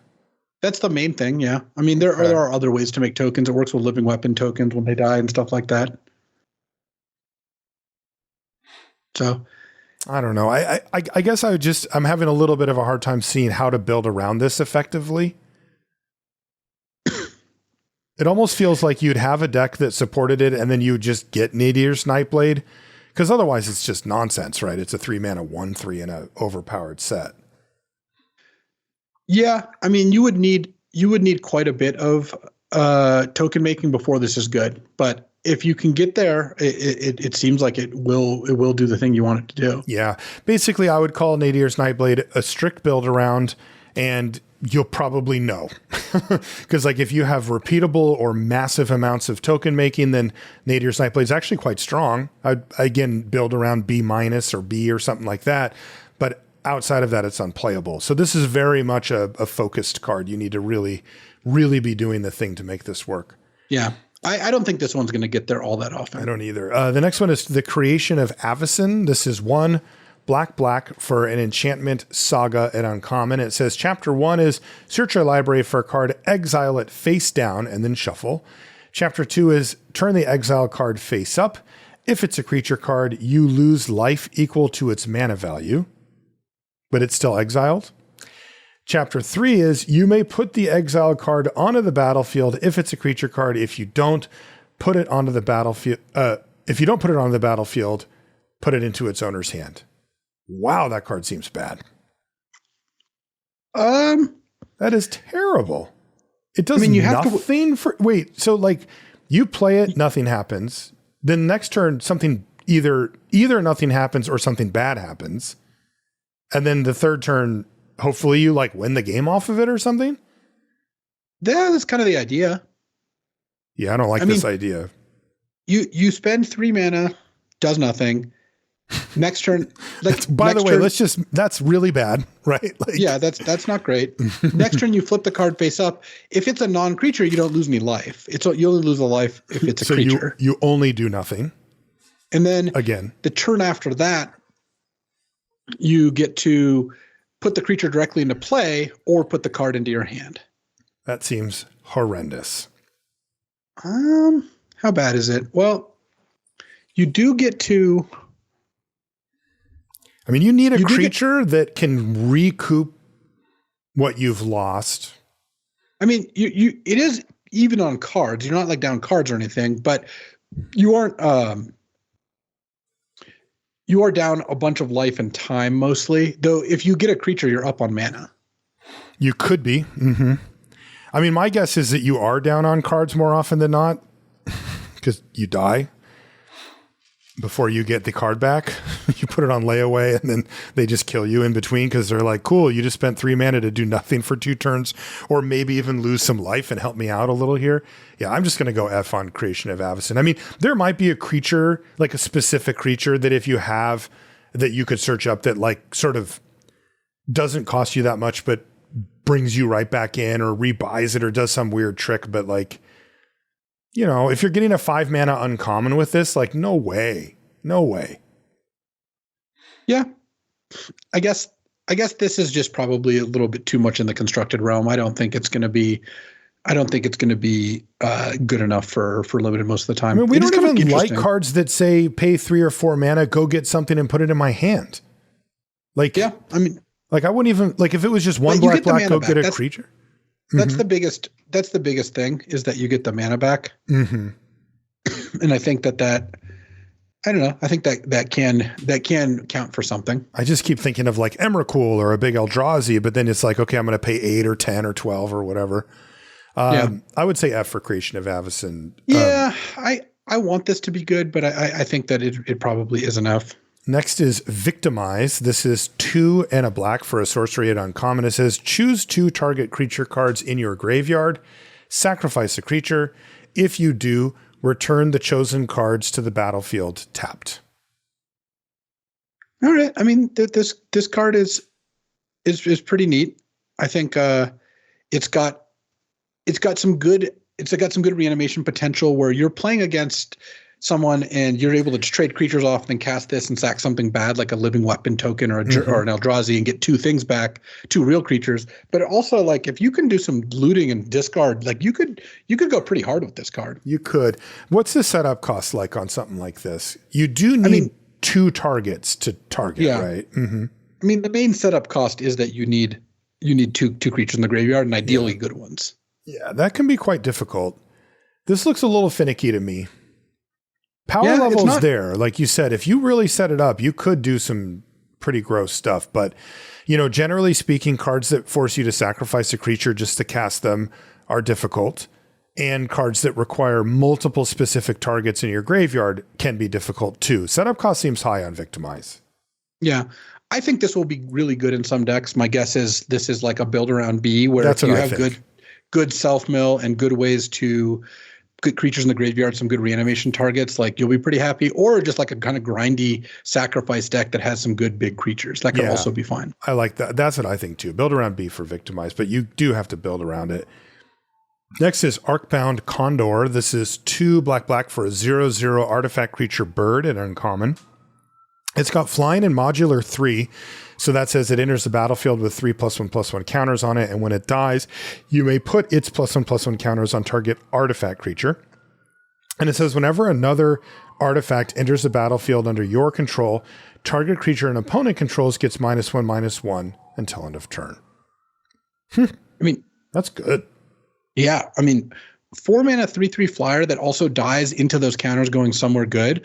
Plus, whenever you have another artifact come into play, you get to shrink one of your opponent's creatures. That's really good. That is huge. Yeah. It's just fully build around, right? I mean, you need to have other artifacts come in to trigger it. And then you gotta have an artifact creature to put the counters on to really make this thing work. It doesn't matter what it is. Like, it could just be a 1/1 and you get 3+1/+1 counters and all of a sudden it's a real creature. But like, you need to make sure that you build around it enough so that those things are happening. Yeah, both the modular and the trigger on the bottom want you to do the same thing. Right. So, you should be able to do this fairly easily. One thing I think is really funny is if you can combo this with Tamiyo Meets the Story Circle, you discard 4 cards, make 8 clues. Oh yeah. You could really go hard there. I like that. And then just like wipe their board.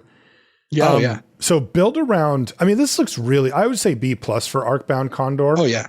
Yeah. I think so too. This card is fantastic. It just gives you a ton of value kind of no matter what you're doing. Yeah. Next, boy, this is a pushed card here, Luis. We're going to see this one in Constructed maybe. This is Fell the Profane. This is 2 black for an instant and uncommon. It says destroy target creature or planeswalker. So that sounds fine, like a pretty typical removal spell. But this is a land on the other side that, ETB's tapped unless you pay 3 life and it makes black. I mean, dang, a full-on removal spell attached to a land, that's pretty good.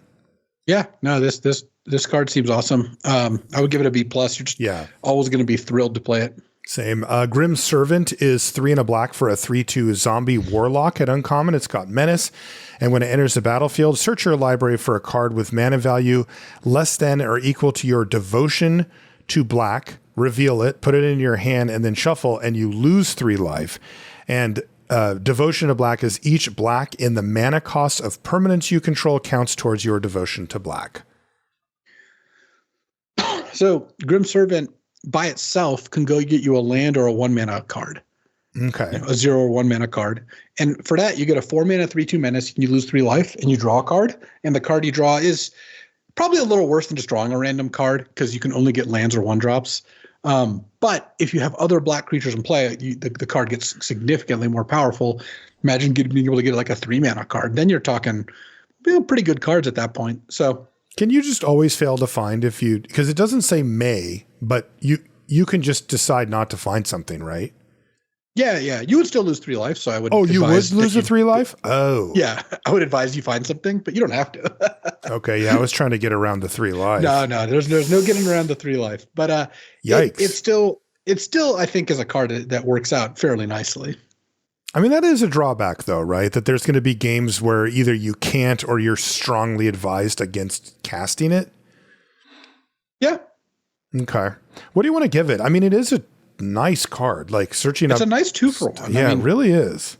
I think it's like a B-. Like, you can't always cast it, but when you cast it in a spot where the life total isn't a huge cost, it's pretty good. Pretty good. Hey, even like you said, just getting a land is nice. Next is Refurbished Familiar. This is 3 and a black for a 2/1 artifact creature zombie rat. It's common.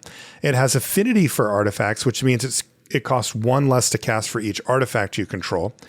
I think I said it has flying. And when Refurbished Familiar enters the battlefield, each opponent discards a card. For each opponent who can't, you draw a card. Wow. That's a common. Dang. You could pay 1 mana for a 2/1 flyer that makes them pitch a card, and if they don't, you draw a card? Yeah.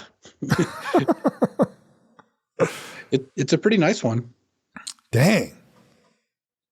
Man, that's a nice card. How would you feel about paying 4 mana for this card? I wouldn't feel even that bad. It's not that bad, right? Like, I don't know that I'm going to go out and put this card into my deck that has 0 artifacts. Like, you could probably do a little better than that. But I think that it's going to be really good even at like 3 or 2 mana. And overall, like, I bet affinity decks will just love this card. Definitely. I would say in those decks, this is a B-. Yeah. And I would say outside of those decks, this is probably like a D+ or a C-. Like if you're black and you're not artifact centric, you still could throw a Refurbished Familiar in there and have it be okay. Yeah, I agree. Next is Scurrilous Sentry. This is 3 and a black for a 2/3 human knight rogue at common. It's got menace. And whenever Scurrilous Sentry enters the battlefield or attacks, it connives. Yeah, that's nice. Yeah, I mean, it comes in a lot of the time as like a 3/4 menace. Yeah. And then when it attacks, it becomes a 4/5. Like, ends giving you some good card selection. Granted, you're not always going to be able to get the counters out of it, but it still seems pretty good. Yeah, and we've been talking about multiple cards here that really do benefit you discarding like real stuff to get back later, stuff to buy back from the graveyard. So I could see Scurrilous Sentry seeing a decent amount of play. These type of cards tend to underperform, 4 mana sort of mildly evasive cards. So I wouldn't be surprised if this ended up on a little bit of the lower end, like the C- end of things. But just at face value, I'd give it a C. Yeah, I like C for this. Like, I think it's not going to be amazing, but it's just kind of like, again, how it works with sets these days, especially high power sets like this. Like, yes, this isn't going to be a high pick common. You're often going to cut it, but when you put it in your deck, you're not going to feel like you really messed up or That's right. You're unhappy about the situation. Next is Fetid Gargantua. This is 4 and a black for a 4/4 horror. It is common. You can pay 2 and a black to adapt 2, and whenever 1 or more +1/+1 counters are put on it, you may draw 2 cards. If you do, you lose 2 life. Wow. So there's a way to not only get a nice chunk of card advantage, but also to trigger those if you've drawn your 3rd card, if you do it on your turn. Yeah. I mean, this card does kind of plays double duty there. It's pretty expensive is like the main drawback, I think, that the Gargantua has. I like the fit. I would assume it's a D. Yeah, I think so too. Next is Wormcoil Larva. Oh, what is this? It's 3 black for an artifact creature, Phyrexian Worm. It's a 3/3. It's an uncommon. It has both Death Touch and Lifelink. And when it dies, you create a 1/2 black Phyrexian Worm artifact creature token with Death Touch and a 2/1 black Phyrexian Worm artifact creature token with Lifelink. That's awesome. Yeah, it's a 5 mana for a 3/3 Death Touch Lifelink, brawls really well, and then when it dies, you get a nice little Death Toucher that takes something out and a nice little Lifelinker. Like, this card's sweet. It's good to sacrifice card. It's also good just to cast. I mean, yeah, it's a little bad against like Exile or Bounce, but otherwise, like, this card is real good. So I would give B- to the Wormcoil Larva. I would just give it a B. It's just a good card. Yeah, maybe a B. I like Wormcoil Larva. That's a pain to deal with. There's no black Devoid cards, right? I looked real quick and I didn't see any, but I also missed those other 2. So no, it's just Teamer stuff. Teamer. Okay. Well, then let's get into Teamer. This is red. Galvanic Discharge is our first red card. It's red for an instant. It's common. It says choose target creature or planeswalker. You get 3 energy. Then you may pay any amount of energy. Galvanic Discharge deals that much damage to that permanent. Nice. Yeah. Shock by itself. or Lightning Bolt Plus. Yeah. I mean, by itself, this is just Lightning Bolt for a creature or a planeswalker. And if you're killing something smaller, you end up with extra energy left over. If you want it, you can kill something bigger if you get energy from some other source. It's just an awesome card. Like, you'd be happy to play this in any deck, and then in the energy deck specifically, it gets quite a bit better. Yeah, that seems really, really solid. B- for Galvanic Discharge. Yeah, I like B- for the discharge. Inventor's Axe is red for an artifact equipment at common. It's got flash. It says when Inventor's Axe enters the battlefield, you get 2 energy. When Inventor's Axe enters the battlefield, attach it to target creature you control. The equipped creature gets +2/+0. And the equip cost is a little weird. It's 2 energy. You don't pay mana to equip it. Yeah, so you get the effect right away of like playing it and equipping, and you get 2 energy that you can use on something. If you want to re-equip, you have to spend the 2 energy, which isn't a very good way to spend energy, to be honest. So, what about the flash part of it? Does that matter on +2/+0? I mean, it does matter in the sense that it's good to be able to play this as a trick, but yeah, I don't think this card is very good. I don't think it's going to be good either in an energy deck, and I think it'll be especially bad outside of one. So it looks kind of like a D to me. It does to me too, even though it is an artifact, blah, blah, blah. It just doesn't quite get there, I don't think. Next is Meltdown, which is X red for a sorcery. It's uncommon. It says destroy each artifact with mana value X or less. Yeah, just straight up sideboard card. Very I powerful wouldn't mind one. snagging one of these, though, because if you play against an affinity deck, just casting this for 5 mana and killing their whole board sounds really good. It does. It's a little awkward that it's in red, which is a heavy artifact, but whatever. Next is Sarpedian Simulacrum. This is red for a 1/1 artifact creature goblin. It is common. It has haste, and you can pay 3 in a red and sacrifice it to do 4 damage to a creature. This is just too expensive to really be good. The only place I'm really going to want this is the affinity deck. So this is kind of like a build around C, where it's playable in a heavy artifact deck and not really good otherwise. That's how I see it too. Next is Amped Raptor. This is 1 in a red for a 2/1 dinosaur. Nice. It's uncommon. It's got first strike. And when it enters a battlefield, you get 2 energy. Then if you cast it from your hand, exile cards from the top of your library until you exile a non-land card. You may cast that card by paying an amount of energy equal to its mana value rather than paying its mana cost. So to be clear, if you can't pay enough energy equal to its cost, the card just stays exiled. Yeah. Like, you don't get it. It's just gone. So in a non-energy deck, you cast this on turn 2, you just hope to hit a 1 or 2 mana card. Otherwise, you just exiled some cards for no benefit, though you did get 2 energy. In an energy deck, it's really good because you're just often going to cast the card for free. So you're getting, for 2 mana and some energy, you're getting a 2/1 first strike plus another play without spending any more mana. And it means waiting a little bit, right? It can, yeah. I mean, just until you have like 5 energy available or something. Yeah, I mean, it depends on the average cost of your deck and how good you are at generating energy and all that. But yeah, like if you go turn 1 and you play the cantrip, get 2 energy, you just play this on turn 2, hope to hit a 4 drop. Then you just go. Sounds pretty sick to me. It does to me too. Yeah, Amped Raptor seems great. Also not a bad top deck later in the game. Not a bad 2-drop if you do just need to run it out. You get a 2/1 first strike for 2 mana. I like B for Amped Raptor. I mean, you got to build around it a little bit, but it's good. Next I would just play this in an aggro deck and just I meant to get like max value out of it. Yes, but like I think every red-white aggro deck should just put this card in. You're just going to hit a 2-drop enough of the time, and it's a 2-mana 2/1 first strike. Totally. And plus, there are no decks that have this as the literal only energy producer. Like, I don't think that's going to be a thing. Next is Reckless Pyrosurfer. This is 1 in a red for a 2/2 human scout at uncommon. It's got haste and landfall. Whenever a land ETB's reckless, it gets a battle cry until end of turn. They're just really trying to pile it on. Whenever this creature attacks, each other attacking creature gets +1/+0 until end of turn. And then you can actually stack those up as well.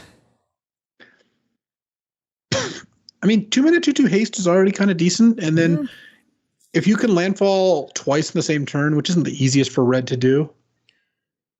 I think it would be pretty tough. But even once is good, right? Yeah, once is still good, gives it a bunch of stuff. Yeah.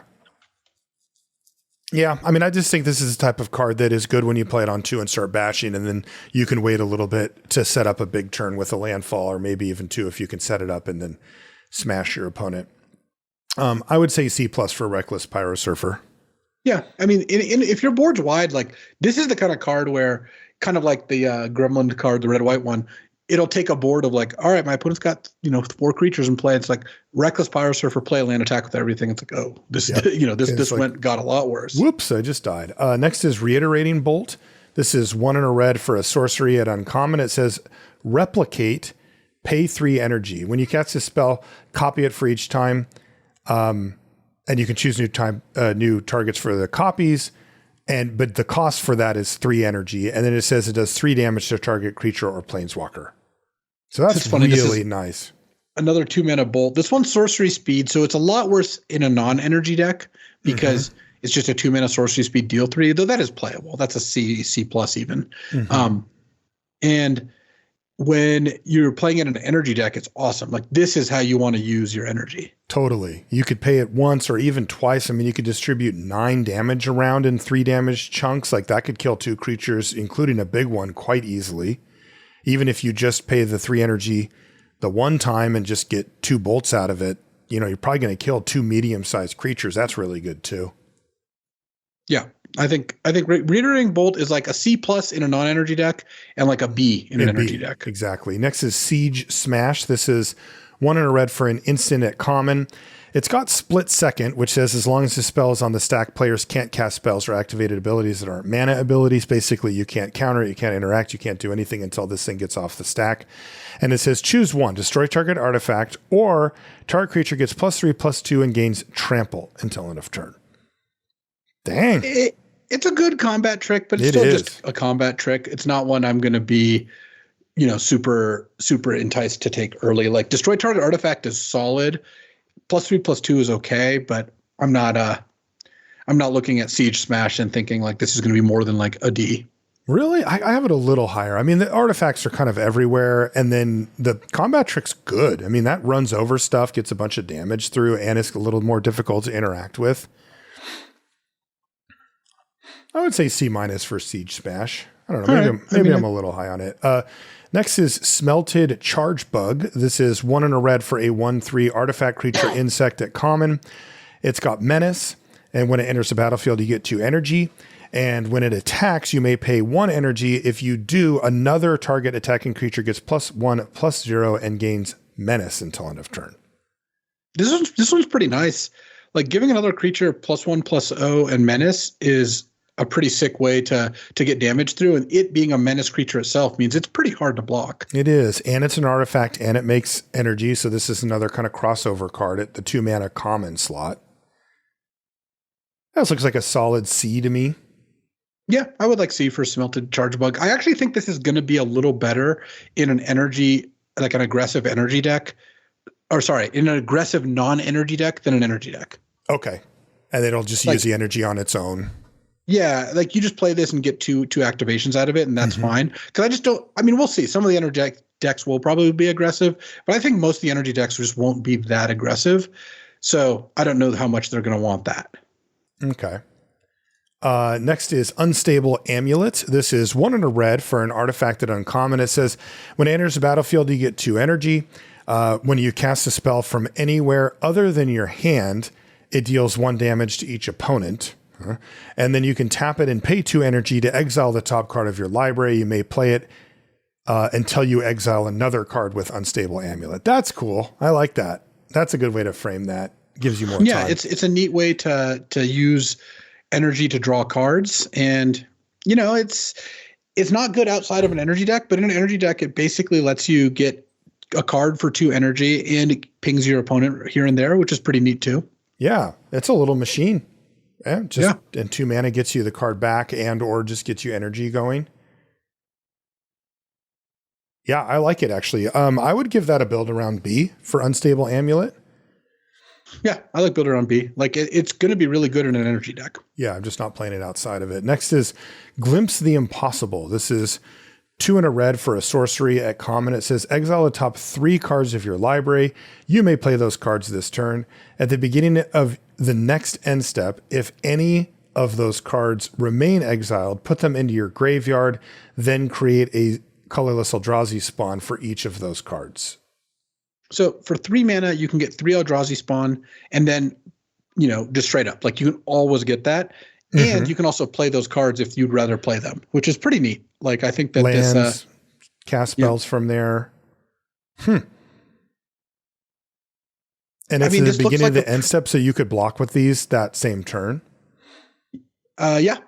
You only have the 1 turn to play them, but like if you can play them that turn, you get pretty good value from it. I think that Glimpse is going to be really good in like the Teamer ramp style, like Eldrazi deck. Like this seems like a pretty good way to make use of that. I like that. Yeah, it's not super strong, right? I mean, I give it a C. Yeah, I think Glimpse gets a C. Next is Mog Mob. Go ahead. I was just going to say it's a good enabler for those decks. Definitely. I mean, that's a lot of extra mana if that's what you really want. Mog Mob is triple red for a 3/3 goblin. It's uncommon. And you can sacrifice it to do 3 damage divided as you choose among 1, 2, or 3 targets. They stapled 3 Mog fanatics together. Yeah. The main way to use this is just going to be, casting it and just getting good value. The main problem with it is that it's triple red. Like how often are you going to be able to put this card in your deck? I don't think it's going to be all that often. I think basically never. Yeah. I mean, I think I would probably just give it like a D-. I mean, yeah. If you end up with 11 or 12 mountains in your deck, then it's like a B level card. Right. But you're just not going to do that. It's too hard to cast. Next is Molten Gatekeeper. This is 2 and a red for a 2/3 artifact creature golem. It is common. And it says, whenever another creature enters the battlefield under your control, Molten Gatekeeper deals 1 damage to each opponent. And this thing has Unearth for red. In an aggressive deck, this card seems like it can do some good stuff. It actually does. Also, it works well with sacrificing. It is an artifact. I would give it a D+ for Molten Gatekeeper. I don't think many decks are going to want it. Yeah, I think it's a little bit narrow, but when it hits, it'll hit. Next is Phyrexian Ironworks. This is 2 and a red for an artifact at uncommon. It says, whenever you attack, you get an energy. I guess that's just 1 energy per attack phase. Is that how you read that? Yes. Okay. Yeah. And then you can tap it and pay 3 energy to make a 3/3 colorless Phyrexian Golem artifact creature token. You can only do that at sorcery speed. Wow. So this is a way to transfer energy into board presence like now. And it also makes more energy. Yes, it does. It kind of not reliably in the sense that you're not going to attack every single turn, but it pretty frequently is going to make you energy.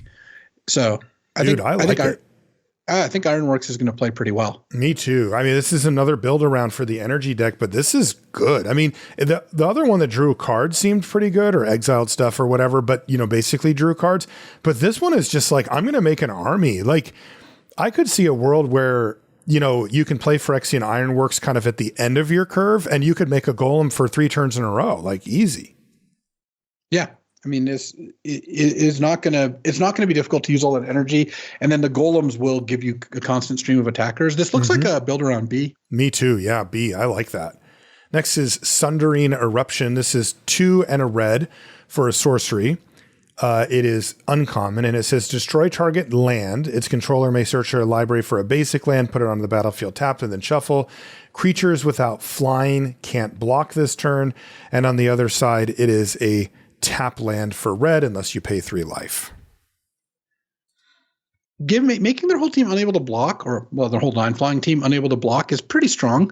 Like, it can end games pretty nicely, and the fact that it's a land is just a classic land when you need a land, and game-ending spell when the time is right for that. You just ignored the destroy target land. Is that just really low value for us? It's actually a drawback, I think, because all it does is give them an opportunity to like maybe bounce their land in response, so that I mean, honestly, depending on what they have, I guess there's no real sacrifice a land thing that easily. You could target your own land and it would still have the block effect the way you want it. But Okay. So what do you want to give Sundering Eruption? It's like a C+. C plus. Narrow, but basically just a land. Next is Fledgling Dragon. This is 2 red for a 2/2 flying dragon at uncommon. And it has Threshold. As long as there are 7 or more cards in your graveyard, Fledgling Dragon gets +3/+3 and has fire breathing. So you can pay a red to give it +1/+0 until end of turn. I don't think this card's going to play very well. My experience with Threshold, in fact, even with this exact card, is that it's pretty hard to get Threshold. It doesn't happen early unless you really try hard at it. And that means this is mostly going to be a 4-mana 2/2 flyer.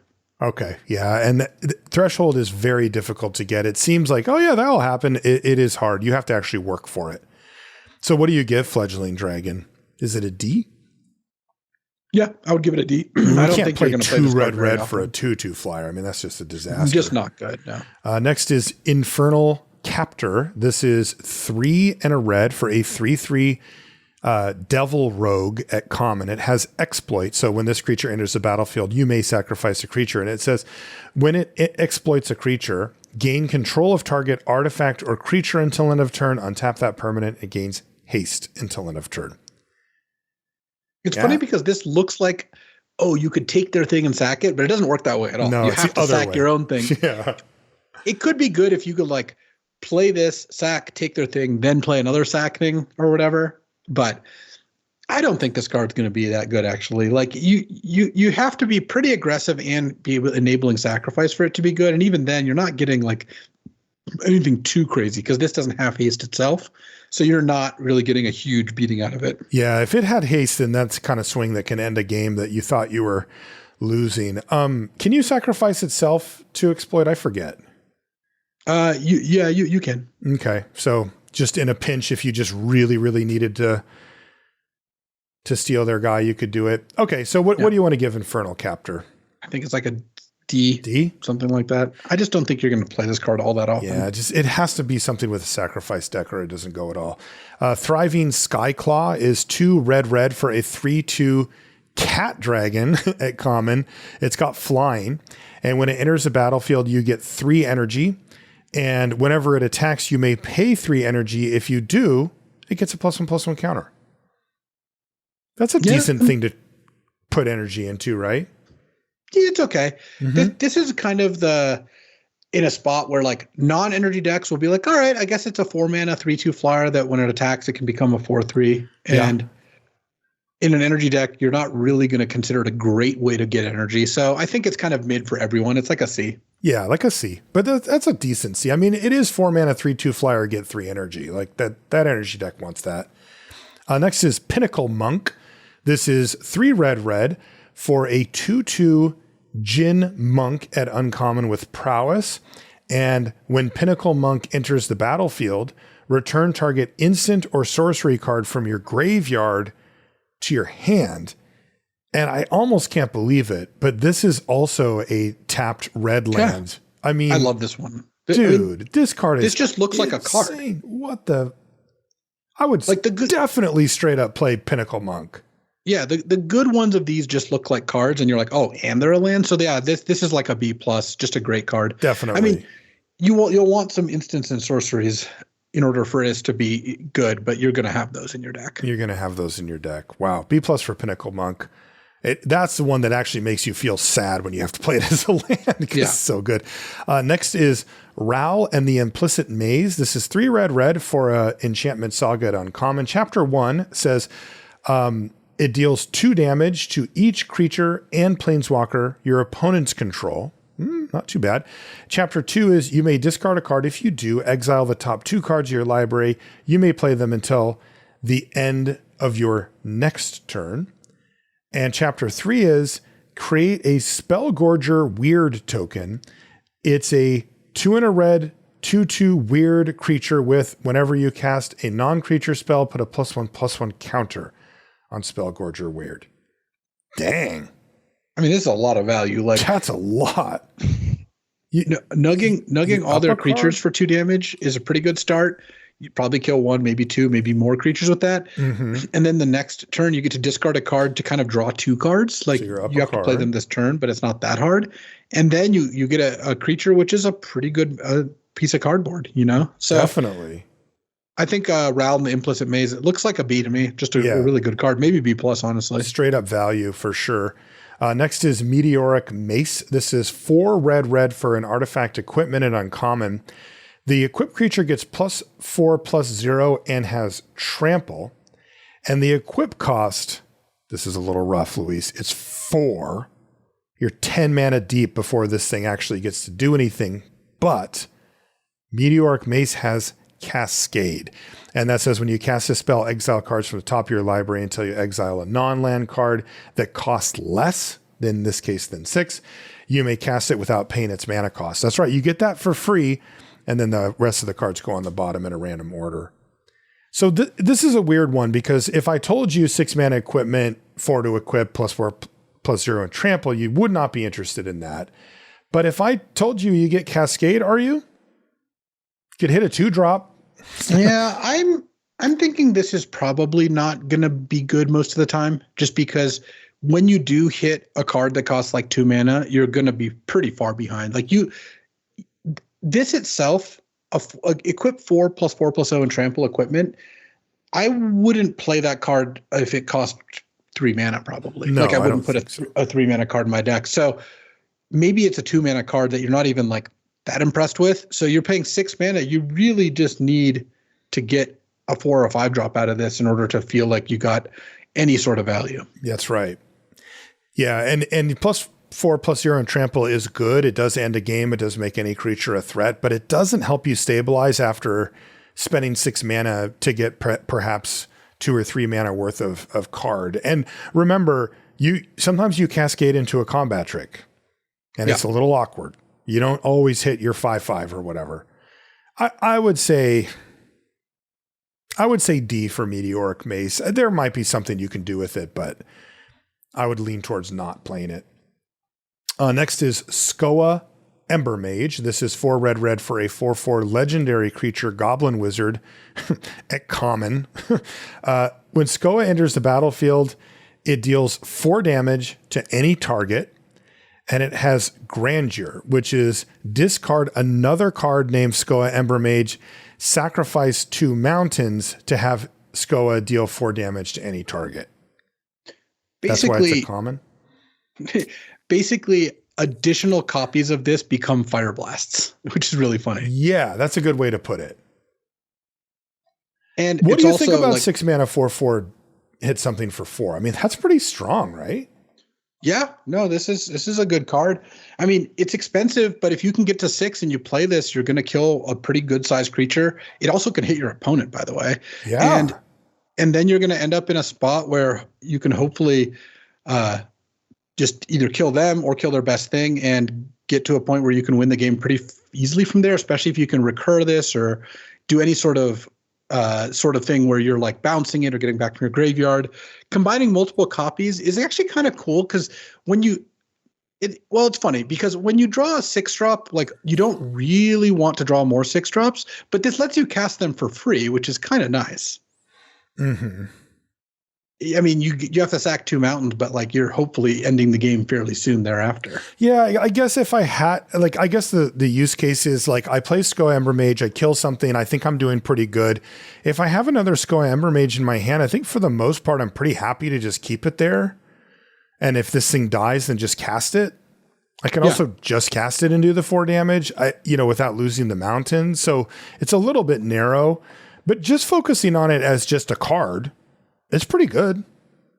Yeah, I think so. I think I would be. It's like a C. It's a little bit of a build around in the sense that you do need to make your deck such that you can like play a 6-drop and have a 6-drop succeed. Yeah, but that is something that you're capable of doing for sure. I would give it a C or a C+ for Skoa Ember Mage. I like 4 damage to any target on my 4/4, even if it costs 6. I kind of like C+. Last regular red card, we'll check see if there's devoids, but it's Furnace Hellkite, which is 5 red for a 5/5 artifact creature dragon at uncommon. And yeah, you guessed it. It has affinity for artifacts, flying, and it has fire breathing. So you can pay a red to give it +1/+0 until end of turn. All right. So at what point are we happy? 5 mana, definitely. I think if you can reliably cost 5, it also implies that sometimes it'll cost less. I think you'd be pretty happy with that. I think so too. 6 is acceptable. I would not want to pay 7 for this, but you won't. So that's the good news. I would say C+ for Furnace Hellkite. You build around it a little bit. It's a build around, yeah. Yeah, and I think you're cooking. Yeah, I agree. Okay. What do we have for Devoid cards? In red, we've got Fanged Flames, which is 1 and a red for a sorcery at common. It's got Devoid, and it does 4 damage to target creature or planeswalker. If that creature or planeswalker would die this turn, exile it instead. Nice. 2 mana, 4 damage, sorcery, speed, exile if it dies. I would play that Magic card. Yeah, you'll always play Fanged Flames and be fairly happy with it. It just it does the thing you want it to do. C+ for Fanged Flames? I would probably give it a C at this point. Just a C. Yeah, no. Maybe C+. Maybe C+. It's right in that range.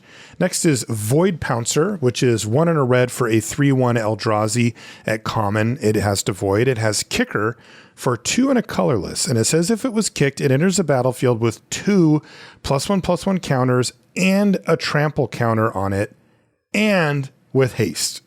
So 2 mana 3/1, but sometimes you spend 5 mana to get a 5/3 trample haste. You do have to have colorless though, so it's not going to be free. But this looks pretty good for an Eldrazi deck. Not quite there for just like a 2-color aggro deck that doesn't have colorless, but in an Eldrazi deck, I'm in for this. Yeah, I think so too. And that's a common as well. Yeah, I would give it a C. Yeah, just a C. Next is Ghostfire Slice. This is 2 and a red for an instant and uncommon. It has Devoid, and it says this spell costs 2 less to cast if an opponent controls a multicolored permanent, and this thing does 4 damage to any target. That's what you get for being an uncommon.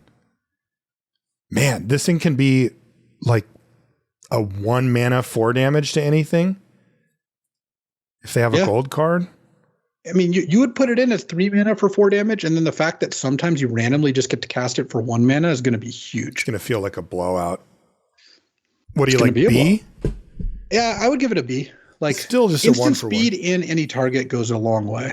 Skittering Precursor is 2 and a red for a 3/3 Eldrazi drone at uncommon. It's got Devoid, Menace, and whenever you sacrifice a non-token permanent, you get an Eldrazi spawn.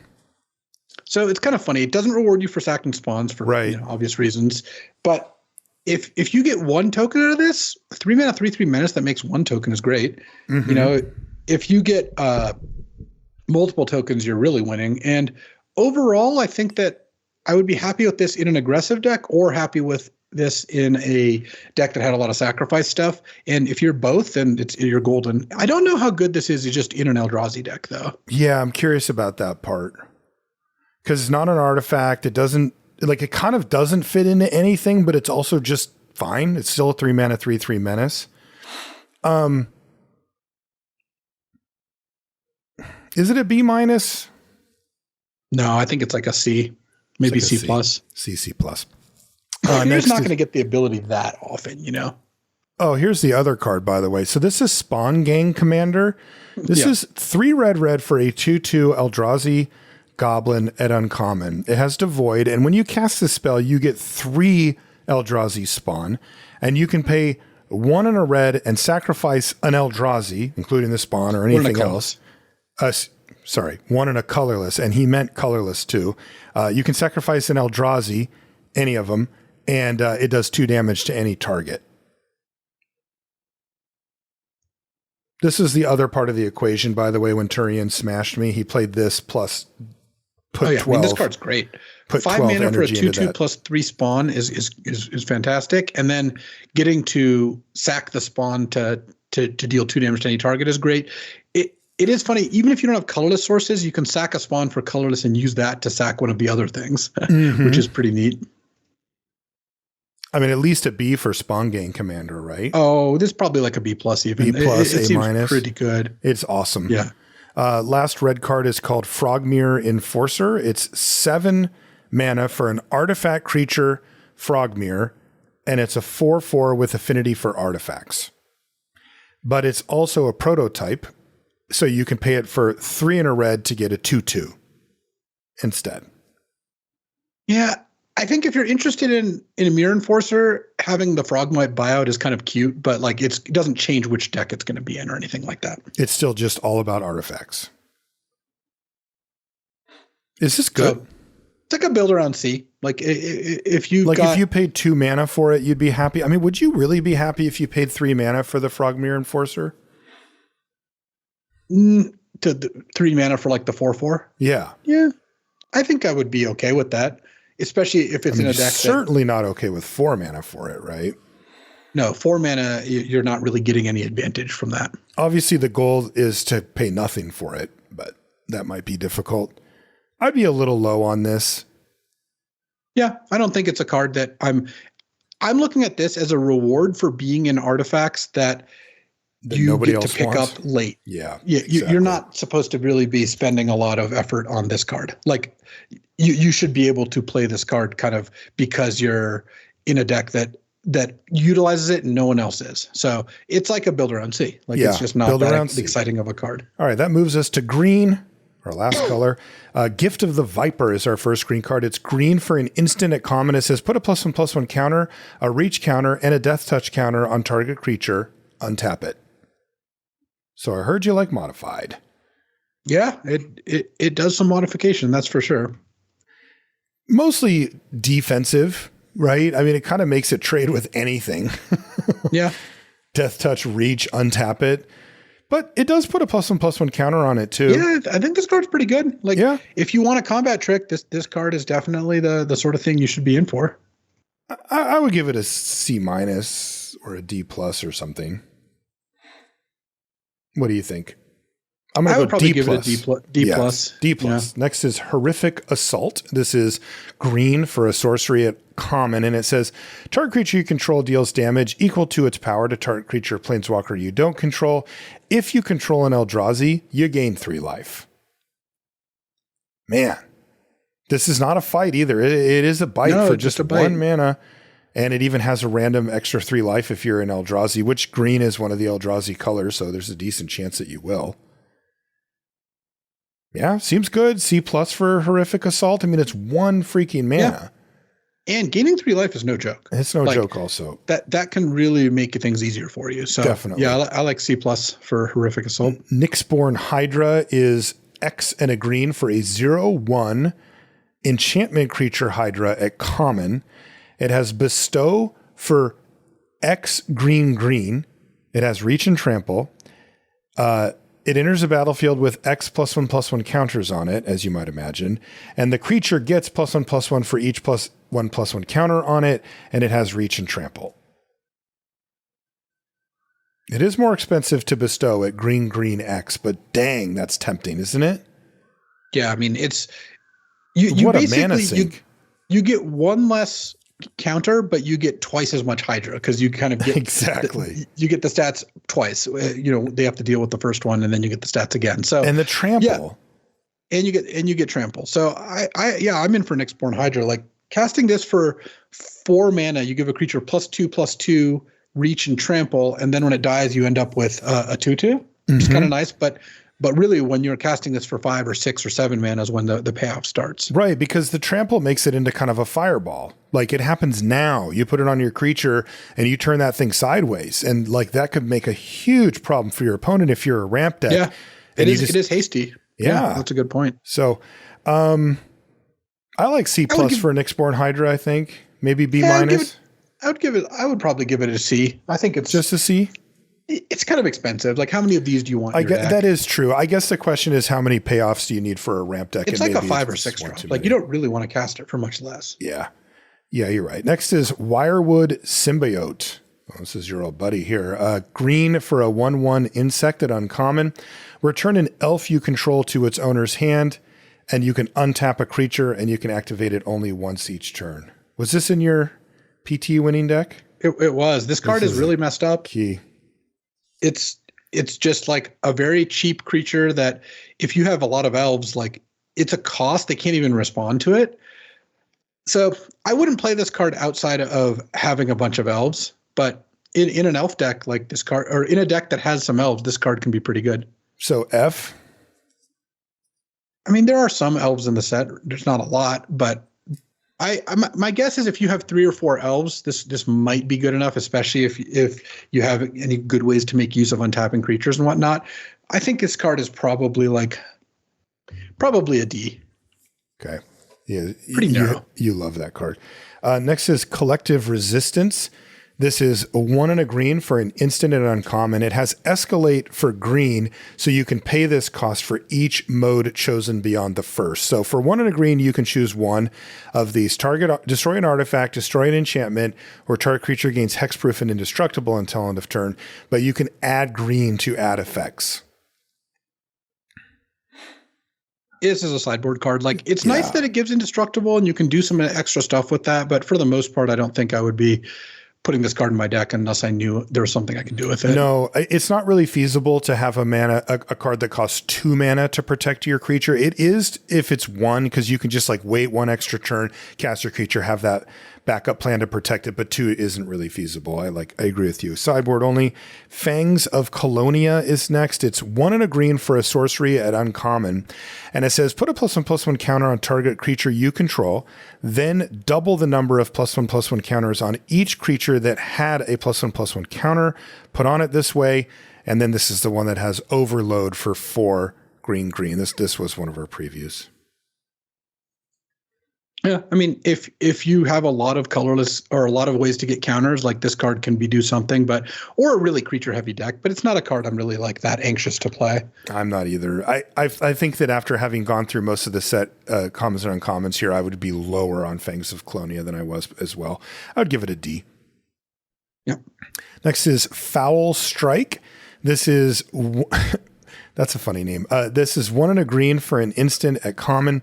Destroy target creature with flying, but it has Reinforce 2. You can pay 2 and a green, discard it to put 2 +1/+1 counters on target creature. Is that enough modality for you to main deck Foul Strike? No, I don't think so.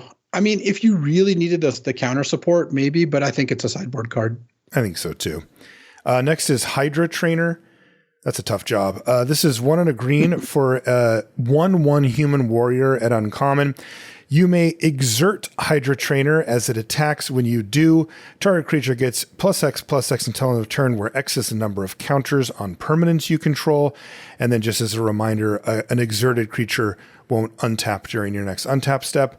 And then it says 2 and a green, adapt 2. You can put 2 +1/+1 counters on the trainer if it doesn't have any on it. So by itself, it doesn't really do much, but if you adapt it, by itself before you've adapted it, if you adapt it, you get a 3/3 that attacks and gives another creature 2+2/+2 off exert. That's not that good. You would really want this to be in a deck that has a lot of other counters. Because if you're getting 4 or 5 counters off of this, then we're really talking. Now we're talking. 4 or 5 talking. pumps off this, yeah. Yeah, so this does seem like a payoff for the modified / +1/+1 counters deck. So I agree. Build around B-ish for that deck? I guess a build around B. I guess the dream is that you can play this and not even have to adapt it, and it's already giving +2/+2 or +3/+3. Right. But it is tough because you do have to attack with it, and if it's a 1/1, it's going to die. Yeah. If you haven't adapted it. I mean, hopefully you're doing something. Well, it can pump itself. So. Oh, it can pump itself? Yeah, so if you have 3 counters on something else, you could attack and make this a 4/4 or whatever. Okay. Though you are exerting it at that point, so it's only every other turn. It's interesting. I would say it's like a build around C. It kind probably gets huge, but I agree. Build around C. It's worse. It's kind of like the Frogmere Enforcer. It's a little better than that, but it's in the same category of I would put this card in that kind of deck, and I wouldn't play it otherwise. Next is Lion Umbra. This is green for an enchantment aura. It's uncommon, and it says enchant modified creature. Oh, you want to go all in? Here we go. Enchanted creature gets +3/+3 and has vigilance and reach, and it has Umbra armor. But you have to put it on a modified creature. Dude, really? And if let's see. I'm trying to think. I think that once this is on, they can't blow it up by blowing up your other aura, because it would see itself and it's modified. Oh, I see what you're saying. But yeah. But if you target your creature with it and in response they blow up the enchantment on it, I think that it would fizzle. It would. Right. Yeah. So it would fall off or whatever. Yeah. Okay. I don't know. But man, I don't know. Honestly, you lost me at enchant modified creature. Like, why? Well, I mean, it's a payoff if you have a lot of counters. If you imagine a deck that it's like you have 10 or 12 cards that give counters or bestow, then this card seems kind of like it would be plausible, and it's pretty strong. +3/+3 vigilance and reach. And then also the first time it would die, this goes away instead. I give this an F. I don't think it's an F. I think it's a build around C. Come on. This just is way too high. Like, just putting a few +1/+1 counters or something like that is already good enough and doesn't require all this hoops. There's going to be games where you can't even cast this card. You just straight up can't even put it on the stack. Oh, that's for sure the drawback. But when this hits, it also protects the creature from destroy effects by eating the first one. So you're not getting 2-for-1 or 3-for-1 that easily. Obviously, there's some decks that have exile and bounce and stuff, and that's a little tougher. But like, you play against a red-black deck a lot of the time. If you can land this, that's going to be good. And I think that there's a lot of support to land it. Okay. Next is Malevolent Rumble. This is 1 and a green for a sorcery at common. It says, reveal the top 4 cards of your library. You may put a permanent card from among them into your hand, put the rest into your graveyard, and you get a Eldrazi spawn as well. We like this one, right? Yeah, this is good. I mean, it replaces itself and makes an 0/1 spawn. This seems like a great way to ramp to a lot of mana. Yeah, it's a little low impact, but I would still give it like a C-. I would give it a C. I think if you're a ramp deck, this card looks good. Okay. Next Great is way to spend turn 2. Nightshade Dryad, which is 1 and a green for a 1/2 Death Touch. It's Dryad at common. It taps to add colorless, or it taps to add 1 mana of any color. Funny enough, there was a time when you wouldn't need to put that, but this is excellent. Yeah, I mean, 2 mana 1/2 Death Touch that adds a mana of any color or a colorless mana, like it's perfect for any ramp or Eldrazi deck or just any green deck because it's a 2 mana 1/2 Death Touch mana dork. This looks like a B- to me. Like I would to me too. Really happy to put this card in my deck. That's a great way to spend turn 2, no doubt. Yeah. Next is Priest of Titania. This is 1 and a green for a 1/1 elf druid at uncommon, and it taps to add green mana for each elf on the battlefield. Yeah, this is a reprint. So it looks at both sides of the battlefield. Mostly this looks like a reprint for, people to play with outside of limited, because I don't think it's going to have a huge impact here. Yeah. But 2 mana 1/1 that taps for a green is solid. It's not frequently going to tap for 2 green, but just 2 mana 1/1 taps for a green is a card that the ramp decks will want to play. So I like it at C. Yeah, but just as a comparison, the Nightshade. Yeah, look at the last card. Like it's not better. Close. Right. Next is Bridgeworks Battle. This is 2 and a green for a sorcery at uncommon. It says target creature you control gets +2/+2 until end of turn. Yeah, I did say sorcery, by the way. It fights up to 1 target creature you don't control. And again, these are pushed. This is a tapped green land that you can pay 3 life to have it be untapped. It's a fight card, but you're getting +2/+2 on this thing. Yeah, I mean, some of the time it's gonna be great. You're gonna fight their thing and then attack them for extra damage. It's gonna be a pretty frequent occurrence. Yeah. Yeah, and it's a land. Solid B for Bridgeworks Battle. B for Bridgeworks Battle. Next is Evolution Witness. This is 2 and a green for a 2/1 elf shaman mutant. This is common, and it has 1 and a green to adapt to. And whenever 1 or more +1/+1 counters are put onto the Evolution Witness, return target permanent card from your graveyard to your hand. Got a little take on EWIT here. Yeah, I mean, it's a little expensive overall, but it has the dream of it turns all your +1/+1 counter makers into return a permanent, which is pretty sick. That is 3 mana 2/1, and then next turn you can pay 2 to, or the same turn if you have the mana, you get a 4/3 and you get something back. Like this looks like an uncommon to me. Like I would not have thought this is a common. So this looks like a C+. Like it's a little slow, but in a deck that can really make use of this card seems like an engine card that provides value by itself. Would you wait till you had 5 mana if you could to play it? When it's right to do so, yeah. I just mean like, if you run this out as a 3 mana 2/1 and they just kill it, like it's kind of a big bummer, right? Well, I mean, it depends on your curve. Like if I had nothing else to play on turn 3, I'm for sure playing this, especially since early it doesn't even have anything to bring back. Yeah. But if it's like later in the game, I might choose not to play this until I'm going to use it in the same turn because I really want to get that value out of it. Next is Signature Slam. That's great art too. Monkey dropping an elbow. Yeah, it is. This is 2 and a green for an instant at uncommon. Put a +1/+1 counter on target creature you control. Then each modified creature you control deals damage equal to its power to target creature you don't control. So, instant speed. Yeah, the instant part is just awesome. Like this is already clear shot. But it leaves a counter. It leaves a counter and anything other that you have adds on. Yeah, I mean, this card looks great. Looks like a B to me. Yeah, I mean, Clear Shot is like one of the easiest 2-for-1s you can get, and this is probably going to be the same. Next is The Hunger Tide Rises. I think Luis and I were both thinking that ourselves. Our breakfast burritos are wearing off. It's 2 and a green for an Enchantment Saga at uncommon. It has 4 chapters. The first 3 are all the same, and they are create a 1/1 black and green insect creature token. The 4th chapter is sacrifice any number of creatures. Search your library and or graveyard for a creature card with mana value less than or equal to the number of creatures sacrificed this way and put it onto the battlefield. If you search your library this way, shuffle. So how do we feel about 3 mana 1/1, 1/1, and then another 1/1 over the course of time?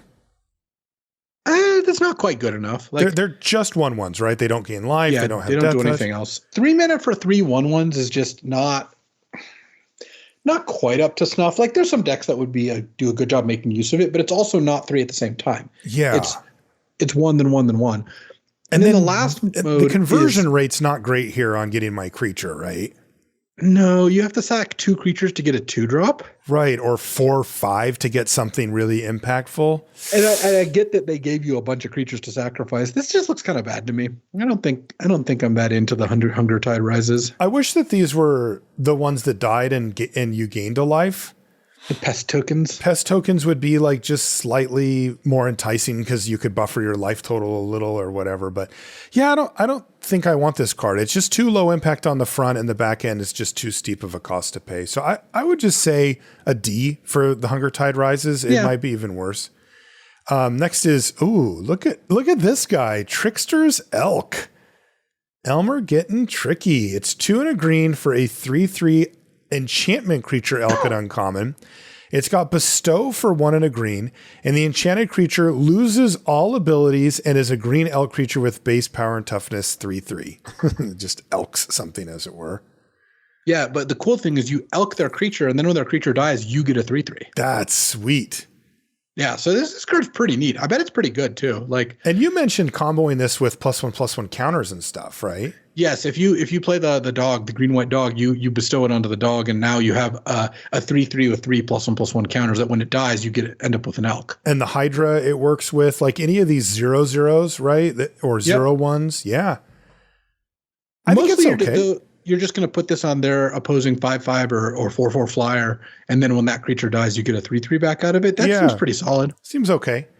Seems like a C. Yeah, I would say C for Trickster's Elk. Next is Monstrous Vortex. This is 3 and a green for an enchantment at uncommon. It says whenever you cast a creature spell with power 5 or greater, discover X, where X is that spell's mana value. And to discover X, you exile cards from the top of your library until you exile a non-land card with that mana value or less. You cast it without paying its mana cost or put it into your hand, and then they put the rest on the bottom in a random order. It's weird to have Cascade and Discover in the same set, but okay. It's a Modern Horizon. They just do it all. I don't think you're going to get your value out of this that often. Like you play this and then you play a creature with 5 power greater, and you probably aren't even getting 4 mana back from that exchange because you're probably not. If it was 5 mana value or greater, we might be in business, right? But 5 power is hard. Yeah. So I think this looks like an F. Like I could understand a deck that maybe plays it, but I just how do you have a deck that's just not too top heavy for that to be good? And you spend your turn 4 doing this? Like no way. No way. F for that. Temperamental Oozewag is next. It is 3 and a green for a 4/4 Ooze Brushwag at common. You're right. They really do everything in these sets. 2 and a green, adapt 2. And it says modified creatures you control have trample. Yeah, I mean, this looks like the filler modified card where it's like 4 mana 4/4 that becomes a 6/6 with trample, but it does the modified stuff. And I think that is fine. So I think it's a C. Yeah, C- or something. I agree with you. It's more filler than anything else.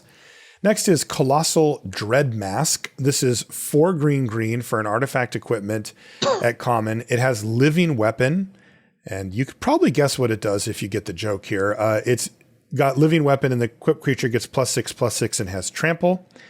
And then, if your Colossal Dreadmaw ever dies, you can re-equip for 5 mana, 3 green, but you are giving the thing +6/+6 and trample. I mean, games don't last that long.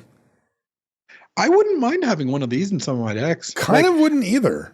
I don't think you have to spend a really early pick on it, but like 6 mana for a 6/6 trample that leaves behind an equipment that also gives +6/+6 and trample when it dies.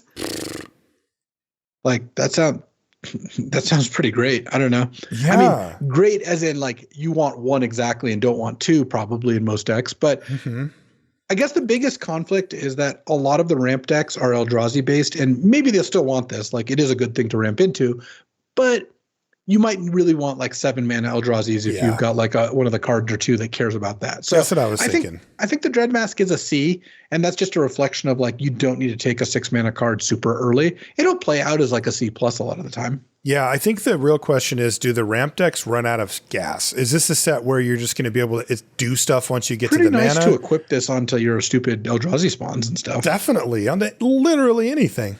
Yeah. C for Colossal Dread Mask. Next is Disciple of Freyalise. This is 3 green for a 3/3 Elf Druid at uncommon. And when it enters a battlefield, you may sacrifice another creature. If you do, you gain X life and draw X cards, where X is that creature's power. But this is also Garden of Freyalise, which is the tapped green land, unless you pay the 3 life, in which case it's untapped. I don't know. I mean, look, you can never really say anything bad about these lands that give you just free roll this interesting, expensive, cool card. I don't love the card. It's a 6 mana 3/3. You can't sacrifice itself, so you can't like pay 6 to gain 3 and draw 3. This is usually not a great formula to win, sacrificing big creatures. The gaining X life does help a lot. Helps a lot. If you sack a 4/4 to this, gaining 4 and you have the Disciple on the board as a 3/3 means you're probably not going to lose that next turn, and you have 4 additional cards to play with and a lot of mana on the next turn. I mean, I think this fits nicely into the paradigm of these cards, which is you're not going to cast this that often. When you do, it's going to be pretty good. Yeah, I agree. And again, it's just you can't say anything. It has a land on one side. It's just not asking anything of you. So B?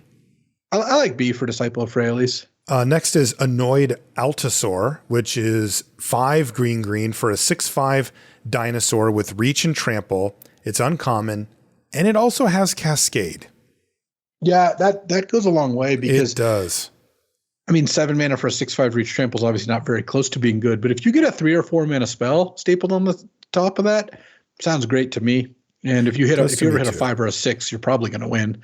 Like Enlightened Worm was pretty good when it was an MCAM, and that was a fast format.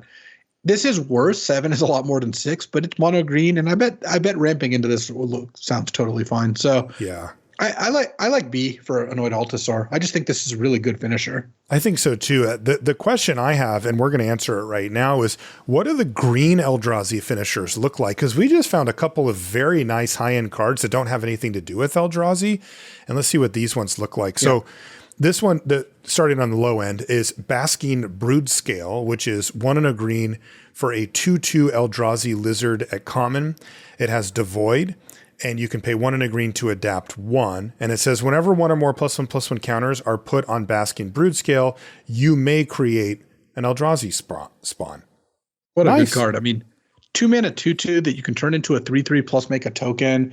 every other time you get to put counters on it, you get a token. Like, this is exactly the way you want to spend your mana in the early turns when you're ramping to Eldrazi, or if you're playing the modified deck. It's still great there too. So yeah, I kind of like C+ on the Brute scale. Me I think too. this will be a pretty strong little common. Yeah, any of these that spit out Eldrazi on turns, from a 2-drop or a 3-drop, I think are going to be really good. Next is Propagator Drone. This is 1 and a green for a 2/2 Eldrazi drone at uncommon with Devoid. It says creature tokens you control have evolve. That means they have whenever a creature enters the battlefield under your control, if it has greater power or toughness than this token, put a +1/+1 counter on this token. And then this thing also has 3 and a green, make an Eldrazi spawn. Another really cool card. So you play this and it levels up all your creature tokens immediately. Like, so it does see itself. Yeah. Mm-hmm. And then it just says it on the card. It says they see this creature enter. Yeah. Mm-hmm. And then if you have mana sitting around, you can just start making other tokens, which then become 1/2s and sometimes even 2/3s. Another neat little play. I would say C+ on the drone. I think it's going to be a pretty nice little card. And I don't think you need to work too hard to build around it. Next is Eldrazi Repurposer. This is 2 and a green for a 3/3 Eldrazi drone. This one's common. It has Devoid, and it says when you cast this spell and when Eldrazi Repurposer dies, you get a another spawn. Yeah. Another just great mid-range play for these decks. Like, play this on 3, you get a 3/3, so you're affecting the board, you get your 1/1. And then if you trade it off, you get another one, you get an early 7-drop. Just a really good card. C+ for Eldrazi Repurposer. Yeah, and those are both common, the Basking Brood Scale and the Repurposer. So you're just getting these things kind of all left and right. Next is Path of Annihilation. This is 3 and a green for an enchantment at uncommon. It has Devoid, and it says when it enters a battlefield, you get 2 spawn tokens. And Eldrazi you control have tap, add 1 mana of any color. So instead of having to sacrifice them for colorless, you can tap them for any color. Yeah. And whenever you cast a creature spell with mana value 7 or greater, this is pretty cool. You gain 4 life. Yeah, so this one doesn't give you the biggest effect when it comes to the playing the 7-drops. And by the way, these trigger off things like the Annoyed Altasaur. It doesn't have to be a colorless creature. Mm-hmm.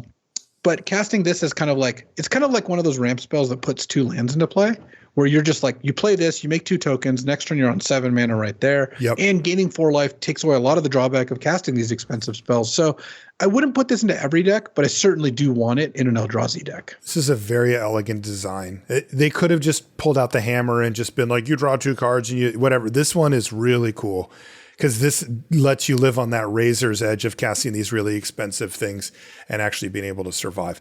I really like Path of Annihilation. I'm going to lean on you for the grade for it, because I think this is the type of card that I just really enjoy, and I'll overgrade it. So what do you think? I think this card is probably like a build around C+, where like it'll be really good in the Eldrazi deck, but not good outside of it. And it's not going to be like one of the best cards. It will be. The more you're doing the thing, the better this gets. Into like Eldrazi deck that has 5 7-drops and has the Path of Annihilation plus Kozilek's Unsealing plus whatever. Like, yeah, this card will be really good. You're really going to be getting there. In a deck that's like kind of doing Eldrazi, but is more of a mid-range deck, it gets a little worse. Yeah, I was going to overgrade it. Next is Wumpus Aberration. I actually opened one of these, and I made a self-inflicted rule that I said I had to take any Wumpus cards going forward. And I ended up with 3 of them. It's 3 and a green for a 6/6 Eldrazi Beast at uncommon. It's got Devoid. It says when you cast this spell, if colorless mana wasn't spent to cast it, target opponent may put a creature card from their hand onto the battlefield. And this thing has trample. I don't really want to put this in my deck unless I can cast it with colorless most of the time. Doesn't even have to be all the time. Just has to be most of the time. Because if you cast this on turn 4 and they put a 4-drop into play, then kill this, like you just lose the game. Right. Like that's it. But that's the tempo if you cast it with colorless, 4 mana 6/6 trample is great. Yeah. And if you top deck this late in the game, it doesn't matter that much. They have 2 cards in their hand. They could have cast whatever they could have cast. So I think like Wumpus Aberration is like a B if you can reliably cast it for colorless. Yeah, I think so too. That's about how it played out for me in that thing. Also, one interesting small note is that if they do try to put in an Eldrazi that has a cast trigger on it, it won't. They're just putting this thing onto the battlefield, so they won't actually get the cast trigger, which did happen. Next is Territory Color. This is 4 and a green for a 7/5 Eldrazi at uncommon. It's got Devoid, Reach, and Landfall. Whenever you landfall, look at the top card of your library. If it's a creature card, you may reveal it and put it into your hand. If you don't put the card into your hand, you may put it into your graveyard. I mean, what the 5 heck? mana 7/5 reach is pretty big. So huge. That's odd stats to start with. And then Landfall, it's Surveil 1, except if you hit a creature, you also get to just draw it. You just get it. So it's like Surveil 1, but then like, I don't know, 40% of the time or whatever, you get to just draw a card. It's pretty good to me. I would just give a B to Territory Color. This just looks like a really good way to spend 5 mana. I would too. That's an excellent card. Next is Warped Tusker. This is 7 mana for a 6/8 Eldrazi Boar Beast at common. This one's got Reach. This one is, by the way, just 7 mana, so no green. The green's actually in the cycling here. It says, whenever you cast or cycle Warped Tusker, create a Eldrazi spawn, and then, as you might imagine, it's got cycling. And the cycling cost is 2 and a green. Yeah. I mean, I like this just like I like the blue one. That's basically the same thing. Great card for the 7-drop Eldrazi deck. Like you'll be really happy with this card. So I would give it C+. Difficult to die when you do that as well. Okay, so we've got a few more cards to go here. Is Wastscape Battle Mage the next one that you see? Yeah. It's a 1 and a colorless for a 2/2 Eldrazi Wizard at uncommon. It has kicker of a green and or 1 and a blue. So you have to have colorless to cast it. That's the first thing. So that eliminates a lot of decks. But what it does is when you pay the green kicker, you exile an artifact or enchantment the opponent controls, and you pay the blue kicker, you can bounce a creature an opponent controls to their hand. So you can pay 5 mana? I mean, if you have the mana, it's 4 mana for a 2/2 that bounces one of their creatures, which you're obviously going to be fine with that. That's a solid card. And you can also sometimes eat one of their artifacts or enchantments, of which there's plenty of, like killing one of the bestow things. This looks great. In a blue-green deck, so like the Eldrazi decks, that's where you get the colorless also. I would say this is just a straight-up B. Mm-hmm. If you can only play the green, I would say it's like a B-, and I would still play it. It'd be a Reclamation Sage. And if you don't play the blue, it's like a C+, because 4 mana 2/2 bounce is just okay. Like it's solid. But when you play all three, you can play all three or all the kickers, it's great. And you just have to have colorless sources to start with. Next is Null Elemental Blast. This also costs colorless. It's an instant and uncommon. It says choose one, counter target multicolored spell or destroy target multicolored permanent. This is a sideboard card. There's not going to be enough start cards that pretty narrow. And you want to hear something disappointing? Yes. You cannot do this to any of the multicolored Devoid Eldrazi. Yeah, that's brutal. Yeah, that's going to narrow it down a lot. Next is Vexing Bauble. This is 1 mana for an artifact. It is uncommon. It says, whenever a player casts a spell, if no mana was spent to cast it, counter that spell. And you can pay 1, tap it, and sacrifice it to draw a card. Yeah, Oof. This is a constructed card. I don't really think that you're supposed to play this. You'll put it in an affinity deck because it's a 1 mana artifact that you can draw a card with it later. So it just puts an artifact onto the board.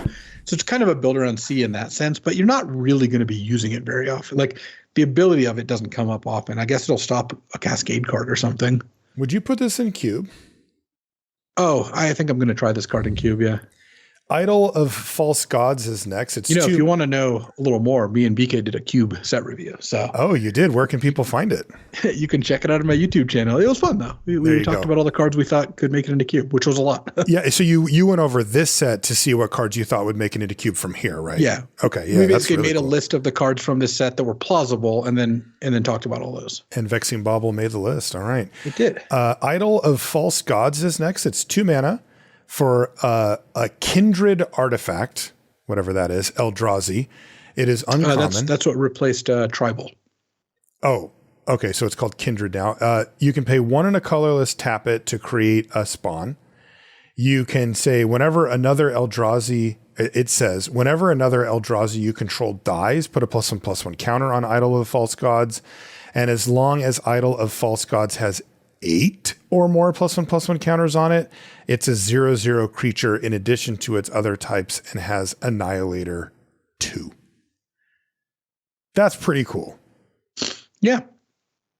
Like, if you have colorless, then you get to start making Eldrazi spawn at a fairly cheap, because you even get a mana back if you have to use one.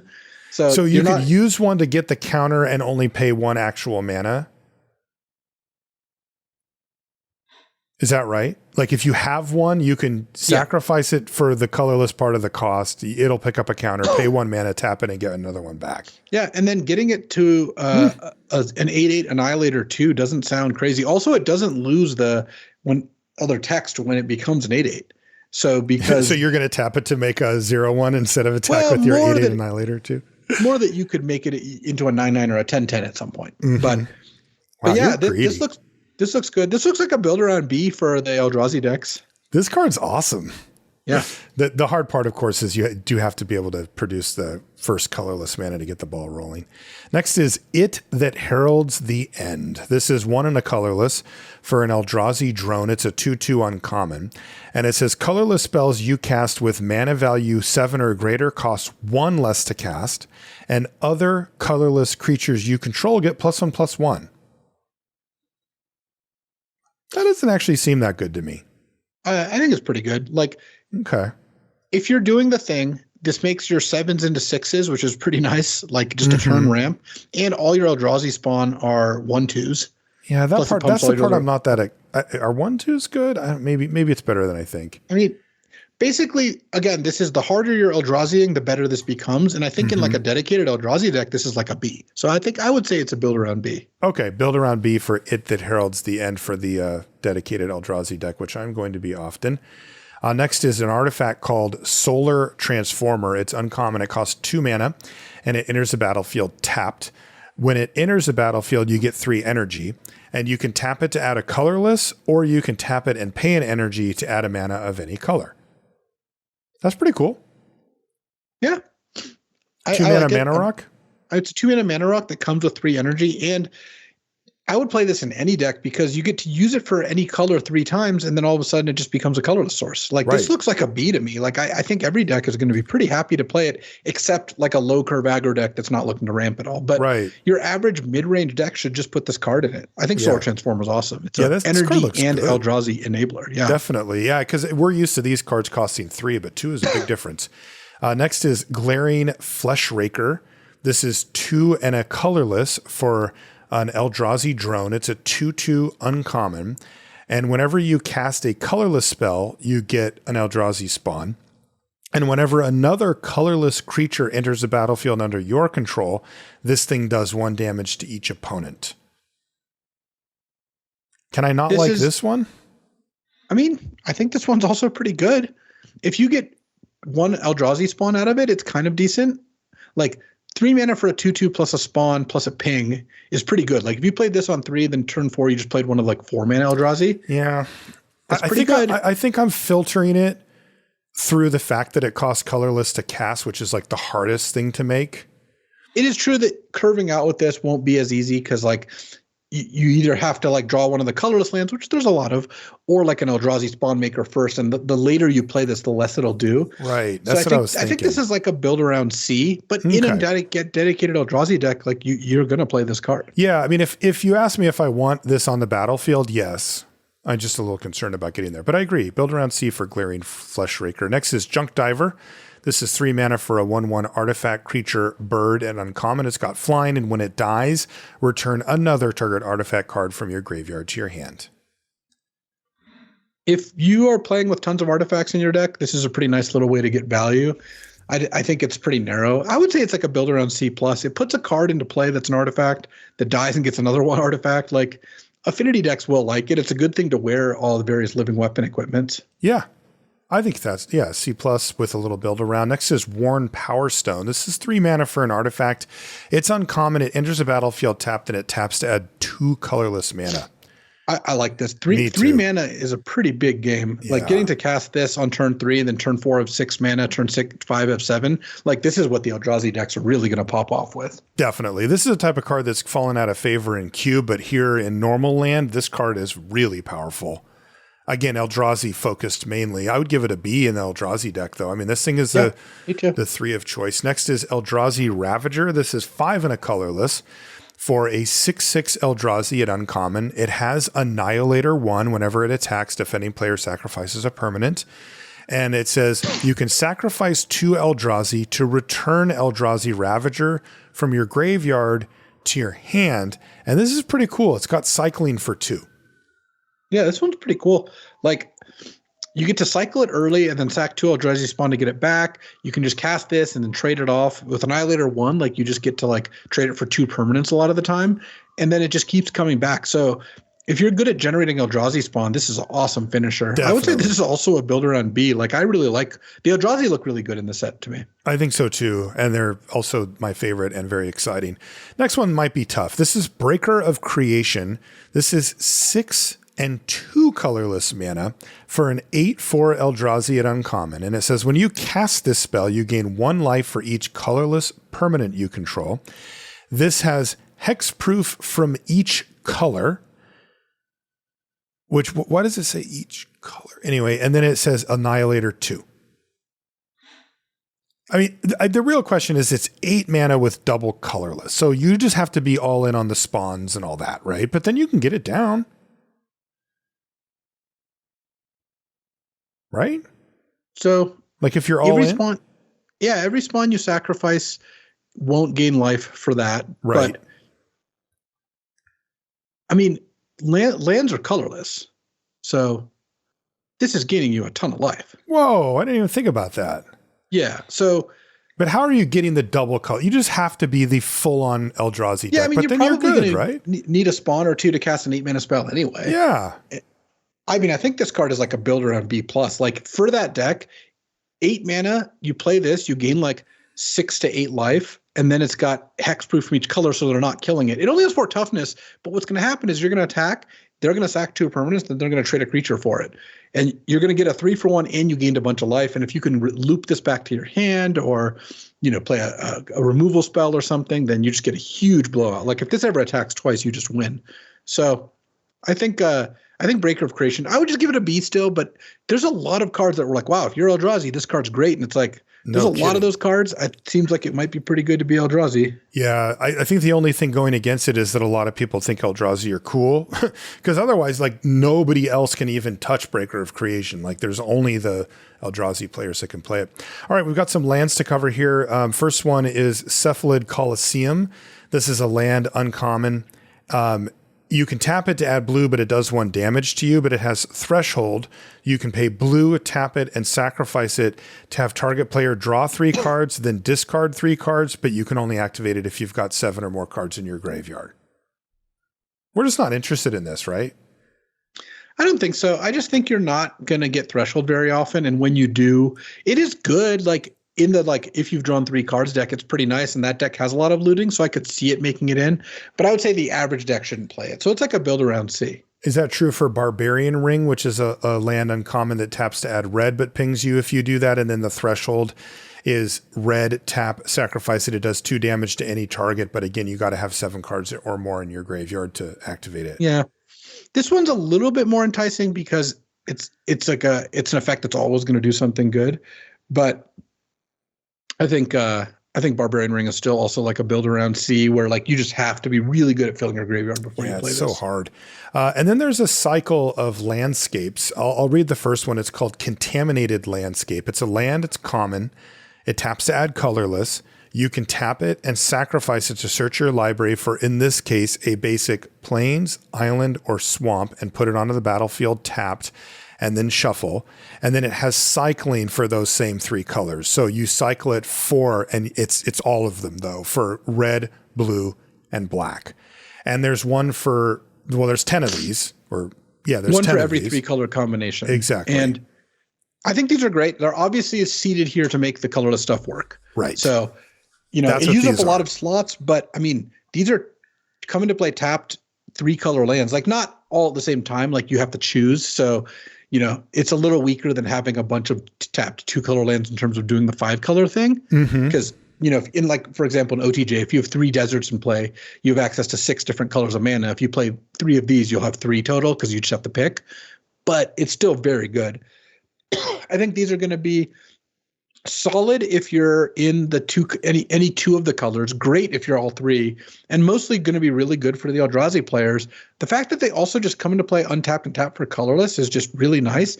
And they cycle for the 3 colors. Like these are a really push land cycle. So I would say these are all C pluses. Yeah, I like these cards. I got a chance to do like a quick draft with these, and these cards played out very, very well. Next is Nestling Grounds. This is a land at uncommon that taps for colorless, or you can pay 1 mana and tap it to move a counter from target permanent you control onto another target permanent activated at sorcery speed. I don't really see the big benefit to this. There's probably some cool, tricky stuff you can do, but there's no like obvious application here, right? Yeah, I mean, just as a sorcery, it's just not that good. You can move it around, but the main thing is the creatures that when they get a counter placed on them trigger. If I had a couple of those, I would be pretty happy to play this. You just have 2 creatures that say, when I get a counter, do X, then you just move a counter back between them. You're triggering X every turn. That could be decent. Yeah, still, you're paying a price for that. If you're not in an Eldrazi deck. This thing only makes colorless. I would give Nestling Grounds a D. There may be some build around C potential here, but I need to see it. Next is an important one, potentially. It's Snow-Covered Wastes. This is an uncommon. It's a basic snow land. It taps for colorless. Yeah, I mean, great for Eldrazi decks. But really, you would rather just have any of the landscapes, right? They just do totally, more. Yeah. And then the last card is called Urza's Cave. It is land Urza's Cave. That's the type. It's also an uncommon. It taps for colorless. You can pay 3 mana, tap it, and sacrifice it to search your library for a land card, put it onto the battlefield, tap, and then shuffle. And if you're wondering why it costs 3 mana, it's any land. It's not basic. It's, you just get what you want. Yeah, and you'll play this in your Eldrazi decks as a colorless source that doesn't, you don't really care about the other ability of it at all. Right. That's it. That's the set. This looks amazing. Like these are the ones a lot that of cool stuff going on. Really look forward to, right? Because these are the sets that they make for us in franchise limited players, where there's no holds barred. There's something like 40 different mechanics. The commons are more complex than some rares in a regular set, and that's saying a lot these days. And they're meant to be drafted a lot. This is I'm really, really looking forward to this set. Yeah, I think that drafting Eldrazi sounds really fun. Drafting Affinity sounds really fun. Certainly looking forward to drafting the various like spell type decks like Energy and draw 3 cards decks. Yeah. There's just like a lot of cool mechanics going on here. Yeah. All right. Well, let's call it a show there, Luis. Great job. That was really cool. And we're going to be covering the rares and everything else next week on the show. But for now, we're going to call it. If you want to find us on social media, I'm Marshall_LR and Luis is LSV pretty much everywhere. You can check out everything related to the podcast at lrcast.com. On the front page, you can find a link to Luis's YouTube channel where you can find his set review that he did with BK on this as far as cube goes, what cards might make it into his cube, as well as all of his awesome draft videos of cube and other formats over on YouTube. We want to thank everybody who supports us on Patreon at patreon.com/limited resources. Thank you. Also, we want to thank Ultimate Guard for supporting the show. You can go to ultimateguard.com or your favorite online retailer or local game store to check out their products as well. That's going to do it for this show. We'll see you next time. So the magic kind of Twitter discourse of the day was a DQ that happened at the last RC and we kind of heard about it because one of the players involved wrote, his side of the story. And basically what happened from various accounts is, this guy was playing, his opponent kept a 1-lander, and at one point, like a couple turns in, was like, I'm just, can I just look at my top card? If it's not a land, I'll concede. And he's like, yeah, sure, whatever. And she looks at her top card and then scoops it up. And they both ended up getting a match loss for improperly determining the winner of a game, which I think is like a bit excessive of a penalty. I would hope that I would hope that that's not the penalty levied in general. Like I understand that is kind of what happened. Like you're not allowed to just make an agreement and look at your top card and then concede the game, but it wasn't really hurting anyone. It's like halfway through the round. It wasn't in turns or anything like that. Mm-hmm. And then the guy got pretty mad and ended up like slamming the table and like throwing things and like, you know, obviously what exactly happened there, reports vary based on like his account and the account of other people are there, but he ended up getting DQ'd because of that. And I think the biggest lesson for me there is you got to think about like, what are you trying to accomplish? Like, I understand you get into an emotional state, you get heightened, like you lose your temper. It's hard to necessarily control yourself. And I certainly understand feeling like you got robbed or like that punishment that the match loss was like excessive. Like that was too harsh. Like they weren't hurting anyone. Like obviously she was just frustrated and wanted to just like kind of concede the game, but and with a little more experience, she wouldn't have said that, and the opponent wouldn't have been like, okay, would have just said like, why don't you just take your turn? Like just like if my opponent said, oh, can I just look at my top card? If it's not a land, I'll concede. I mean, first of all, what if it is a land? That means you're not going to concede. You just looked at your top card during my turn. Like that's just really weird. Like what are we doing here? Not magic and how that works. Yeah. Yeah, you can't just do that. I would just be like, no, let's just play. Let's just continue playing the game, Mm-hmm. And if they got more adamant about it, I guess I would call a judge. But in that spot, my instinct wouldn't be to call a judge. It would just be to like, hey, let's just keep playing. Mm-hmm. But when you receive what you think is an unfair ruling, let me just tell you, blowing up at the judges and getting really mad and like throwing things or slamming tables, it is not going to get you a result that you want. And I can feel for someone who felt like they were getting robbed and they were really emotional there. But if you want to maybe try to get a better outcome out of the situation, like if I put myself in their shoes, like I'm on the receiving end of what I think is like an unfair judge penalty. Mm-hmm. I think I would try, and this is after appealing, I think I would try to make my case. And if that didn't work, if the appeal didn't work, which I think is what happened here, mm-hmm.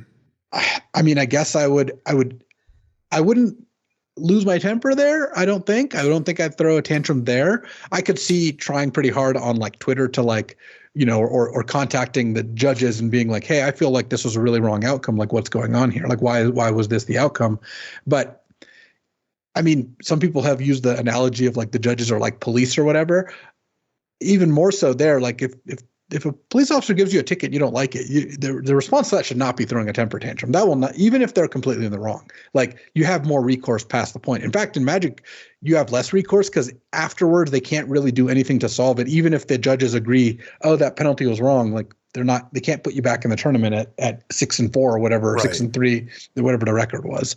So I guess I feel bad for everyone involved. I think it sucks. I don't think it's really fair to blame the judges too much in this case. I do think that penalty seemed overly harsh, and I think the head judge could maybe use discretion to not go quite that hard. But I also think that like once they got to the point where you've got someone completely losing their cool, I think a DQ is an appropriate response. So I don't know. I try to think of like, what am I gaining in these situations? What am I trying to accomplish? What do I want out of this? And most of the time I have felt in my adult life observing things, throwing a temper tantrum is very rarely going to get you any kind of result you want in almost any situation. It can sometimes.